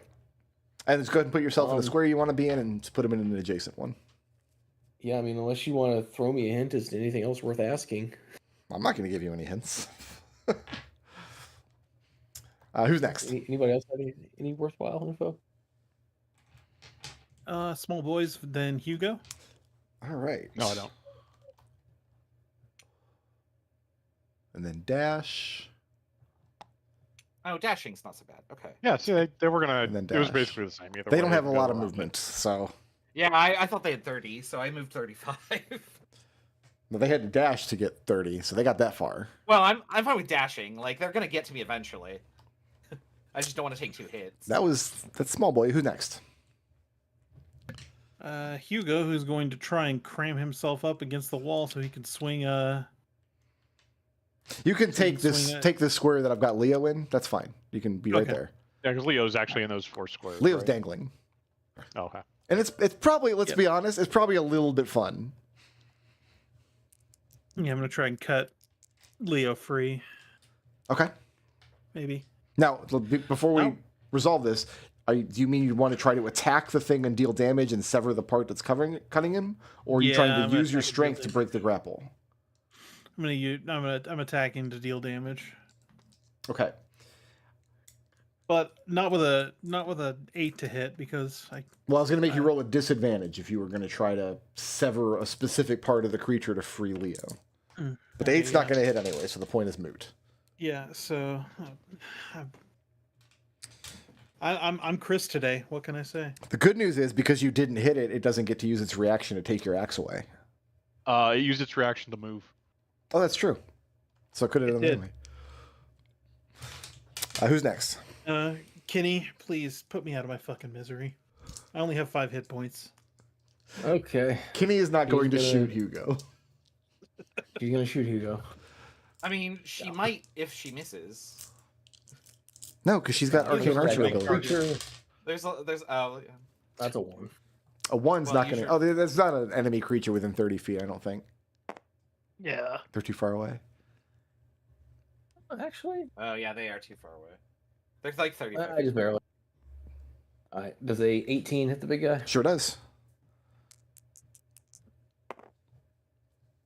9 points of magical piercing. Okay, and the big guy is bloodied. Sorry, Hugo, I could have taken you out. Who's next? Or is Not Kenny with a 1 moving to or staying hit. put? Come on now. Take a step back. Okay. Yeah. Who's next? After Kenny is Big Boy. All right. I don't have anybody I can stun in range. And I don't want to leave threat ranges, so let's attack Léopold twice. If nothing else, you can't attack me at advantage. Nope. I guess. Léopold, I've got an 8 to hit you, No, and then I have a 20 to hit you. that does hit.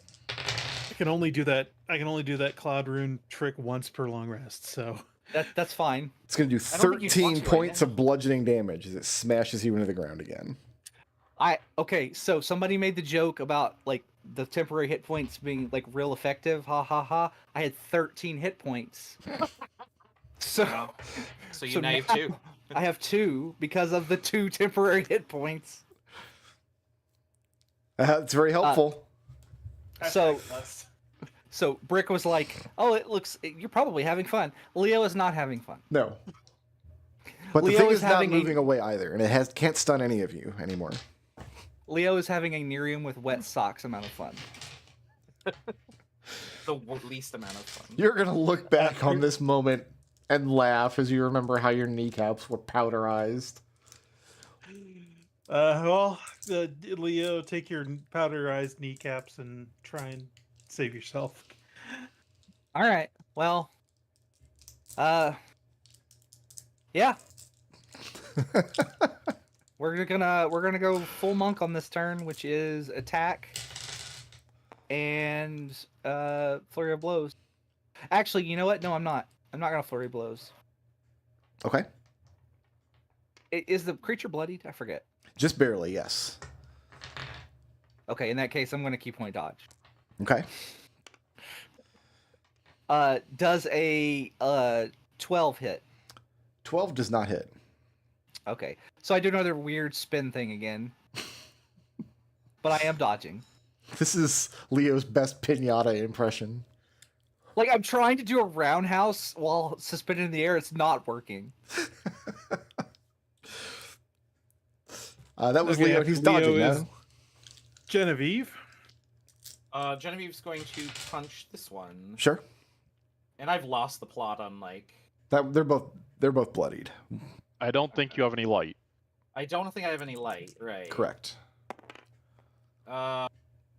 Shit. Does 7 hit? 7 does not hit. Let's see here. Boswick will fire at it, and he can see it. So, does 10 hit? 10 hits. Okay. Come on, Boswick. 4 force damage on this close one. And that's enough. Oh, good. Okay, I did something. One Um, small pile of fungus remains. 1, 2,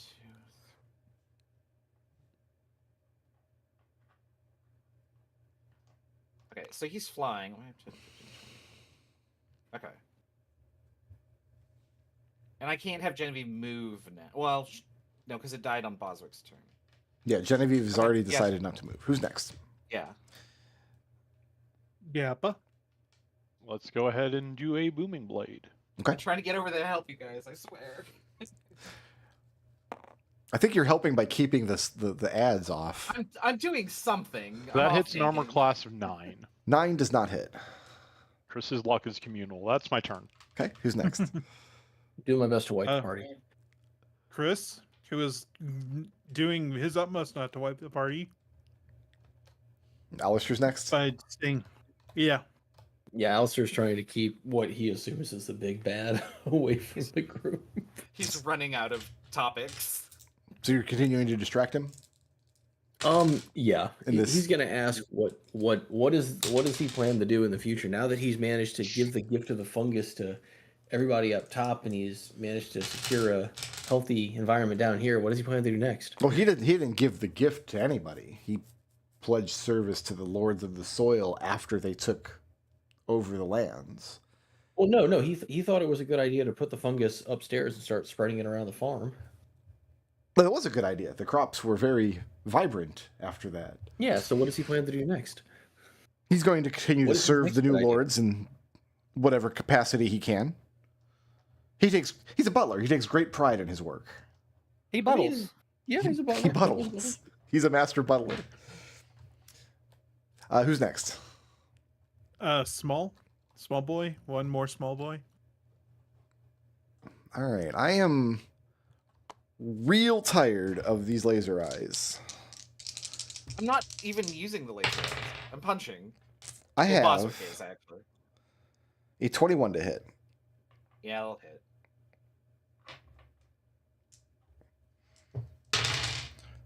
It's going to be 9 points of bludgeoning damage. Yep. Plus 6 points of acid damage Okay, well, I'm in danger. from the pseudopod. Everybody is in danger. So the Yeah, screen's Geppa. flashing red and it's beeping at you. Yeah. I have 10 hit points. I have 2. All right, who's next?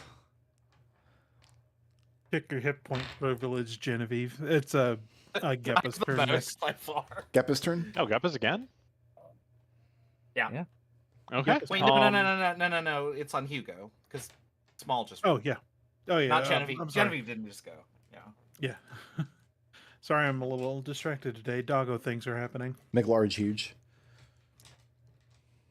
And now the thing does have a Hugo. reaction. Well, Hugo's still gonna try and take a swing at it. Sure. Well, you gotta roll high. That's a 25. All right, so you hit it. Does it snatch your axe away from you? I have a 22 to hit. Fuck off. Doesn't beat your 25, so go ahead and damage it with your axe. Take 11 points of slashing damage. Will do. And actually, also because I'm big, throw another 6 on top of that. Very well. Nice. That is going to be. Do I have anything fun I can do with my bonus action right now? I don't because I already used my second win. Don't you have You your- don't know. I have an action search. Let's start this right again. You don't have a reaction this time, It's true. nerd. That's action Oh. search. Ooh, Oh, 20 there. Well, it's hovered around the 20 like 6 times this Yeah. entire session. It's Honing been in on it. real, I guess.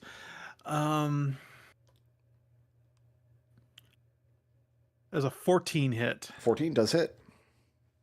Fucking bully. Oh, I'm gonna reroll that 1 because I hate 1s and 2s on my damage dice. Yeah, that's fair. What a freeze! I'm Do gonna you get like a threes? 3 and I like 3s. 3s are great. 3s are perfectly cromulent. That's 7 points of slashing damage. Okay. And moving or staying put? That's it. That's all I got. All right, who's next? Kenny. Yep. Which does the big one or the small one look worse? Please shoot the Oh, big shoot one. the big one. Shoot the big one. Kenny can see the Yeah. big one because it's standing underneath an illuminated mushroom cap. Boswick can Also- hit the small one. Don't die, Boswick. That's why he's flying above things. Oh, these dice. This is a 11 hit? No, 11 does not hit.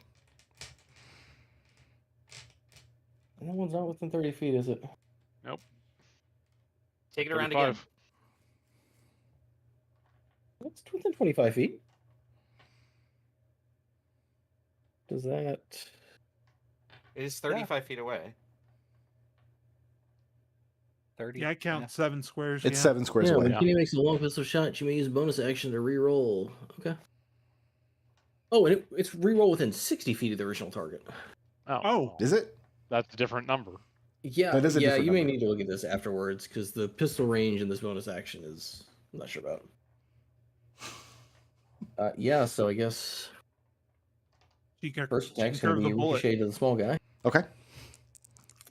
maybe. 26. 26 will hit. All right, so the small guy takes 12 points of magical piercing. And that's enough. Genevieve is Genevieve safe relief. for now. Curse under her breath and try to hit the big guy. I'm 35 feet away from the big guy now. And that's a 1, so And there's nothing else to hit. there is not. I mean, she could hit Genevieve, I guess. Well, she doesn't She have can another only do that bonus once action. per Don't turn. do that. We're not competing. Is Kenny moving or Listen. staying put? Kenny is probably fine where she's at. All right. Who's next? Crunch Rock Fist. How come his name is changing every single round? Is Uh, it? No, it's not. Yeah, we're just going to attack Leopold twice. Because I'm that is a dodging. Mystery Science. That is Oh, a that's Mystery right, you're Science dodging. Theater 3000 joke. This is I'm dodging, and you cannot get advantage on me. This is the hardest I can possibly go to make you miss me. With my 2 hit points. I got a 14 to hit you No. and a 17 to hit you. Damn it. That's my AC. Does anybody have any chicanery? I gotta. You're too far away from me to silvery barbs, but I can heal you. 15 points of bludgeoning damage. I am down. So Who You're is- not. who's- You're dying. that reduces you to 0 hit points. Yes. So we've introduced new dying rules. So the first thing that happens is you immediately make a death saving throw. All right. That is a. It's been so long. Is it just? Do you 11 have or your con better. modifier? Do you have your Just con? No modifier? modifiers. Looking for 11 or 10 better. 12. Wait, 11? I thought it was 10 or It's better. 11 or better. So 12. You have a past death save. You're at 0 Yes. HP. Your speed is halved. You have no reactions. On your turn, you can take an action or a bonus action, but not both. And at the end of each turn, you repeat your death save. Any damage you take counts as a failed death save. So Leopold's dying, which is exciting. That's it for Big McLarge Huge. Leopold. Genevieve's gotcha. She's got a heal. No, All I right. don't. I'm out of spell slots. Leopold is going to.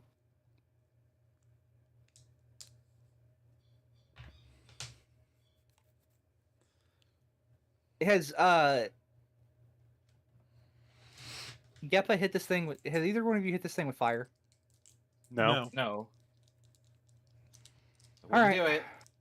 do it. Well, I'm going to breathe acid right in its face. Okay. That makes sense So to I me. need I need a dexterity saving throw. It's only a 10. Okay, he takes 7 points of acid damage. Okay. And I'm going to yell, Alister, help! So you're yelling for Alister to help. Is that correct? I'm dying. I'm Yeah. dying. Okay. Yeah. Do you tell Alister that you're dying, or do you just say help? Yeah, I just say help. All right. That's it for Leo. Who's next? Genevieve. Genevieve. Genevieve Leopold just just shouted for Alister to help and is dying. That's great. This is all I can do is get to here. Okay. Uh, Got a cantrip. well, I can't reach is the problem. But you don't have any range cantrips? No. Well, Shocking Grasp would heal it anyway, so. Yeah, no, and I don't want to do that. And yeah, I'm glad I didn't bring the ranged attack because my ranged attacks are lightning. You throw a dagger? I throw a dagger at it. Okay, you can throw a It's dart. one of Leo's darts. I can see it, right? Yeah, it's standing underneath an illuminated Okay. mushroom. All right. Oh, This is so for there's a Leo. torch right there, a Leo, torch right there. and I get a 7. Leo's dangling there. Just he looks like a pat of burger meat at this point. Yeah. 7. Oh, you know what? It's bloodied, right? It's bloodied. 2 blips reroll. Okay, I have a 16 to hit. 16 will hit. 4 piercing damage. Now it has a dart sticking out of it. And then Boswick is, let's see, 5, 10, 15, he's 30 feet away. Boswick will attack. Okay. He doesn't have advantage. Oh, fuck off. 8. 8 will What is not with hit. the dice today? I'm not going to reroll that one. I did install the new dice mod that comes Did you out. put an add-on? Yeah, An add-on? I put some mods on Tabletop Simulator to make all the dice worse. No, It's I'm Bob- not going to spend 4 blips to reroll twice. Installed bogwitch.exe. You can't spend blips to make Boswick reroll, I don't think. It's not you attacking. Oh, can I it's not do Boswick that? It's, attacking. oh, okay. I don't know. I don't think it's realize ever come up. I don't. Yeah, I Yeah. don't think we ever. Technically, Yeah, it is it's still a not class before. feature. Yeah, I don't know. I would allow that's it. fine. He's your homunculus. I would allow it. But she doesn't want Well, to. but I'm gonna leave it to fate here. Let Leo dangle. Geppa will fix it. I tried. Is it Geppa's turn next? Did Leo do a death save when he ended his turn? Oh, do I need to do a second? Do I need to do 2? Oh yeah, I'm sorry. At the end of every turn, you still have to make a death save. That is an 18. All right, so you have 2 passes, 2 passed death saves. What happens when you pass all 3? If you pass your third, you get 1 hit point, and you're no longer dying. Oh, okay. Okay. All right, who's next? Geppa. Geppa, So I'm gonna fix it. move 5, 10, 15, 20, 25, 30. And I'm going to cast Booming Blade. Take a swing. It's an armor class of 17. That'll hit. Dealing. I get a d4 too because I did that stupid thing. Dumb ranger shit. Hunter's mark ish. Yeah. Hunter's Mark Light. So that'll deal 15 magical bludgeoning, and if it moves, it takes thunder damage. And that's enough. The thing crumples to the ground, melts away into the floor. Leo just lands in this puddle of slime, microbial slime. Who brought the healing potion? He has a good berry. Alister has it. Oh, yeah, I'll just eat the good berry. Okay. So I have 1 hit point. You have 1 hit point, no longer dying. So I forgot about that. That's what it's for. They taste. complete things up here. You guys got to the end of the... You got to the bottom of things. You learned what has transpired here. What do you do once the butler learns what you've done and you've destroyed the largest of the fungal colonies?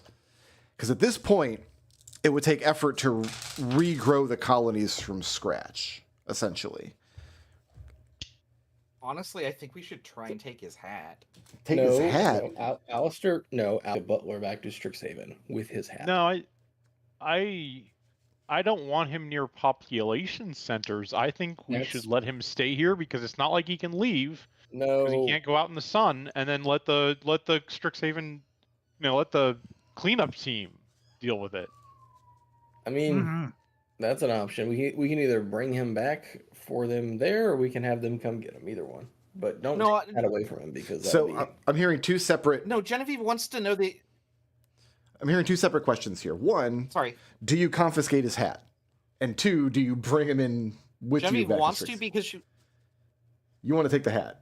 Genevieve wants to confiscate the hat because she wants to do the experiment to know if this guy's actually being like controlled by it. Okay. no, like, this Genevieve might not does not be know in- enough to know this. Alister will not let her. Alister. Oh, I thought you shared all this with the party. Yeah, Alister shares with the party, but Alister's not going to let you take the hat. I don't think it's Alister's I'm decision. gonna and put the she's- hat on. She doesn't want to put the hat on. She wants to just take it off the guy. No, if You you could take it keep off the the hat. guy, You can it's confiscate gonna be the hat. hostile. Leo's already dying. Like, I don't know why you're listening to him. I'm the DM, and Yeah, I'm just- telling you, yeah. you can safely confiscate the I hat don't know if you why I'm decide listening to. to you. Okay. Genevieve, The Genevieve other wants to question remove is- the hat from this guy and then see if this guy is the same. That's all. Well, once he realizes that there's no more growth, he despairs about what he's turning into and absolutely does not want to be taken back and handed over to authorities.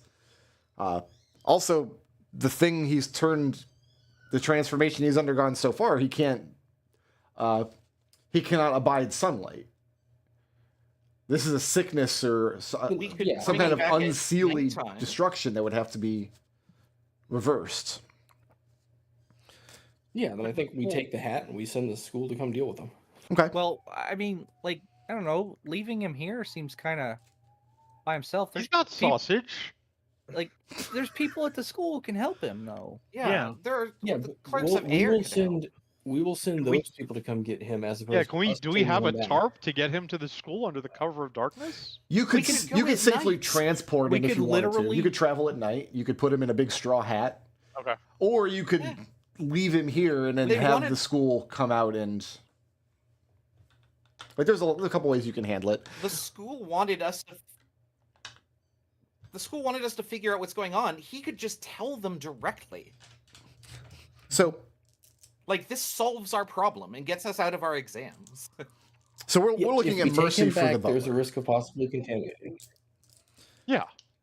Yeah, We're trying to debate on how to do that, but I don't think anyone's opposed to that. Okay. I'm also looking around to see if there's anything valuable here. There is, in fact, and Where did you go? Physics is being wonky. there are a. I won't let you guys roll this. You guys always have more fun rolling this. Roll me a D10, I'll do it. a D6, and a do it. D4. I got the D10. I'll do the D4. I'll do the 6. I don't want any dice. I have to roll like Yeah, the shit. physics are being real wonky today. That's apparently Yeah. a 1, Yeah. but I don't believe it. Brickroad's internet. I'm seeing a lot of shitty ping on Brickroad's side. I told you Oh, my 999, internet's yeah. has been like this all weekend. That's fine. I got a 10. I got a 6 on the D10. All right, so you find 1 on the D6. 60 pieces of gold. I'm sorry, 60 pieces I of will silver, Annotate that. 10 pieces of gold, and what do we get on the D4? 2. 2 on the D4, and 2 gems worth 50 gold each. This is in a small, it's the valuables from the household that the butler brought down here for safekeeping once he realized that the lord and the lady had chosen a different path, is how he chooses toward it. Hugo This is how names him a adventurers do it, thief. right? Hugo names him a thief, but will defer to the rest of the party's judgment on what to do with him. I mean, it was dead. They're dead, so what does it matter? Doesn't- One of you stole their jewelry out of their They're bedroom. they're dead by his. They're dead by his efforts. He is the direct cause of his I death. think that's more of a murder than a thief. I mean, he was.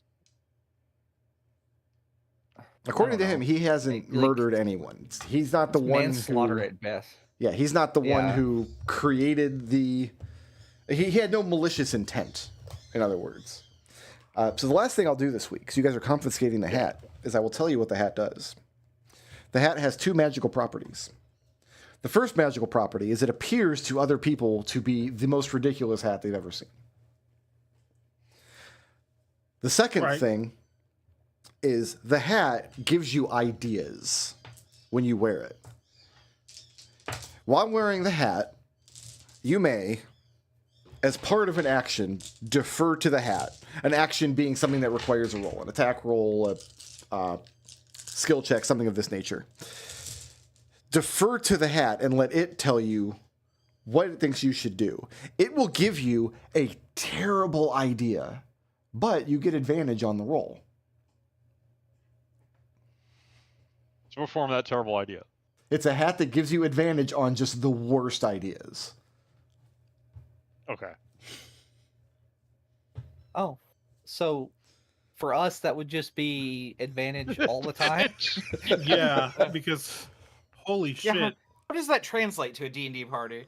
It's either the best item ever or the hat.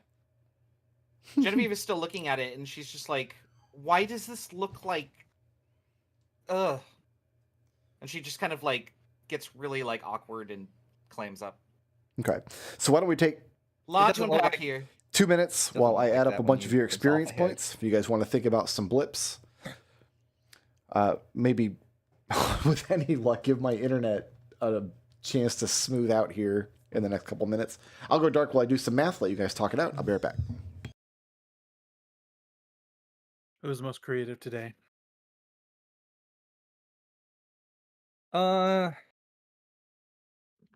Alister for keeping the butler alive, right?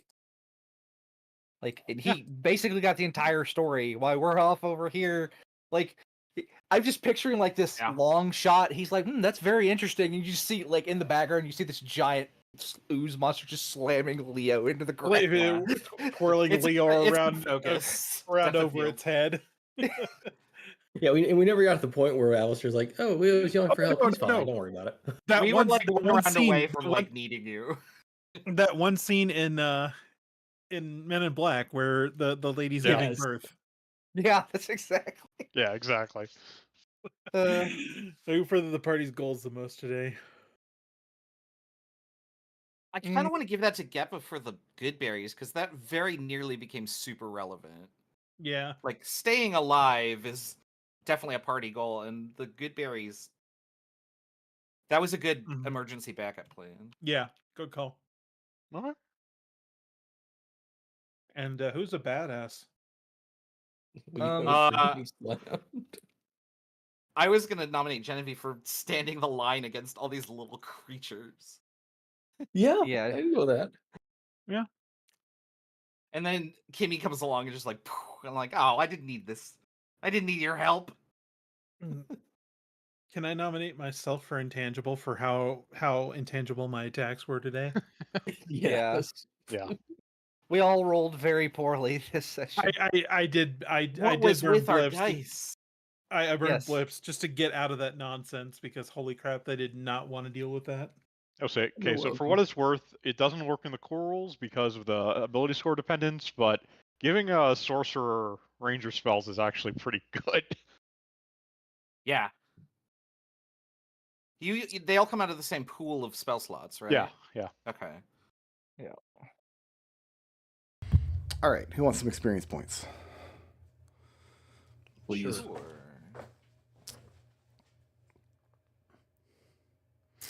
You guys wasn't a combatant. We didn't. He wasn't a creature. What about the Well, ones he on was. Even if he What was, he about was a the, commoner. the guy in Commoners the are worth doggo? 0 XP. Yeah, what about everything on the surface? I gave. Yeah, what about the guy I in the counted doggo? six jellies, Oh, okay. Okay. each of which you Oh, split because in half. we split the jellies, so we Oh. okay. Yeah, that makes sense. Okay. 733 experience for each of you. 733. Dude, that's a lot. Okay. That's great. That is quite a chunk of change. All right. And who wants to go first with their blips? I can go. Okay. I heard Geppa first. All right. These are in a little slightly different order. Sure. Ideal, when I set my sights on something, nothing can stop me for immediately casting Charm Person on the young man in the shed. Okay. Alignment, chaotic, neutral. Why shouldn't I do what I want when I can? For immediately dropping the Charm Person on the guy in the shed. And flaw, when I'm bored, watch out, and I'm easily bored for climbing down the well without waiting for the party to be ready. All right. Who's next? I could go. All right. What's Genevieve have? Alignment chaotic kid. Everything has an explanation. I bet I can figure it out. For trying to figure out the cause of the charred, burnt room. Mm-hmm. Ideal. What would Eugenia Veritas do? For experimentally punching the fungus stock in the farmhouse. Okay. And then Flaw, this wasn't what was supposed to be on the exam, for not knowing how to react to the illusion of her father's luchador mask. It's not an illusion. It's just what the hat looks like to you. Well, I wrote illusion in quotes. Sure. Yeah. But that is a serious thing that I actually had written down. Her father is a luchador. There is nothing serious about luchadors ever in any context. Yeah. Who's next? I can go. Alister, what do you got? Alignment, chaotic good. Good deeds is our reward. That would be for healing Puzzbib. I'm sorry, healing who? The halfling, Puzzbib. Puzzgig? Yeah, Puzzgig. Okay. Ideal, the glass is always half full. Hey, at least we passed the exam and found the cause after we found the little note in the box. Okay. And then flaw, I just wanted to help. That would be keeping the butler occupied during the main boss fight. And then I heard Léopold in there. Yep. My alignment, lawful good. Everyone has a place and purpose. Like, this butler clearly had, like, he's clearly dangerous to be left alone, but he also was under the influence of a magic item, and let's take him back and get him treated by professionals. He's mutated into a weird mushroom man. That's awful. Yeah. My ideal, I might fail, but I will never give up. I tried really hard to keep punching the big guy after he's suspended. It did not work. You need more momentum. Just keep doing enough spins and you'll get there. Okay. Yeah. And my flaw, only one of us can be the best, and it's clearly me. For I seem to recall making 2 of those encounters harder with my elemental attacks. Yeah. So I'm gonna take You- a, I'm gonna you I'm have- gonna ask for a blip for that. Sure. And Hugo, what do you got for me? I've got my alignment. Neutral good. Just be excellent to your fellow man, because doggos are just as important as people. You were excellent to that doggo. Yes. Put it out of its misery. My ideal. The piece hard one must be preserved. That because the butler should be punished for his actions against the people here. Okay. And his flaw, I'm the biggest marker for Nisco for drawing the butler in to let the rest of the party get into position for a textbook ambush. It's all completely by the book. Like a well-oiled machine over here. Yeah, more or less. Who had the most Textbooks creative? really say conjure magical vines and wrap them around your foes. I gotta read more textbooks. Who had the most creative really should. solution to a problem this session? Your grades have been slipping this quarter. We wrote down that Alister kept the butler alive and out of harm's way while we did whatever this was up here. You also got the whole story, so Who did the most to further the party's goals? We said Geppa's good berries nearly saved Leo's life, so that was a really good goal, keeping the party alive. Who was the badass? We said Genevieve standing in the line up here on this bridge. Against 6 creatures. Thanks, Leo. Whenever they split, they got their HP cut in half, so it was still the same amount but of they HP. Oh, that That's made your 6 Thunderwave way attacks. better. Oh, yeah, it did. It definitely helped me attack more creatures, but yeah, they were all hitting me. Who was Pretty intangible? hard. Hugo's attacks were literally intangible. you need to remove that bogwitch.exe mod. Yeah, please do, Brickroad. I didn't ask for malware on my computer when I signed up for this game. Like, I guess the title for this session is Léopold's Piñata impression. Yeah. Good one. I like that. I was Puny thinking monk. Alister takes a break part 2. Or Alister takes another break, but Life's a party, and Léopold is the piñata. So blips are currently worth 60 because we're level 3. Hugo I had did 2 and earned 4. Would you like to come in next week with 6? Absolutely. Geppa had 6, so you're rolling over 4. Yep. Genevieve had 4 and I earned swear. 4, so you're rolling over 2. Léopold had 6 and earned 3, so you're rolling over 3. And Alister had Oh, I'm gonna level 6 up. and earned 4, so you're rolling over 4. And 60. And if that puts you at the threshold for a level, go ahead and level up because you've passed. This was also your exam. I'm gonna Oh, come in- yay. I love I'm it. gonna come in with 2 next week to be level 4. Okay. Yeah, I'm going to spend 2 blips. So you're going to come in with 4? Yeah. Hold on. Yeah, I have Level enough to level up. I have to do math.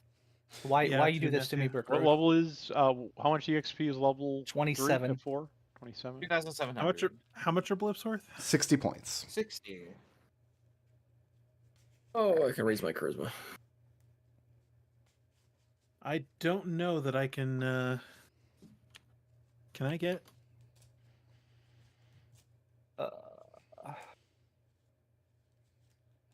If I spend all 6 blips, I can level up, and I will. Okay. So you want to come in with nothing. Also, 0, remember to and- credit yourself for the 2d4s for whatever skill your mushroom class was assisting Oh, you we with. get those now. You get those now for Yep. passing the exam. Sick. Yeah, if I 0. spend all of my blips, I can level up, so I'll go to 4. Yep. So you want to Now, come are in we with at- with sorcerer. Are we officially second year students now, or are we gonna have like a commencement ceremony? No, you're still in first year. Okay, cool. I can also 0 blips. All right. So I've got Genevieve coming in with 2, Alister coming in with 4, and everybody's going to go up to level 4 for next week. Correct. All right. Yeah. When we come back next week, we'll go back to the school and we'll see what this halfling friend, and we'll determine the fate of the mushroom man. Mushroom man.